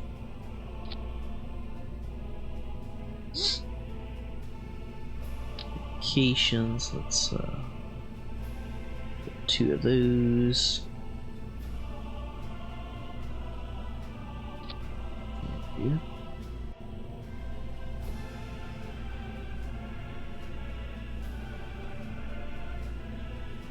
Put 1 large comm on the back.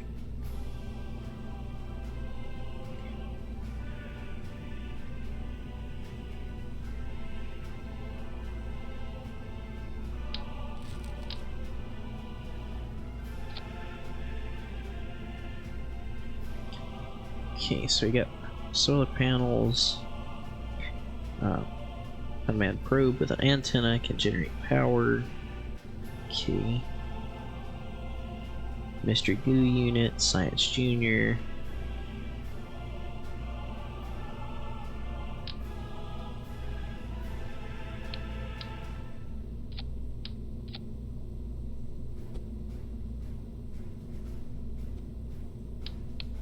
I just don't like the way the bottom of the Science Junior looks. So we get that pie plate, and then we can go from there. So we'll call this Keosat 1. Let's save that, and now let's open. Let's see. Let's check back in the log to make sure we get the right Atlas Centaur. It's been a while since we launched one.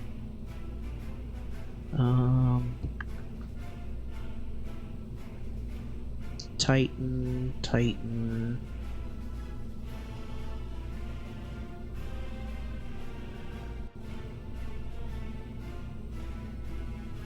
ComSat 1 is where we need to pull from.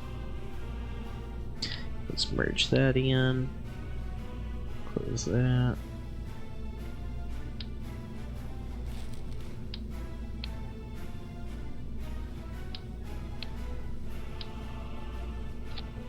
Okay.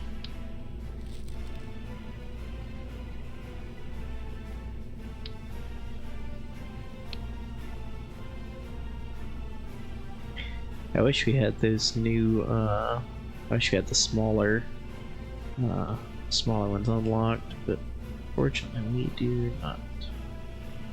It's gonna look so much better once we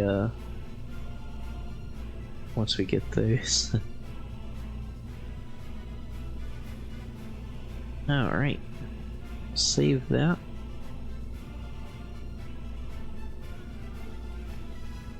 And I guess get ready for launch. So let's go over here to the mission log.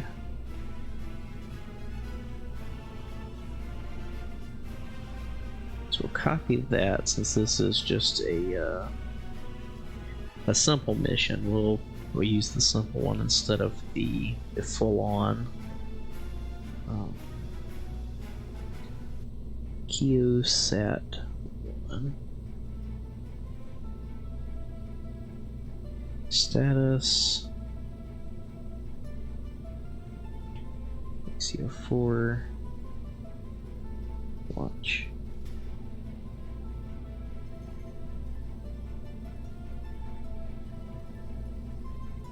Alright. Got that saved. And save and roll it out to the launch pad.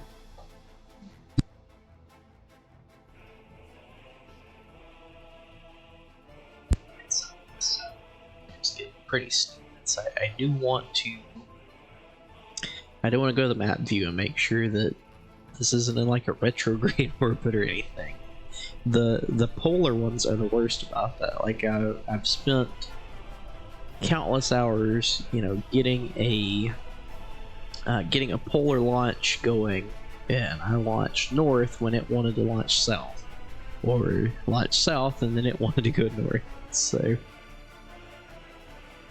okay, so it is prograde.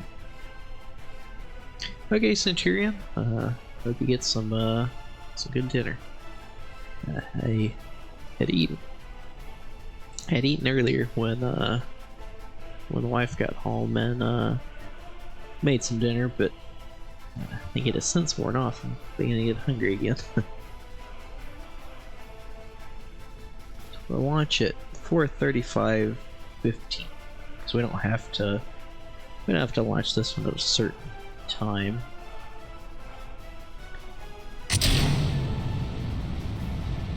Although I guess for Kia stationary it'd be preferable when you launched at a certain time, but not a deal breaker. It is KSP, so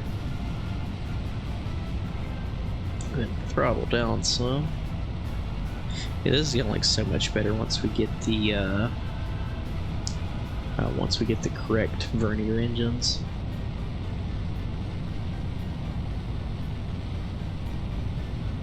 And I also need to replace those air intakes with just nose cones now that we've got those unlocked.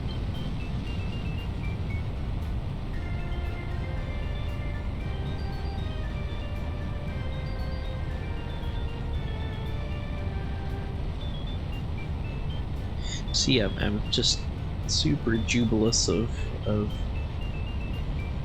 you know, leaning into the gravity turn here, but like I know it can take it because it has before, but it's just I'm like, oh, I don't want to lose another. I lost like 4 of these not in a row. I did lose 2 in a row. Had a better mission, lost another. It was a vicious cycle.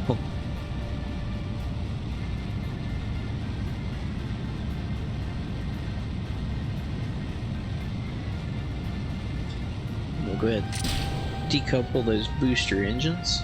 Now we're on the center sustainer engine.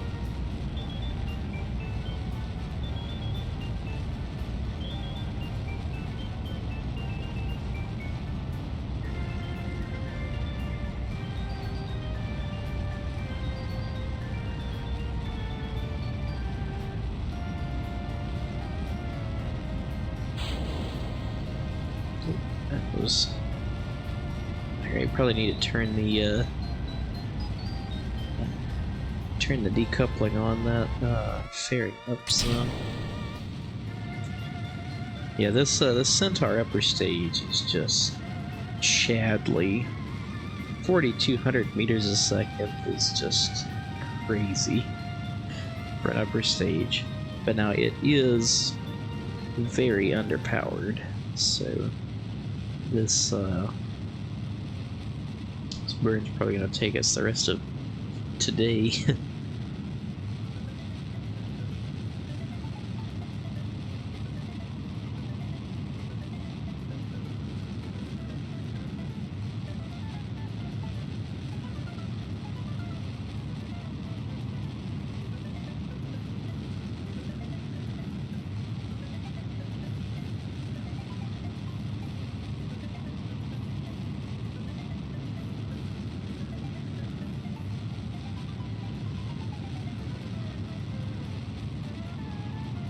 There's our Martin Aerospace astronautics sign. Pretty neat.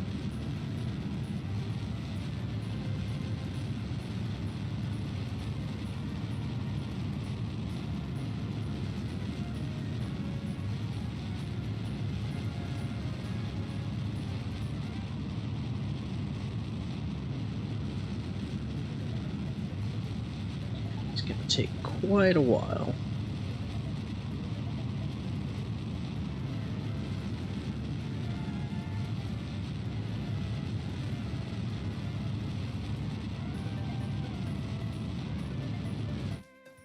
I think we'll cut there and warp up to our apoapsis here. We should be able to make orbit no problem at this point.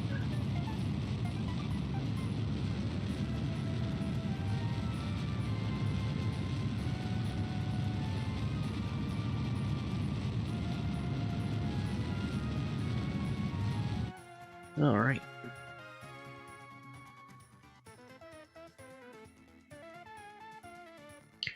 Let's add a maneuver node here. 2.801.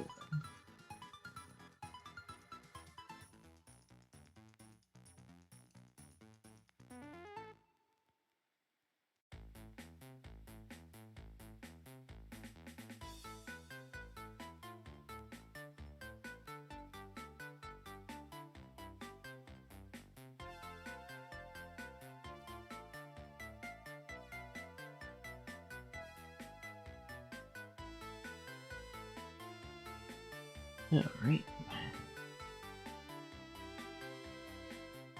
Let's warp around there and try that out. It looks like we burnt. Well, that's gonna be. Wait, is ComSat 1 in like the perfect orbit? That is crazy. I was thinking that was just like showing us where we were supposed to be. I didn't know that was actually our that was actually our stage we already got out there. That's crazy. So I guess we've already put a few things in geostationary orbit, or at least one. But that's crazy that ComSat 1 is in the perfect orbit for this mission. But yet, you know, it had to be like a new satellite, so here we are.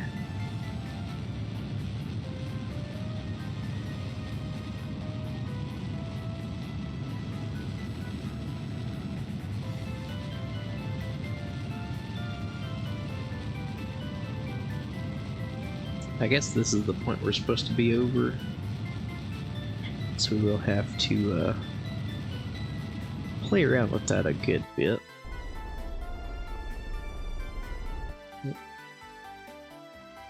We're actually burning way before we should.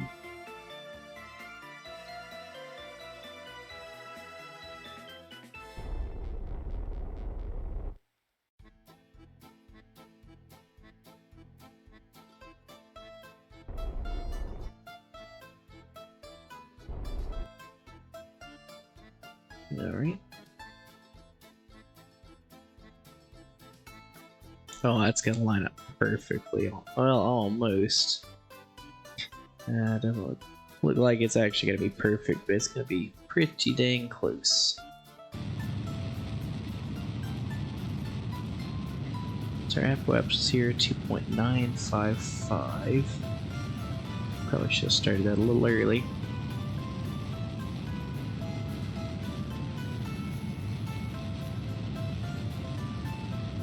Does look like we're gonna have to make a inclination change.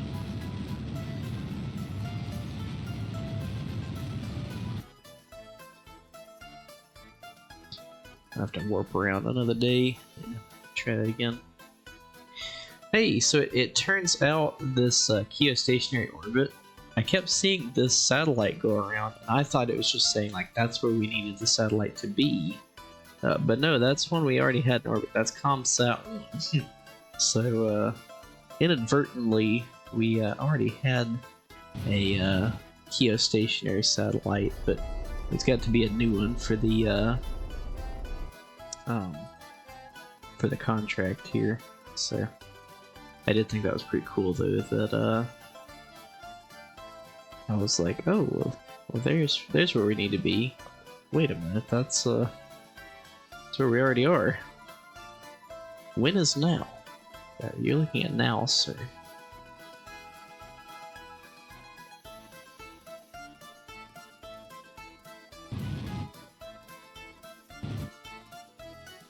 Okay. Nobody touch anything, nobody breathe. Yeah, I kind of like them. They can sometimes be a pain in the butt, but I mean, 135,000 Kerbucks, that's I can put up with a lot of stuff for that. So I think we'll just shut this engine down and lock the fuel out here, because we don't have a probe core on this upper stage. Turn the camera around. That's one of the flags I have made for this series. It's actually this already existed as a military patch for some sort of group that had that was like Air Force, I guess. But I did change a few things. I took one of the stars away. I made it smaller. Added Martin Aerospace. The aeronautics, I think it looks a lot better. Yeah, big gain of money there for very little down. Conduct these. Yeah, we'll go ahead and send that back.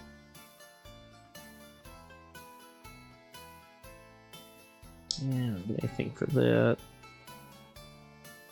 Or that. Yeah, we'll go ahead and extend our antenna there. And then probably need to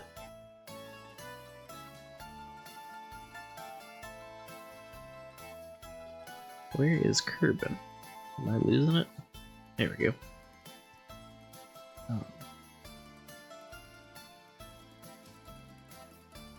So we'll point like that so the solar panels can do their thing.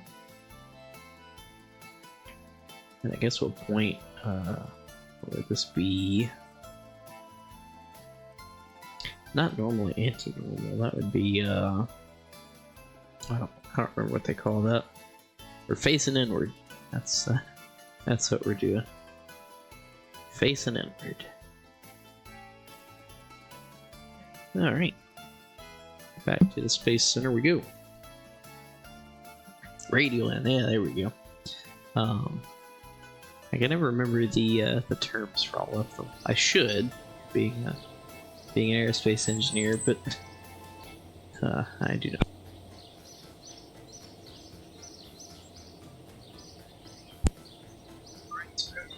63,000 Kerbucks, so that's quite the jump from where we had been, as well as almost 180 science. So step one, we're gonna go ahead and get the solar panel upgrade. Yeah, at my college, you could go one of two routes. You could go Aero or Astro, and I went Aero, which there was really only like let's see, there were 4 core classes that were different. You either took one setup from the other.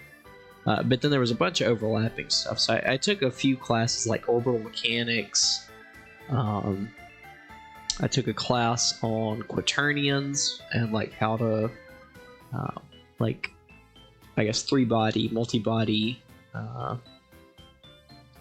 system math. I think that one fried my brain. I don't remember anything about quaternions, but it, you know, I actually ended up taking several of the Astro classes, but there was some, there's a few classes like performance. So Arrows took aircraft performance 1 and 2, and Astros took spacecraft performance 1 and 2. You know, so I did miss out on some of the stuff. For the most part, it was a good bit of overlap, but not everything. I need to get my old orbital mechanics notes and everything out and go over them again one day. I think our next one to unlock is going to be this one. That way we can get the Twitch engine, so we can upgrade our Atlas Centaur. It's not a big deal, you know, because we have the bigger rockets now, but you know, it's still needed. Another expand the space station. So we only have to go up by 5 this time, but it does want an entire other mobile processing lab. So that is a good bit of weight to send up.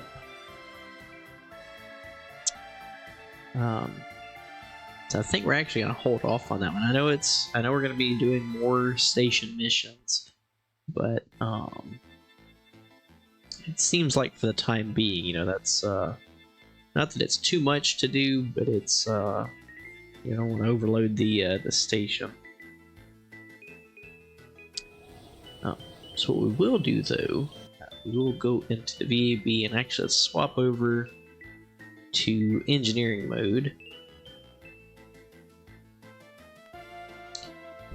I would like to save that new. I would like to make a new section that we can send up that will be our solar panel area, because we need some solar on the station. I guess let's start with a coupler.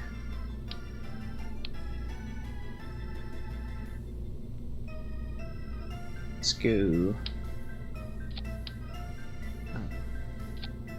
2 batteries, probe core, 2 more batteries, and another decoupler.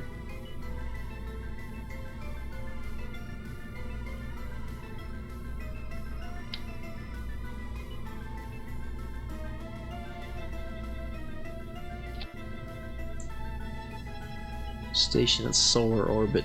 Yeah, I tend not to take those. That's one of my rules, is like, you know, we have to get everybody back. So, yeah, I definitely tend to not take those.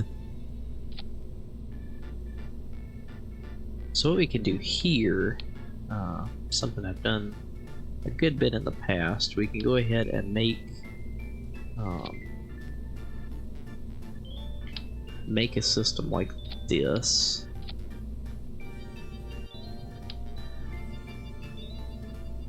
So it'll be kind of like a modular girder system here.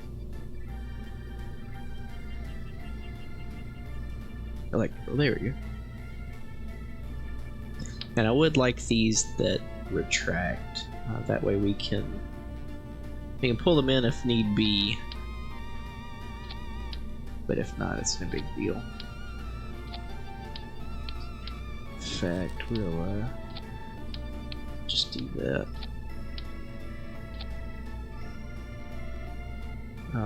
And I would say we could add some, well, let's see. I guess we can go ahead and add these here, and then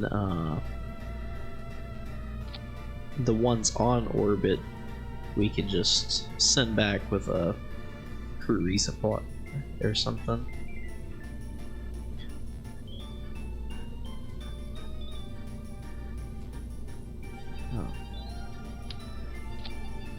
So yeah, with this we'll be able to expand our reaches with the solar and have the section there. So and we can put all of these on an upper stage and pull from them.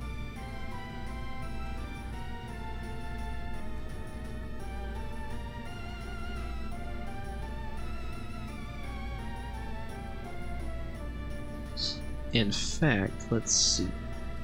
We need to make, well, this will be a endurance solar array. Save that. Now we need to make a space station endurance mock-up. That way we can keep track of where everything is.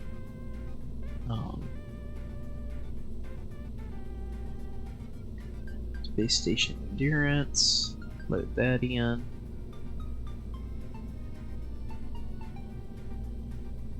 Mock-up. Load mock-up of space station endurance as it currently exists. Save that. Good. Toss that.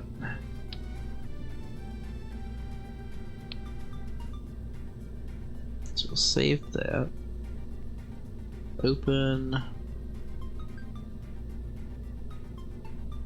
Merge. Is this the right one?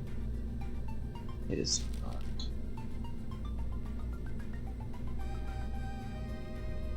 We need the one that went up on, yeah, Mega. They are the exact same, but still I would like to make sure it's the exact one just for clarity's sake. And it did pop the fairing there.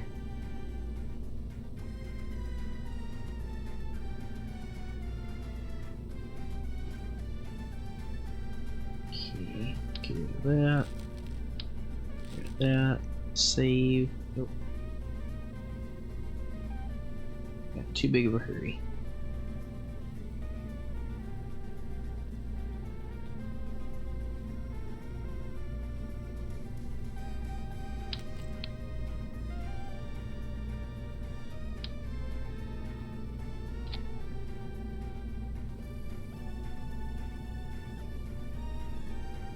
That's not gonna work.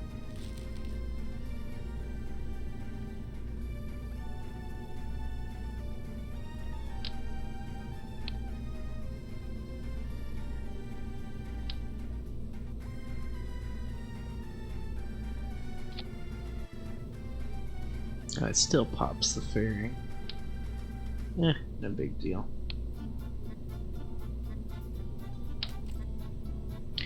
We'll just have it minus the fairing. Eh, I hate the way that looks though.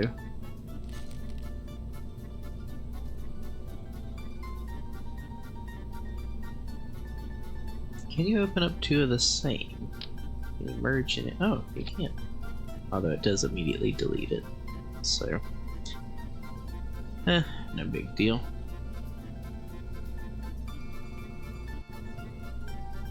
now we need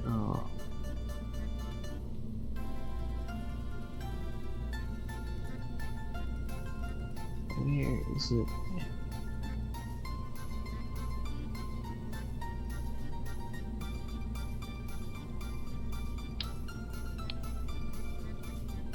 Oh, that's not it. Where is our lander? Or not our lander, our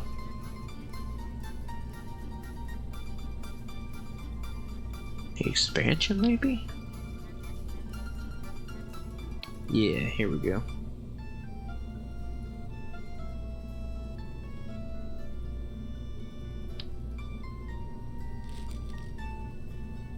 So it's a shift.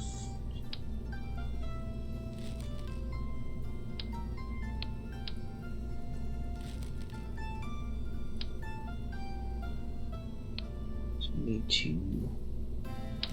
There we go.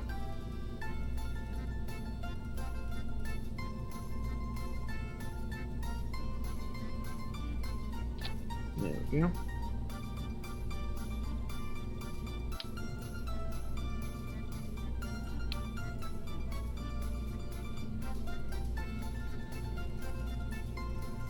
Save that, and then we have an Aries on the back.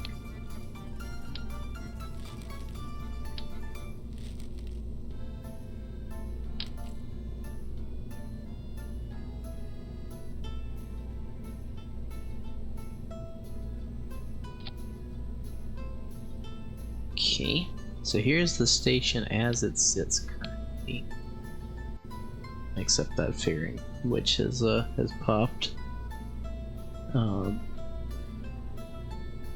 So I would like to let's bring in that solar array and just make sure that everything's gonna fit, basically. So I'd like to put it up here.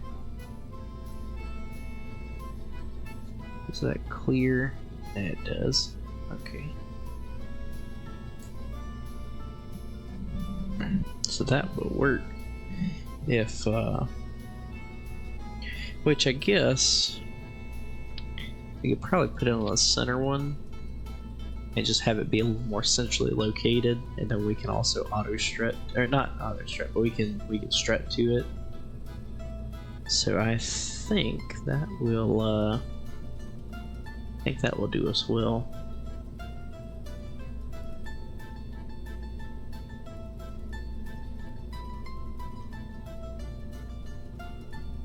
New. So I would also like to work on our cargo resupply vehicle. I don't know why I said vehicle. So weird. Vehicle. Let's see. I'm thinking something kind of like a Cygnus, almost. Let's see. Cargo resupply vehicle.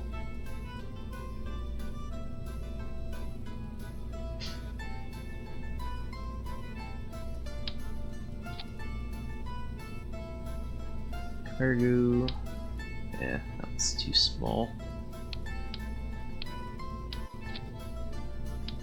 Because one of our requirements as cargo that they need is we have to bring up more EVA repair kits, as well as fuel cylinders. So actually, let me go check the rules and make sure how many we're supposed to bring. Crew resupply. Crew supplies will consist of the perceived size of the spacecraft. You know, so if it's a huge space station, it's obviously going to be able to hold more supplies than if, you know, you're just cramming a bunch of Kerbals into one little bitty pod. So size of the spacecraft, as well as the requirement to bring up 5 cargo slots worth of EVA tanks and 1 slot of EVA repair kits. Okay, so 5 tanks, so 4, 5, and then the 4 EVA repair kits.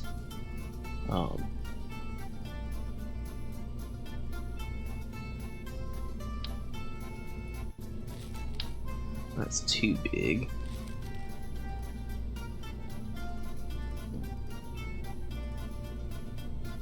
Although, yeah, you can carry way too much.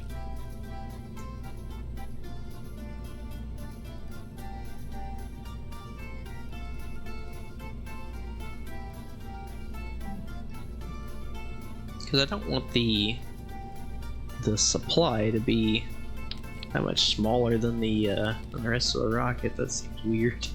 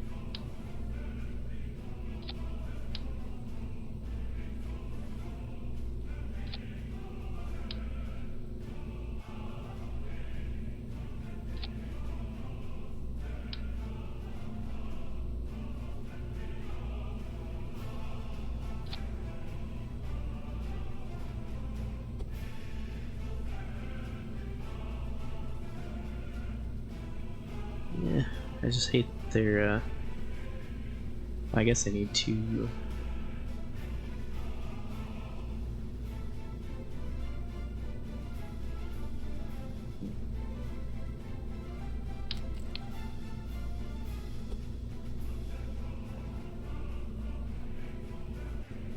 There you go.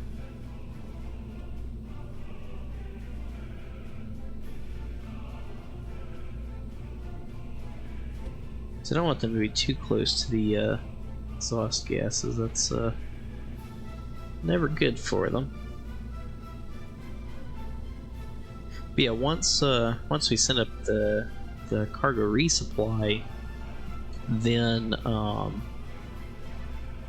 you know, we can get we can get Bill, the engineer, out, and he can connect all those old solar panels and crap to this thing, and just you know, they can burn up once it deorbits. So we do need to add RCS to this. 7.5.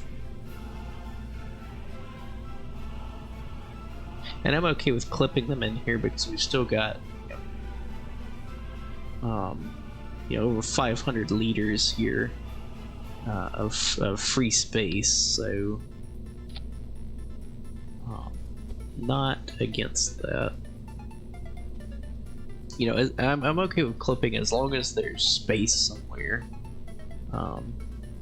Which I just realized this thing also needs a probe core. We don't have, nope, we still don't have the smaller ones. Let's see. Communication. Let's give it 2.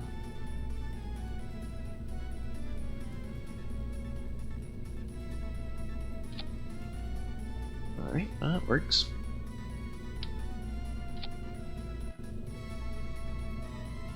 Okay, do a few batteries here.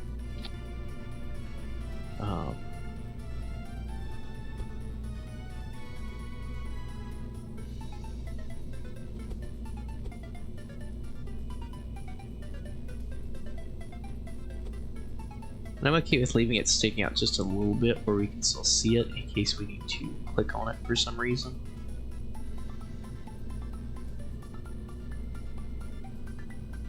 Okay.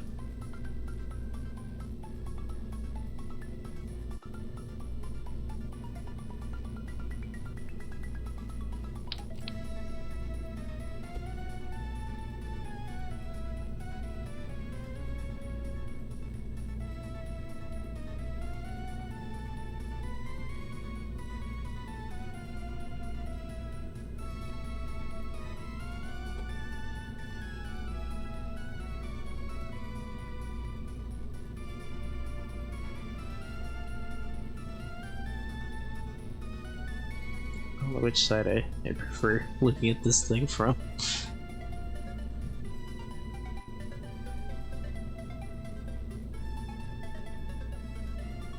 Why do we not have any? Okay, 549 meters a second. Vacuum with 2230. Okay.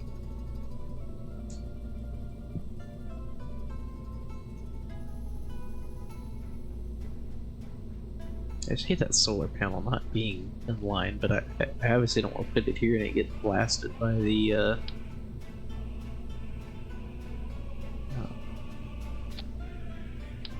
by these.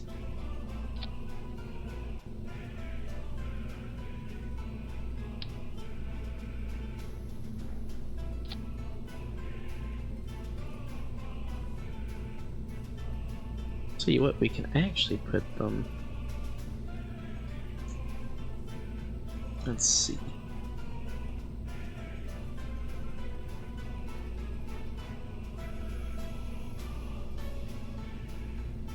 Let's go with 3, but actually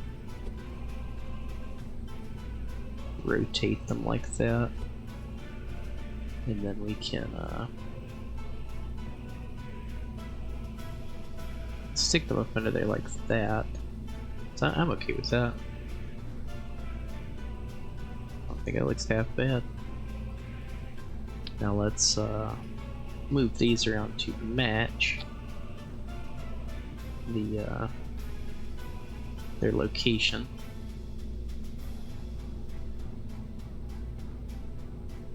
Then we can also come in here and unlock this individual one.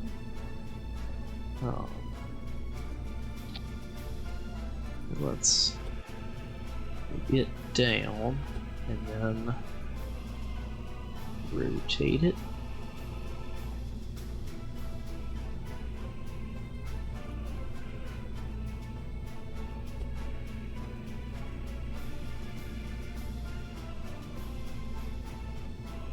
And then there we go.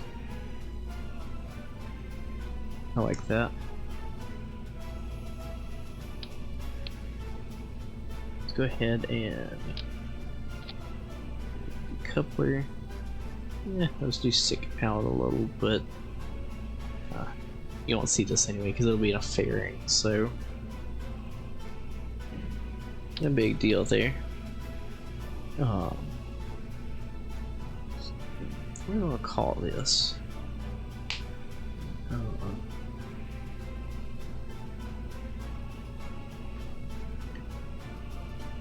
Look up Cygnus.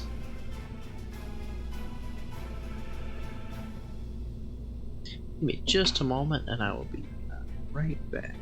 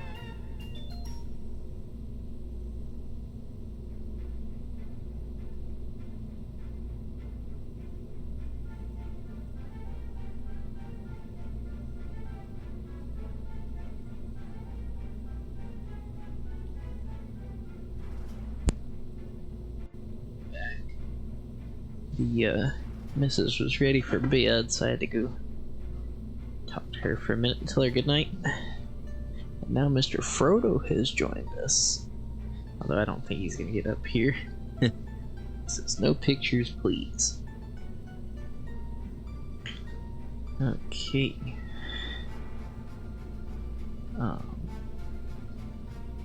And here, cargo. Resupply. Okay, bye, buddy. Cool. So we're gonna call this Centaurus. I was looking up because I wanted to go something like Cygnus, and I looked up like the constellation, you know, because Cygnus is named after a constellation, and so Centaurus was one of the other constellations. So it, yeah, they can. I walked back in here and the hallway was dark, and he was just sitting in the dark and then meowed at me. I was like, holy crap, he scared me. And he was just like, eh. I was like, you can't be doing that. Save that. And then open. What was that? Here we go, Kiosat 1. Ah, it's just a little too big.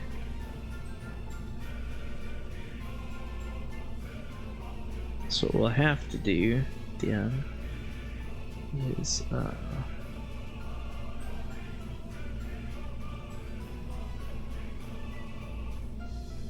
that's the one. There you go. Centaurus. What? We're on ACO4, right?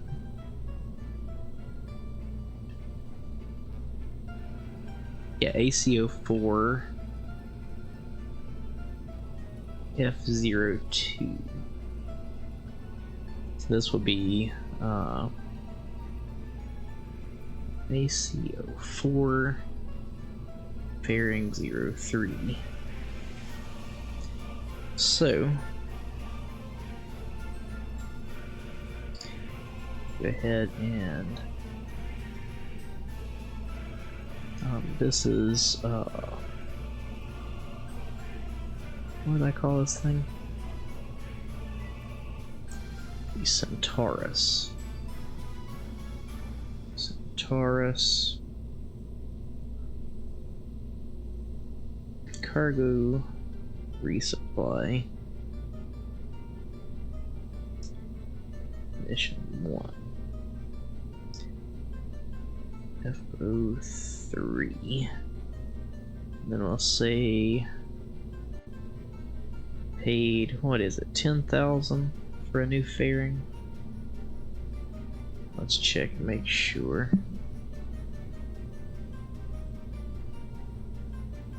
$10,000, yeah. Paid 10,000 Airbucks for a new Atlas Centaur fairing for Centaurus F.3. New AC fairing made for Centaurus F.03. Okay, so let's save this and back out and go ahead and pay the money for that. And I don't think we'll launch it just yet, since the crew just made it up there. But we will, you know, have it ready to go.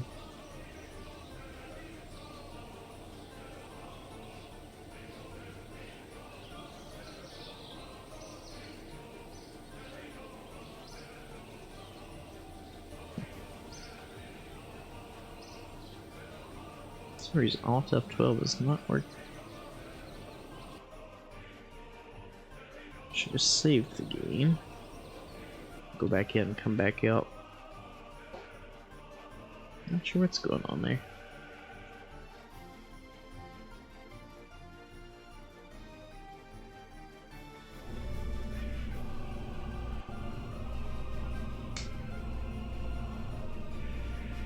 That's not gonna work. Let's get you out of the ground.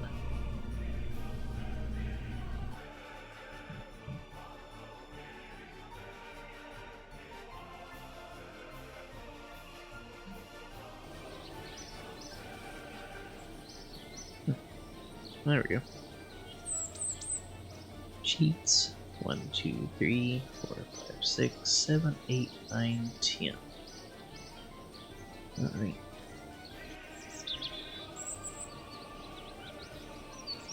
So we'll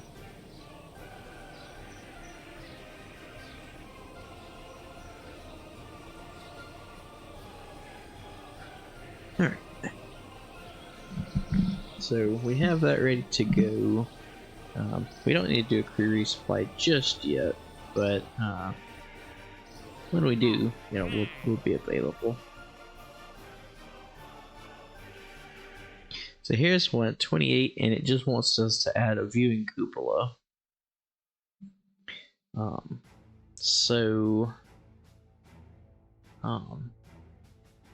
We could take that and just send up another one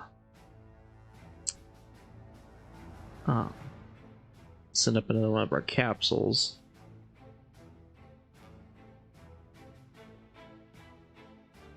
So I think we'll accept that one because we're still gonna need 5 seats, or you know, we're still gonna need the seats from the one that's already up there. So we might send one. We might send up one on its own, just as kind of a backup. I was kind of hoping we could get a VIP that wanted to go to space and send them up on it. 2 tourists. Here we go. Orbital, suborbital, orbital, and sub. So we'll go ahead and take that one, and we can do that very thing. Although, let's see. Minmus. Science from the surface of the mud. We can go ahead and send that one back. Let's go to the tracking station. Pilgrim 1. And flock.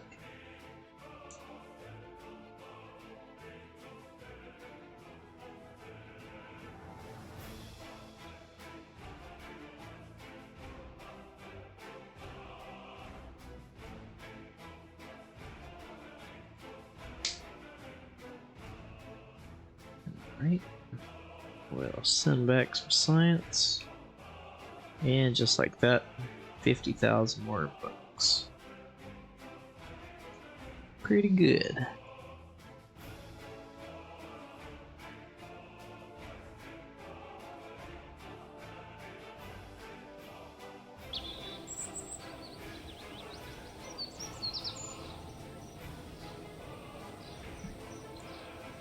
Alright, fast forward a little bit.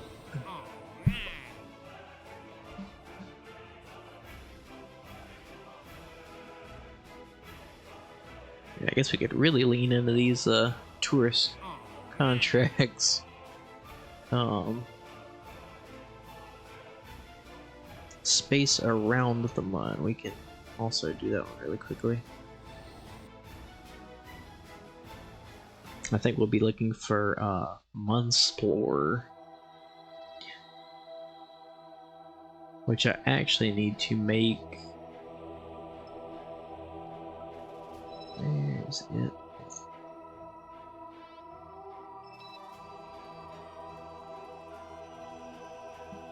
Here we go, Munsplorer. Is it a... No, it's a relay. I need to make that back into a probe. That way we can find it easier and we can shut off all those relays in the tracking station.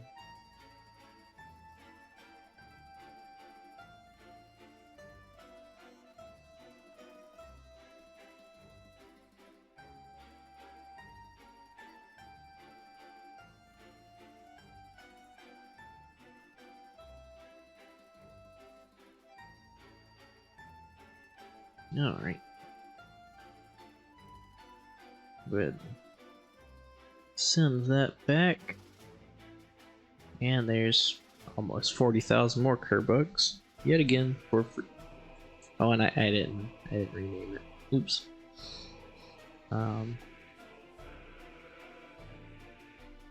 We can go back out and do that now.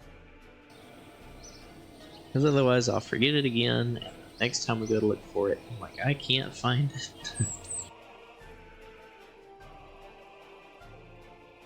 So, rather than have to do that,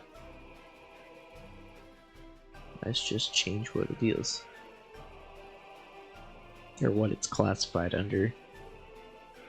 Same thing it's been the whole time. It's and I guess it is more of a probe than just a relay because it's got a science data and stuff on it. But name probe. There we go.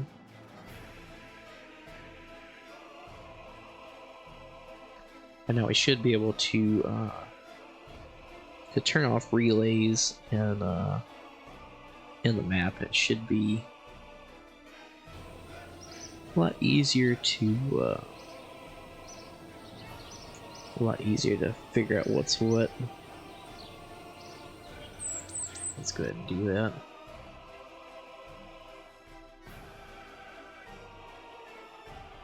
Let's toggle off relays. Yeah, that's much cleaner. Endurance. Let's check in on them, see how they're doing, and get ready for that. Get ready for that next mission to come up. It'll be pretty crowded on the station. It's getting pretty busy up here. Okay.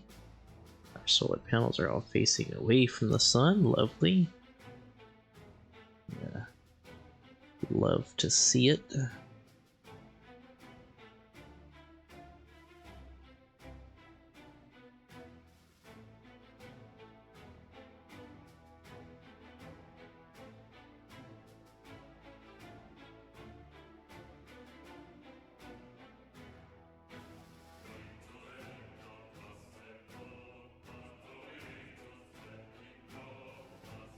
Alright.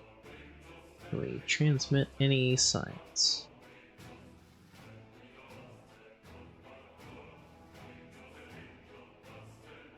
There we go, 38 science. It's not bad. Go to the Space Center.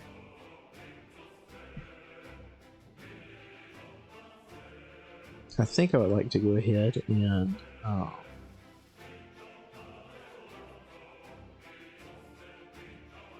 see if I can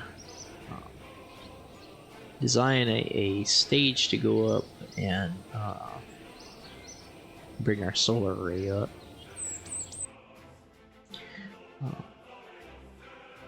So I think I was gonna say we could use an Omega, but that's definitely overkill for just a solar array. I think we might try a Titan.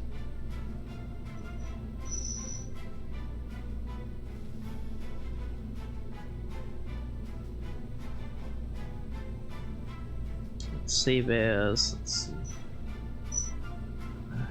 Titan. No, we'll just save it as Titan. Hi, Sam. Have you come to Yale? Oh, you have. Sounds good.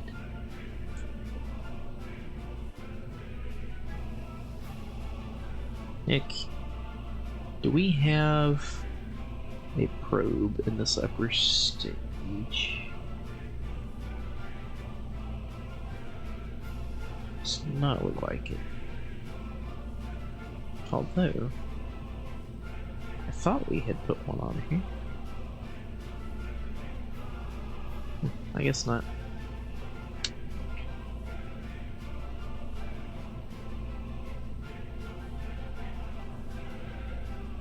So in that case, connected up here. There we go. A couple batteries.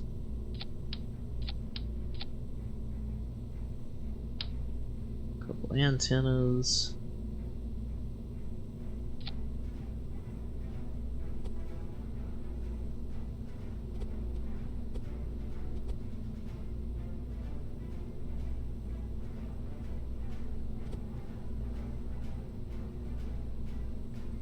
And that is crooked. There we go.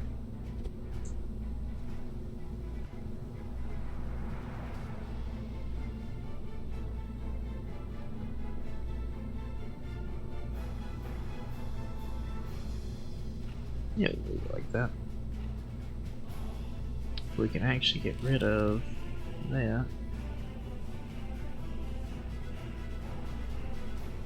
Probably should have moved that in a bit further.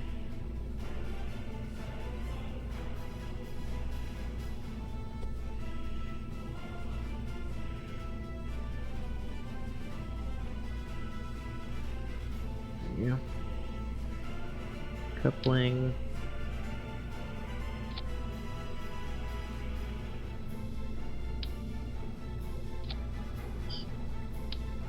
Actually, let's see. See if we can't add 3.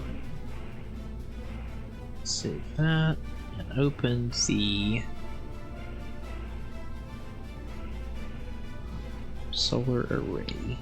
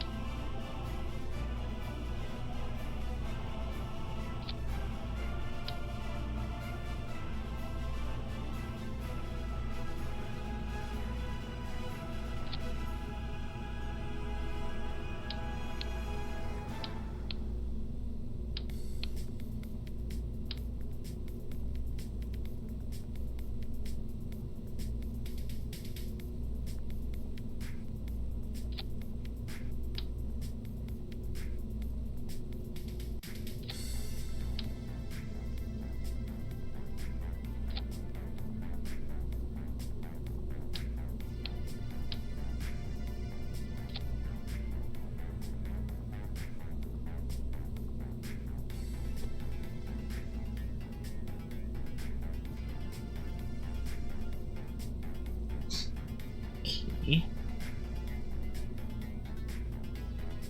Can we build the fairing from here? Oh, we can. Nice.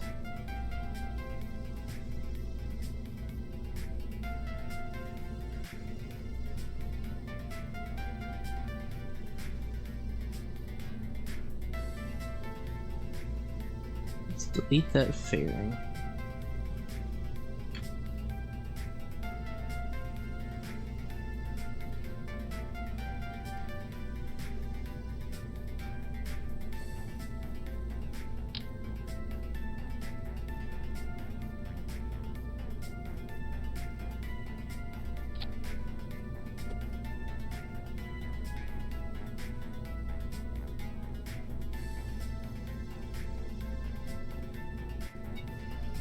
Sam.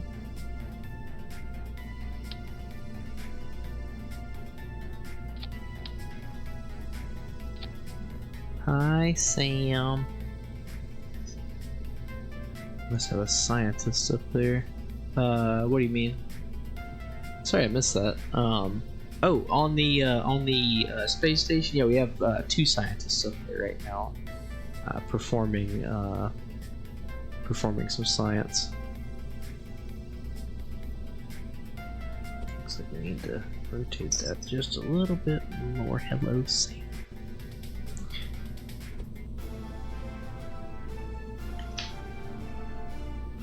Okay. Actually, let's remove that one from symmetry. We'll try to scoot it in just a little. There we go.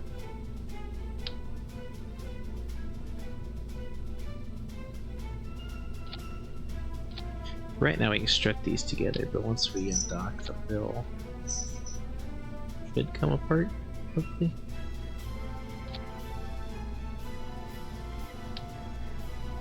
That's the hope anyway.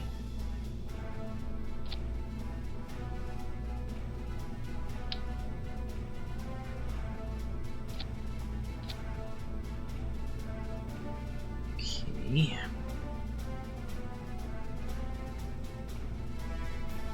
I do need to bring it out just a tad.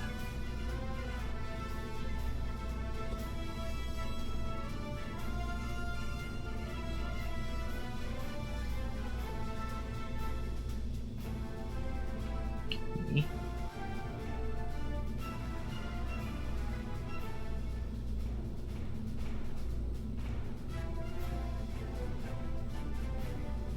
I think, well, actually what I didn't think about a while ago was, since this one is,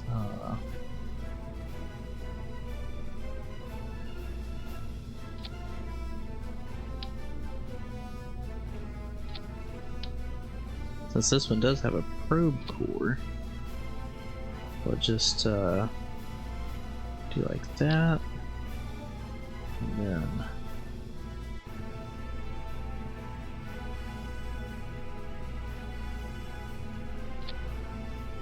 I'm okay with 2. And we can kind of feed these in just a tad.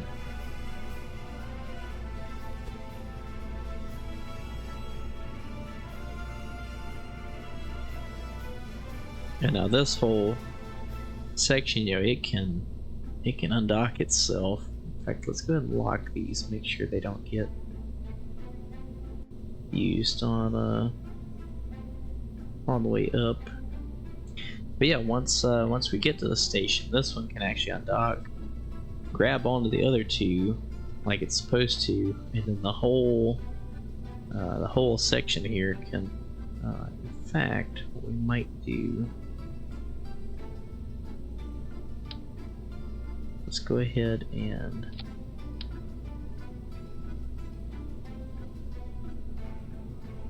actually, I think let's just put 2.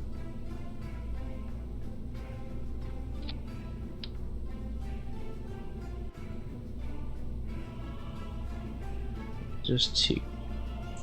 That way we don't mess with the solar panels.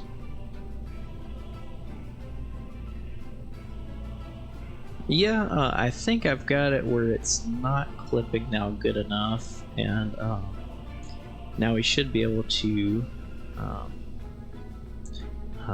like I said, once we get to the station, this one can undock and actually fly on its own, and it can back out and then grab onto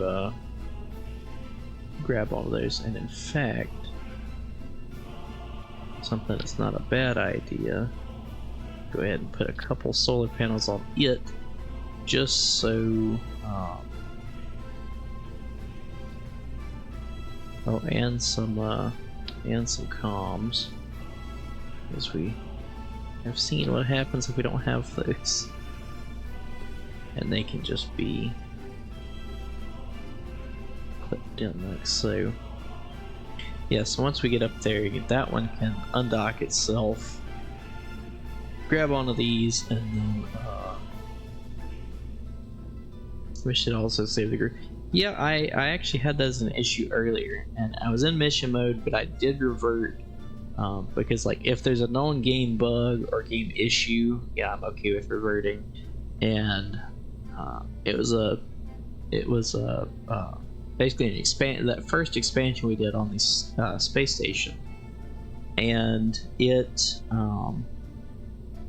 I had launched it like 2 times already unmanned, and for whatever reason, you know, same vessel, haven't changed anything, sent it out to the pad, and all of a sudden it's got 2 crew in it, and I didn't realize until we were like halfway into orbit, and so I was like, well, this is great. So I had to revert. I'm like, okay, I haven't had anybody on this rocket the whole time. I've never planned to have anybody on it, and yet here they are. So I don't understand.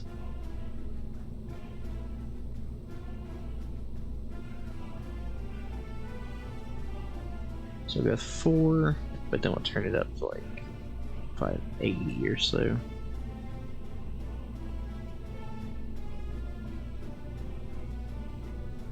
And now let's that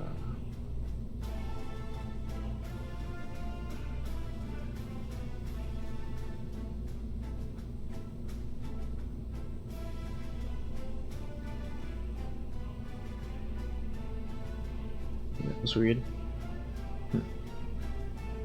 Let's save this.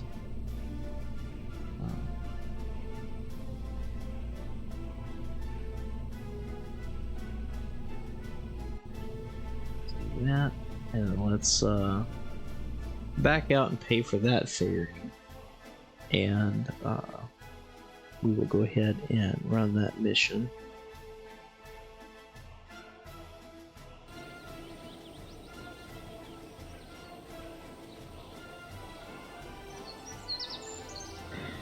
All 12, 1, 2, 3, 4, 5, 6, 7, 8, 9, 10. Let's make a note on the mission log.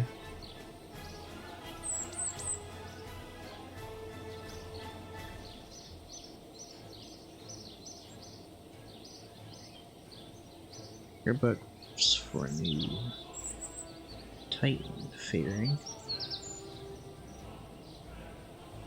And Titan 5. Did I take the money out? Yeah, I did. So let's close that. And I guess let's go ahead and send up that that solar array unit and get it going.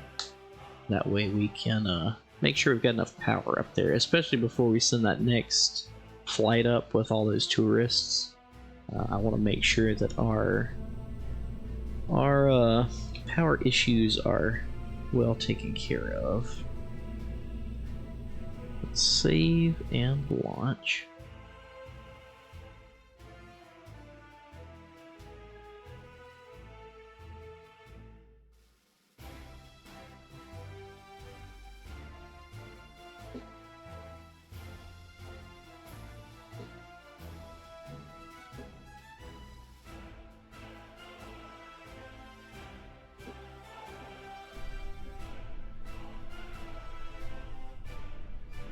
And the probe core we're controlling from is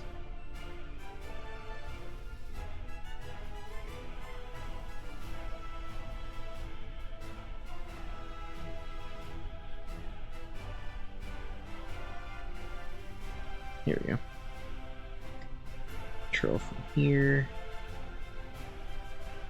There we go.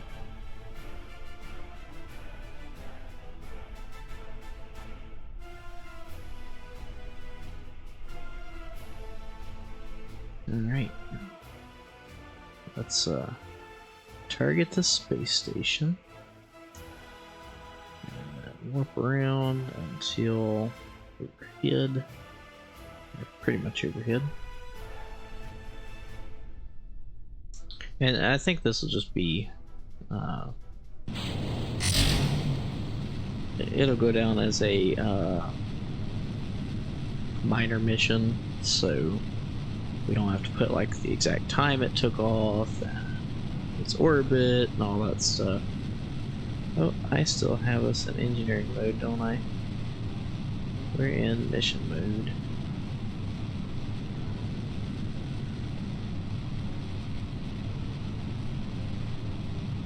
So yeah, we haven't used the Titan booster as a payload launcher very much. We've used it a good bit, with the Gemini capsules, but we haven't really flown it a whole lot. Just like I said, as a cargo carrying vessel.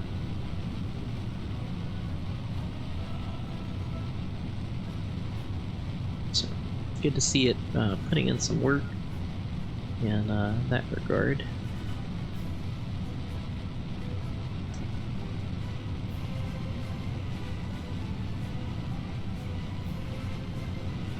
And these bobcats, there's actually two like clipped together down there. One of the few complaints I've had with KSP1 is the Titan engine is like way underpowered for what it should be. Like one of these, you know, should be able to take this whole stag, you know, pretty much wherever. But if you only had the one, you could probably only carry like 2 or 3 of those tanks in the first stage. So your rocket would end up being like super stubby. And you know, Titan boosters in real life, you know, they were super tall for what they were. So you know, in that way it seems unrealistic. Oh, and I forgot to make it where you could deploy the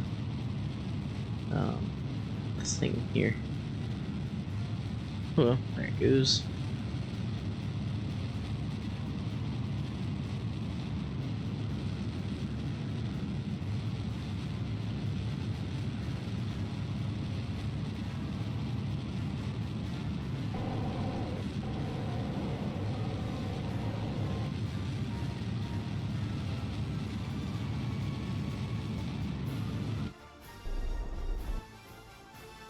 All right.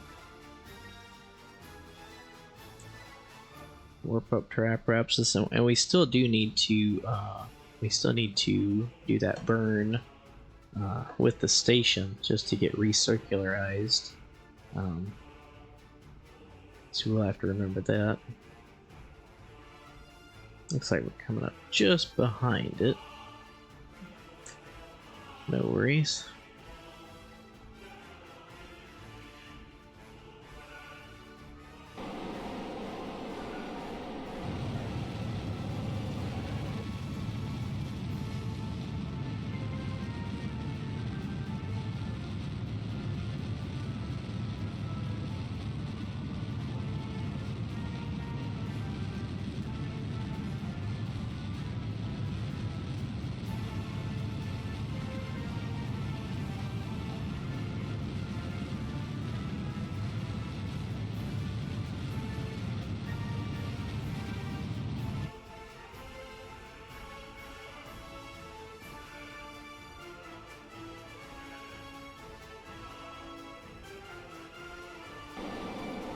See if we can lower that just a bit.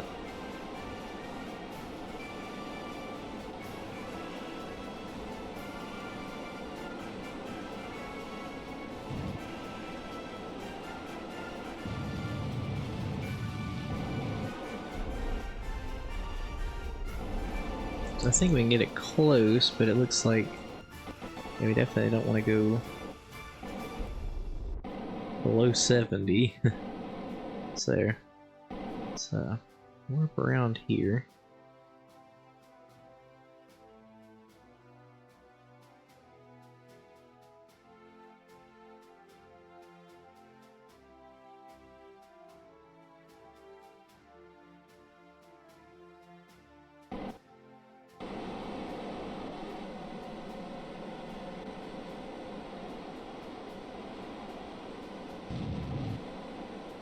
So now it's gonna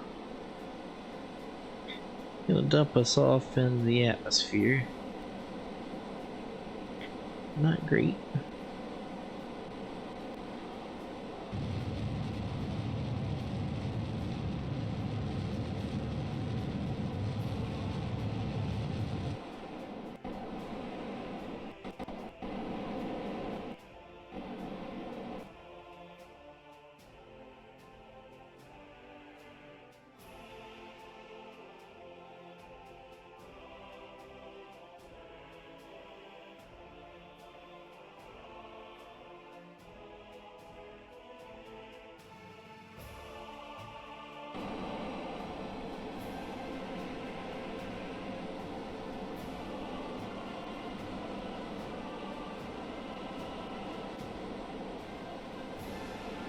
we can't bring it back in here now.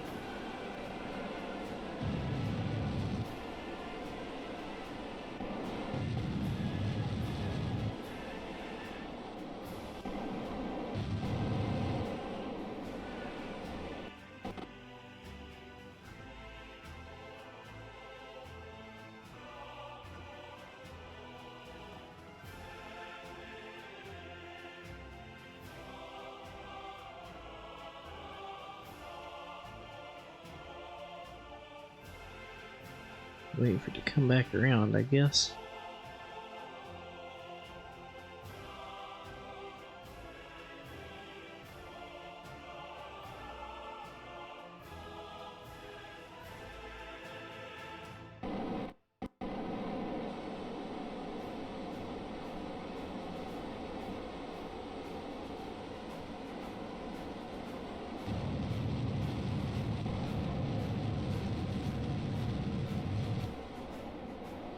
And now we're crashing. This is crazy. I haven't had this much trouble in like any of them. What's happening here?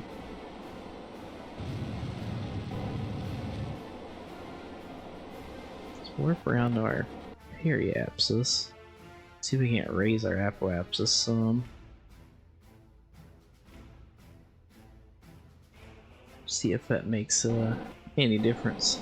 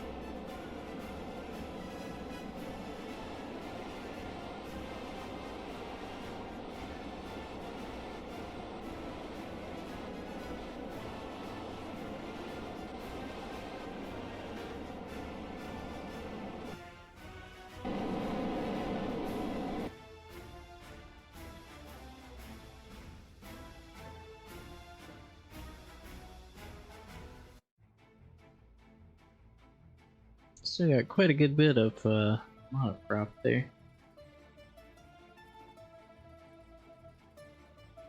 Why are we going so slow?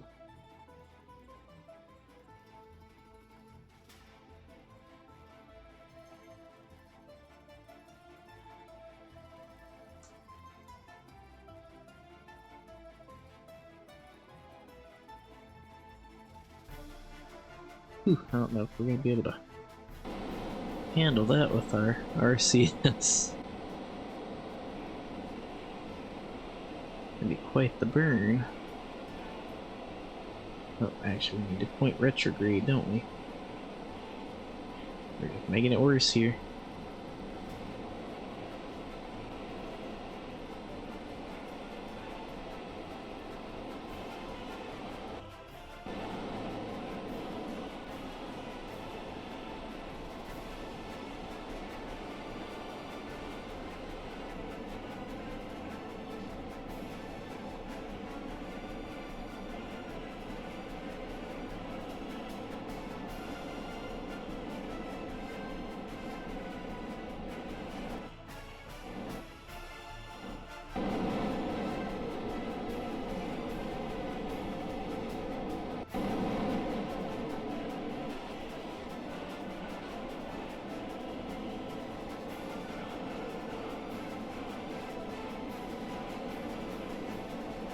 don't think that one's gonna do any good.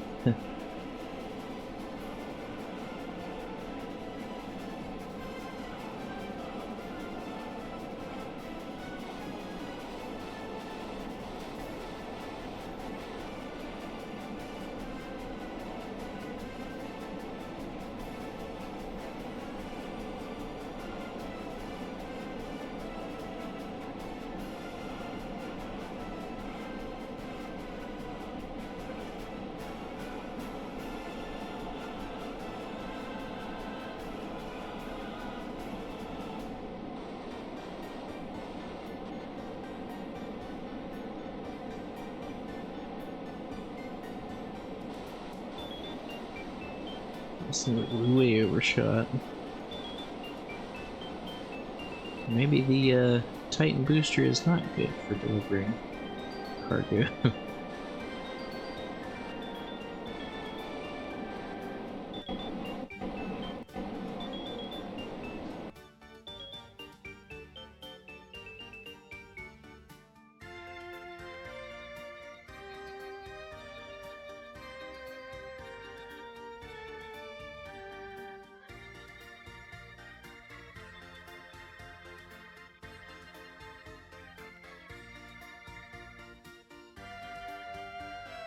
So we need to put a couple of these solar panels up.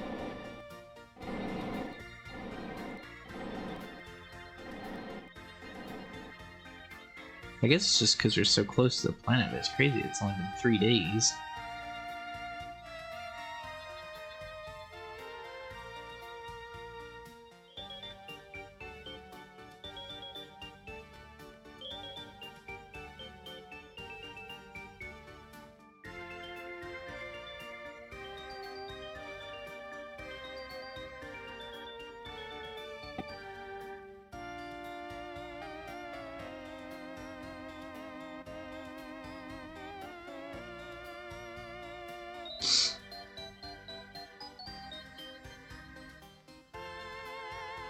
Oh, come on. 330 meters a second. How is there that much difference?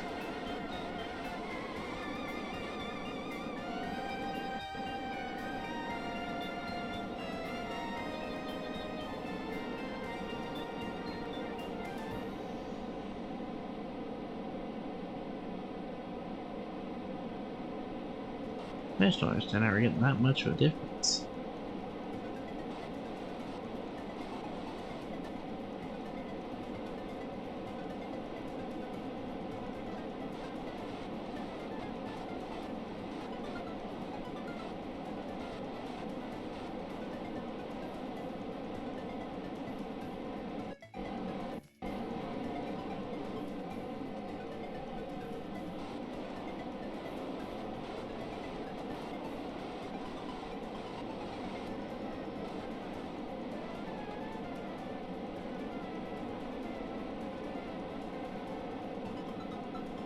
Like, we're getting really close, but we just can't get anywhere.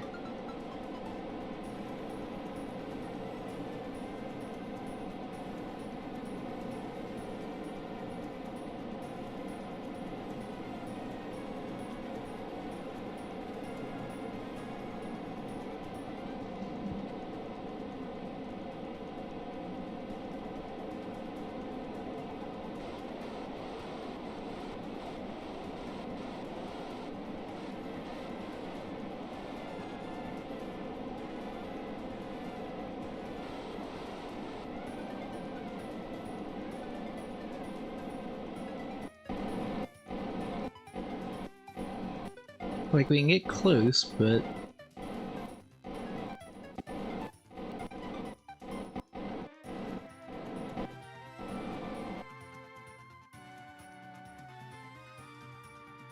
Oh, we're actually dipping in an atmosphere. Lovely.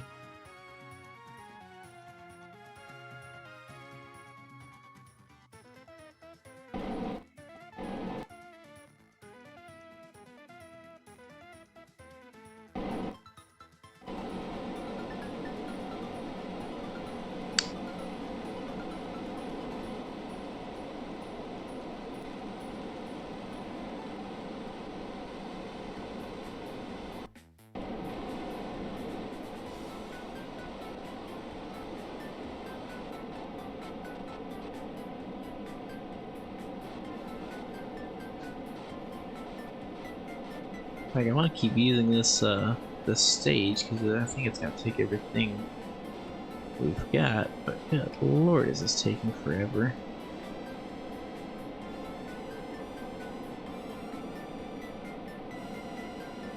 Like we're slowly bringing it in, which, you know, I guess they do it in real life, but they definitely don't burn this much RC. That's going to do it.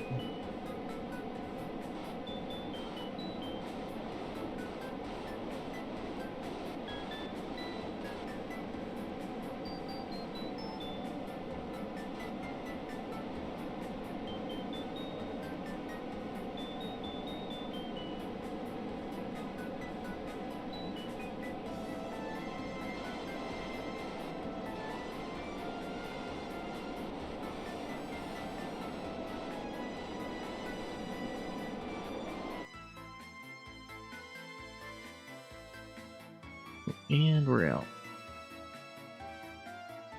So now, I guess, let's see, enabled. I didn't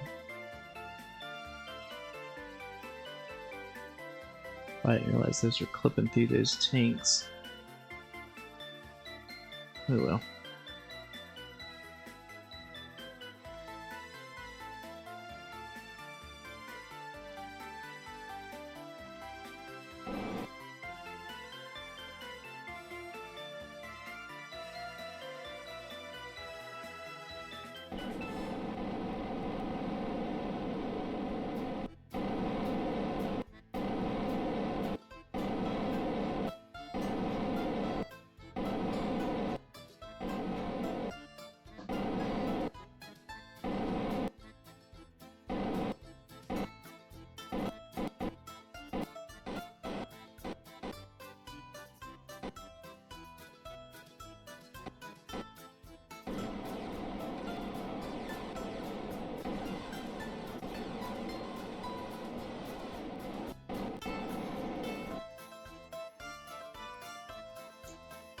Oh man.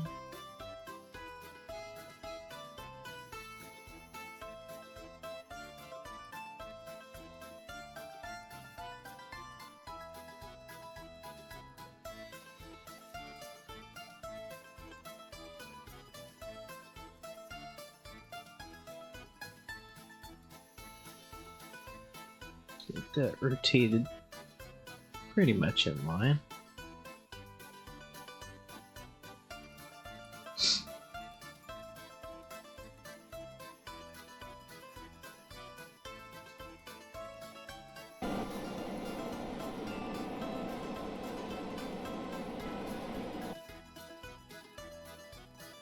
I hate that it just like excessively burns when it doesn't need to. Like one little puff should do instead of burning like half our fuel.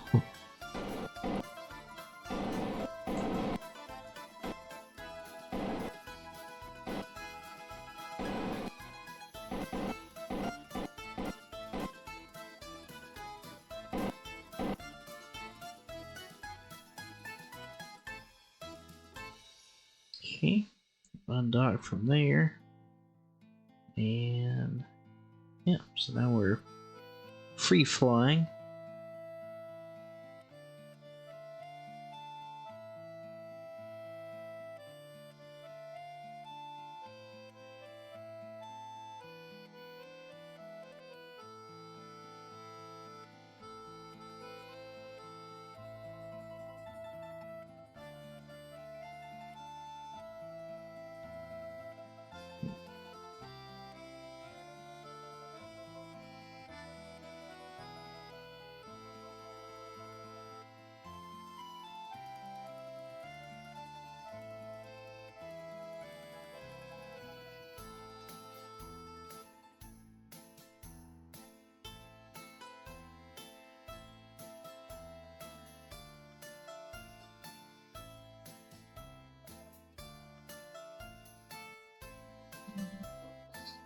Alright, so now set as target.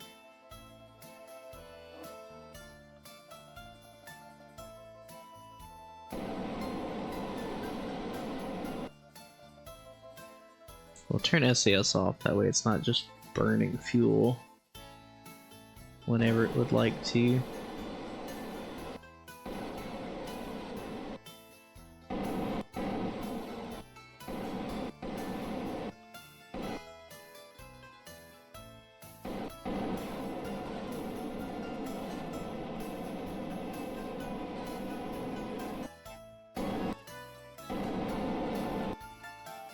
See, not all these are on.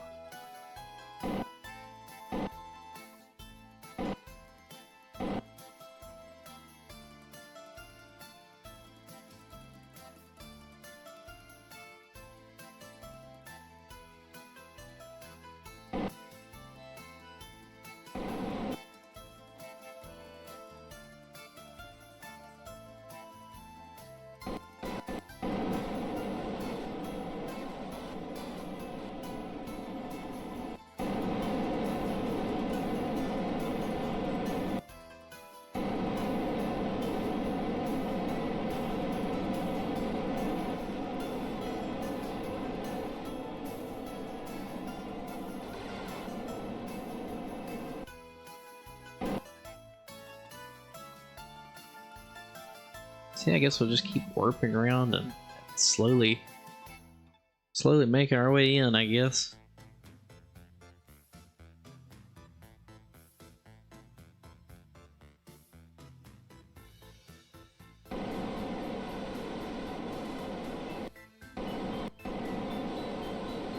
Seems like we can get close, but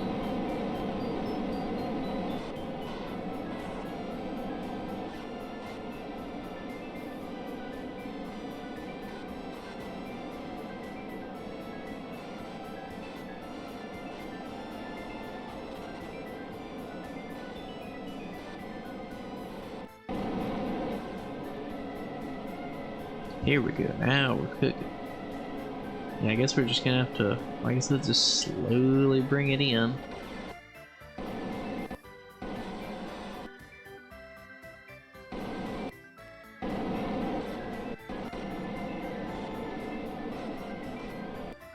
Okay.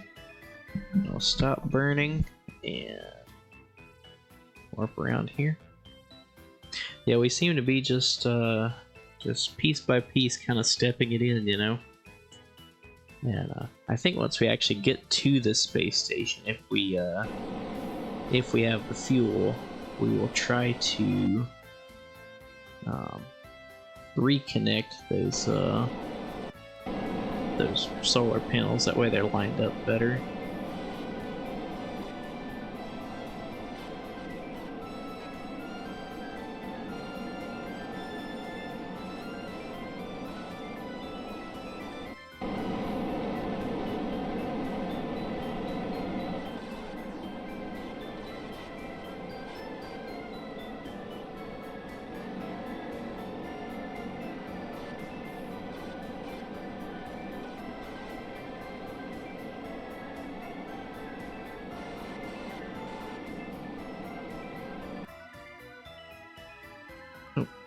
RCS ran out in that one tank. Unlock the next one.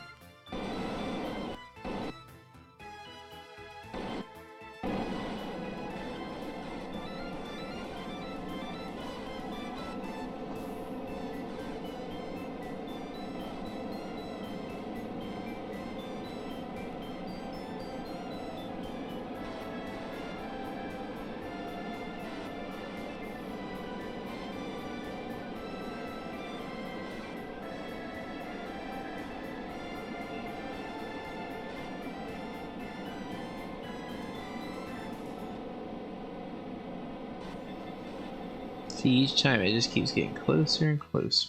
0.3, not bad. Quick save just in case anything were to happen. Let's work back around there.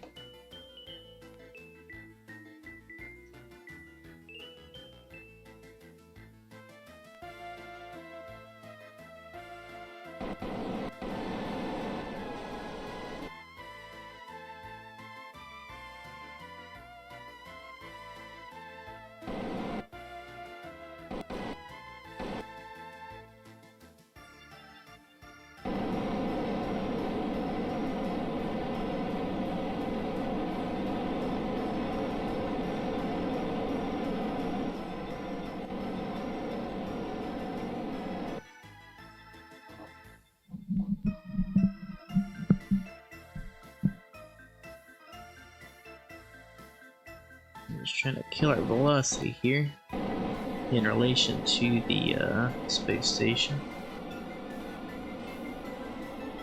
I'm glad I stuck with this one. I thought about just being like, it's lost, but I think we're gonna make it.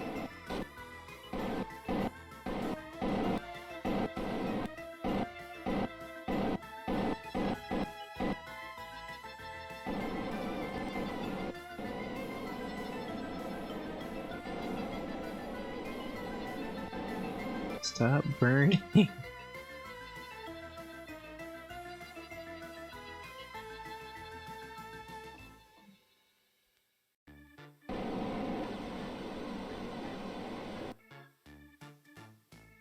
Make sure we're controlling. There.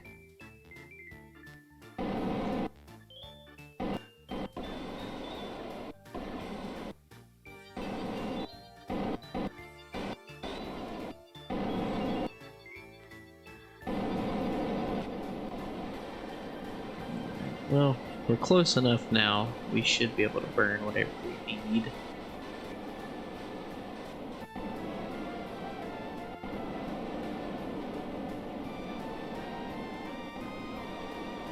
Why are you burning so much?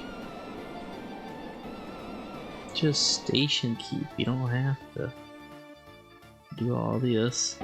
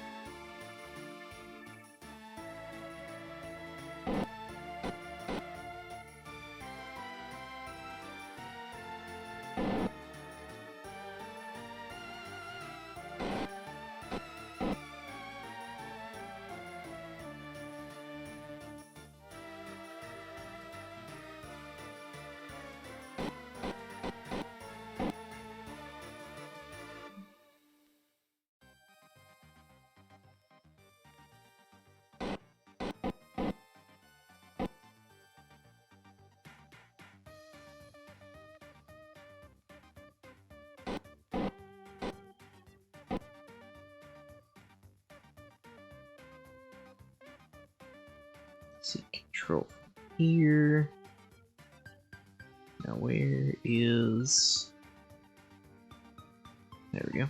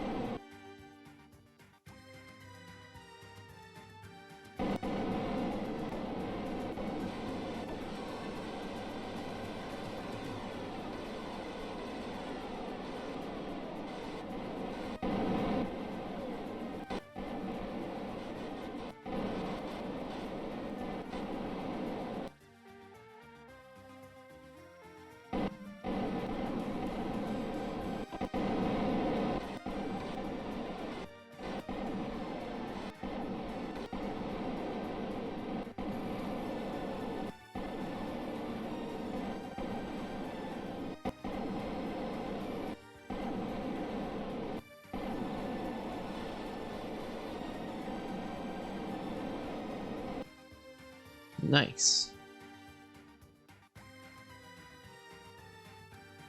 Whew. That was a heck of a mission. What on earth is happening here? So we docked or not? Yeah, I've never seen that happen before.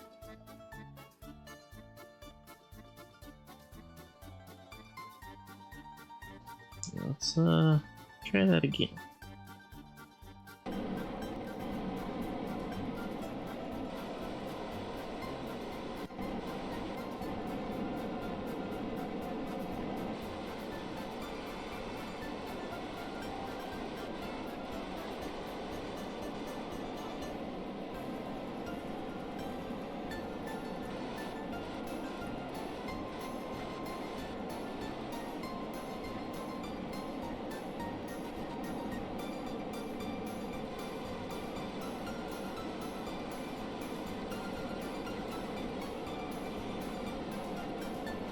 That was odd. I never seen a doctor report do that before.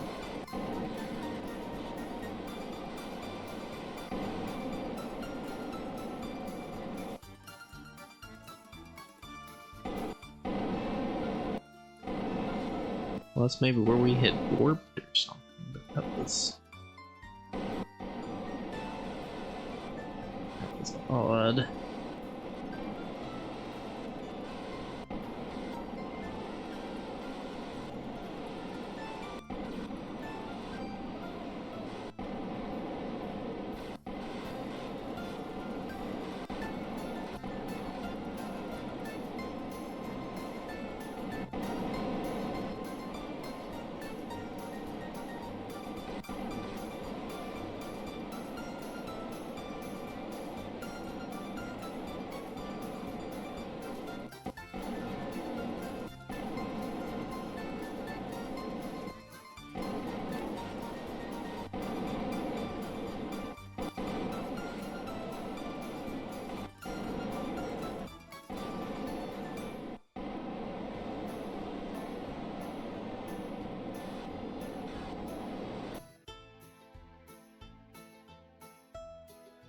Okay, that's much more like it.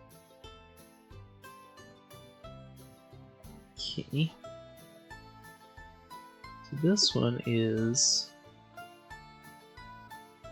yeah, that's pretty well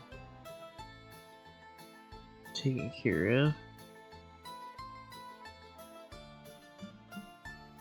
What's going on with the camera?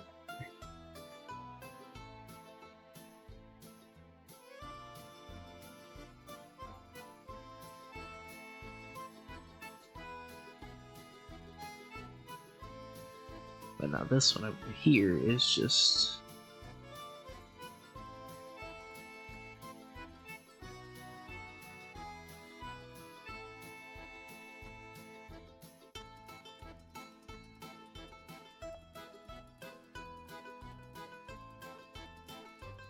never just seen it snap like that before. That was odd.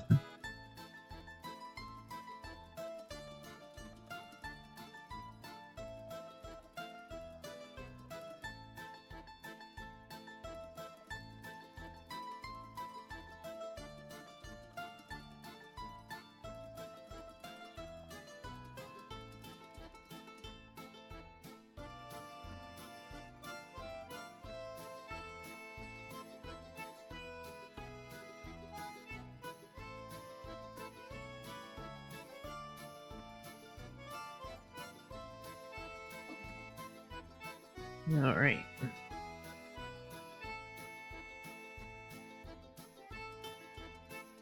So now we should be able to face, yeah, whichever way, and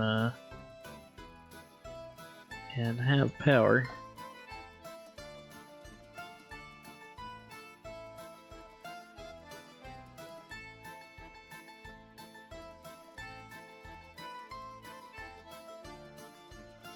In fact, let's go ahead and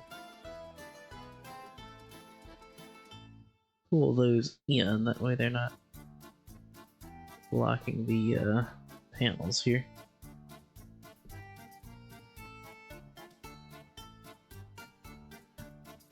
Yeah, it's a little off kilter, but I'd say all things considered that wasn't too bad, you know, especially versus complete loss of mission. So let's oh no, let's not do that. Save game. There we go. We do need to go ahead and boost our periapsis. Warp around here.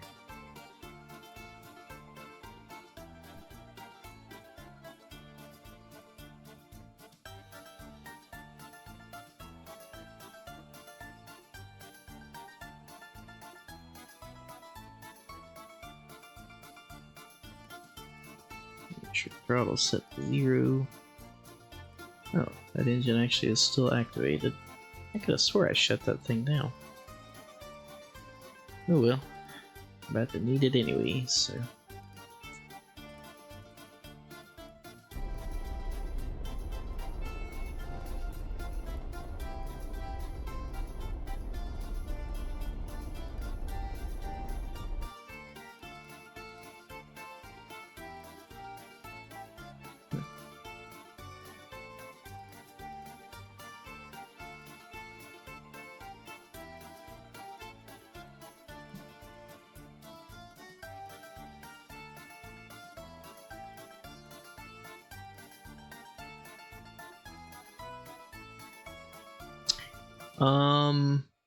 Why would you not have that? What version are you running? I know that was kind of a later edition. So it could have something to do with that. 1.12.5. Huh. Interesting.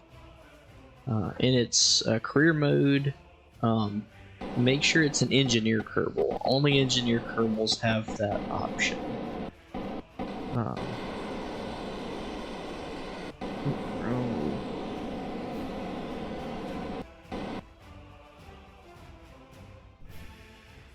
Yeah, for only the engineers get that option. Huh? Career mode with an engineer, and it's not the where's Bill? So when you EVA, it should pop up under Delta V. Yeah, you have to be on EVA. I think you do anyway. Let's check our electric. Yes, we are making power now. But shut that engine down and also lock those tanks out. Yeah, once you go on EVA, it should then pop up.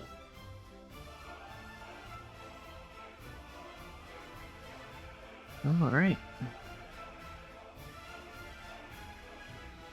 Good. Close those off.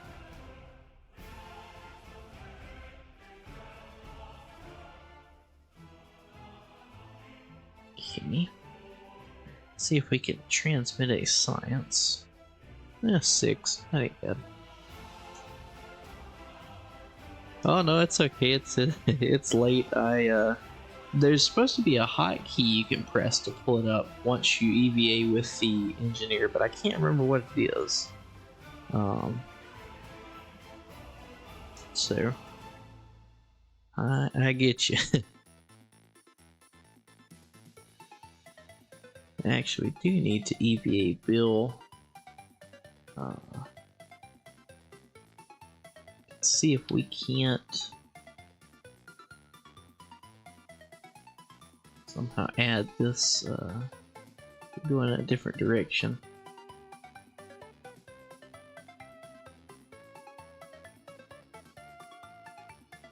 There we go. And board.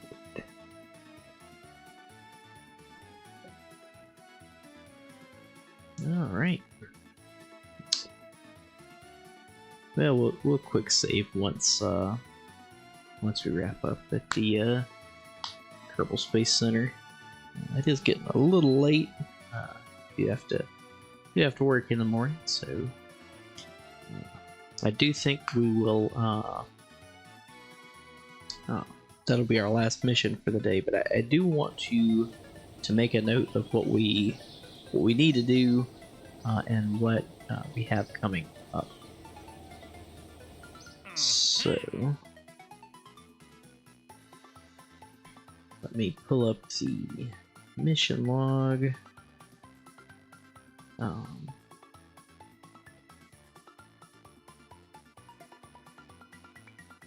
And that was actually, let's see.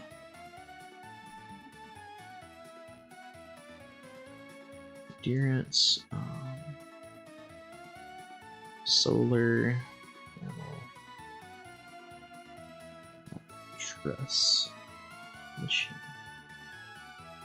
status, success, mounted.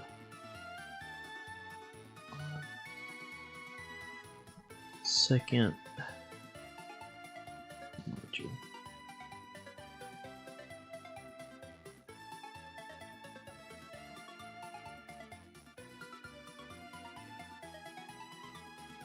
What Titan is this? T03.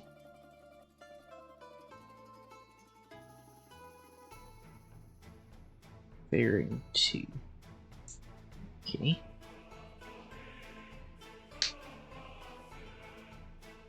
So we do want to do our after action report. But then I think I would also like to expand on it a little bit today. So our funds, we're at 901,841. 901,841. So yeah, we're leaps and bounds over where we were yesterday at 120,000.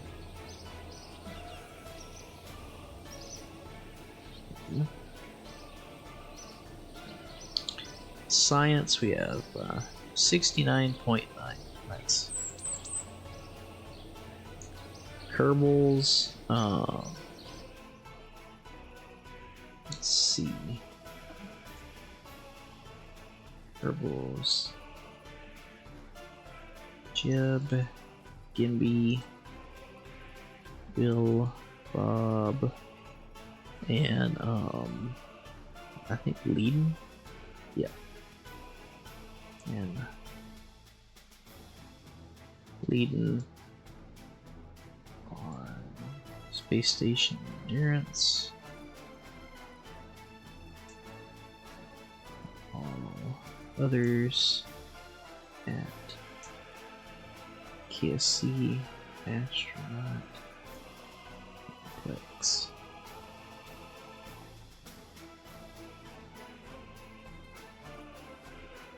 Quick save. Let's go ahead and grab a quick save. Quick save number 15. And I want to add like a future missions. So we do need what do we call it again? The Centaurus. We are gonna need to send a Centaurus up to do. We don't necessarily need a cargo resupply yet, but I would like to start sending some of those old solar panels home, or burn them up in the atmosphere. That way we can get rid of them and kind of cut down on our part count.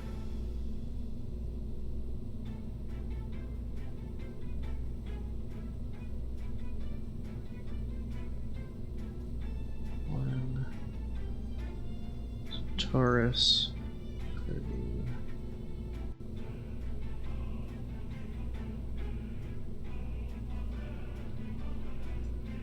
the orbit, old solar panels.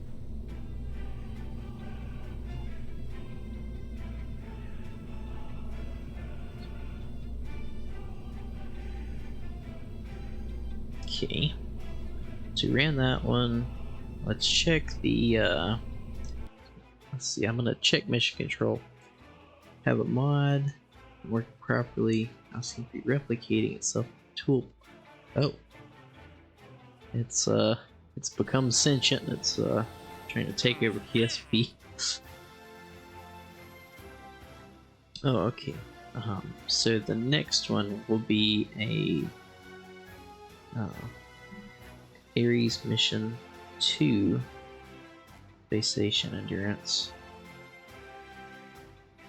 Let's see. Tourist contract. Station expansion. Contract. Okay.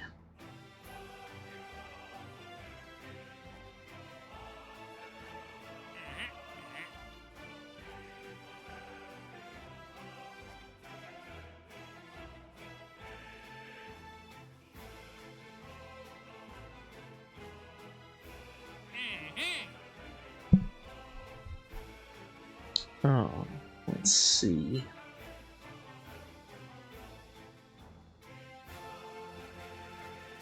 I guess we can leave the others for now, because those are the two that we need to definitely do, you know, as soon as we get back tomorrow evening. All the others, you know, that will come later. But definitely that Centaurus cargo resupply, and then sending up that load of tourists. Yeah, I think that's gonna do it for me this evening. Let's swap us back over to mission control. But yeah, thanks for joining, everybody. I hope you enjoyed it. I know I did. Should be back on tomorrow evening. I am gonna try to start later in the evening, since the missus does go to bed a bit earlier, because she's like I said, she's a teacher, so she just has to be up super early. So I would like to spend the evening with her, and then come on later. Yeah, Centurion, thanks for joining in and for commenting at all. I hate to ask, but you know, if you want to, you know, give a follow, and I should be streaming again tomorrow evening. Like I said, I am gonna try to start a little later. That way I can spend most of the evening with the missus.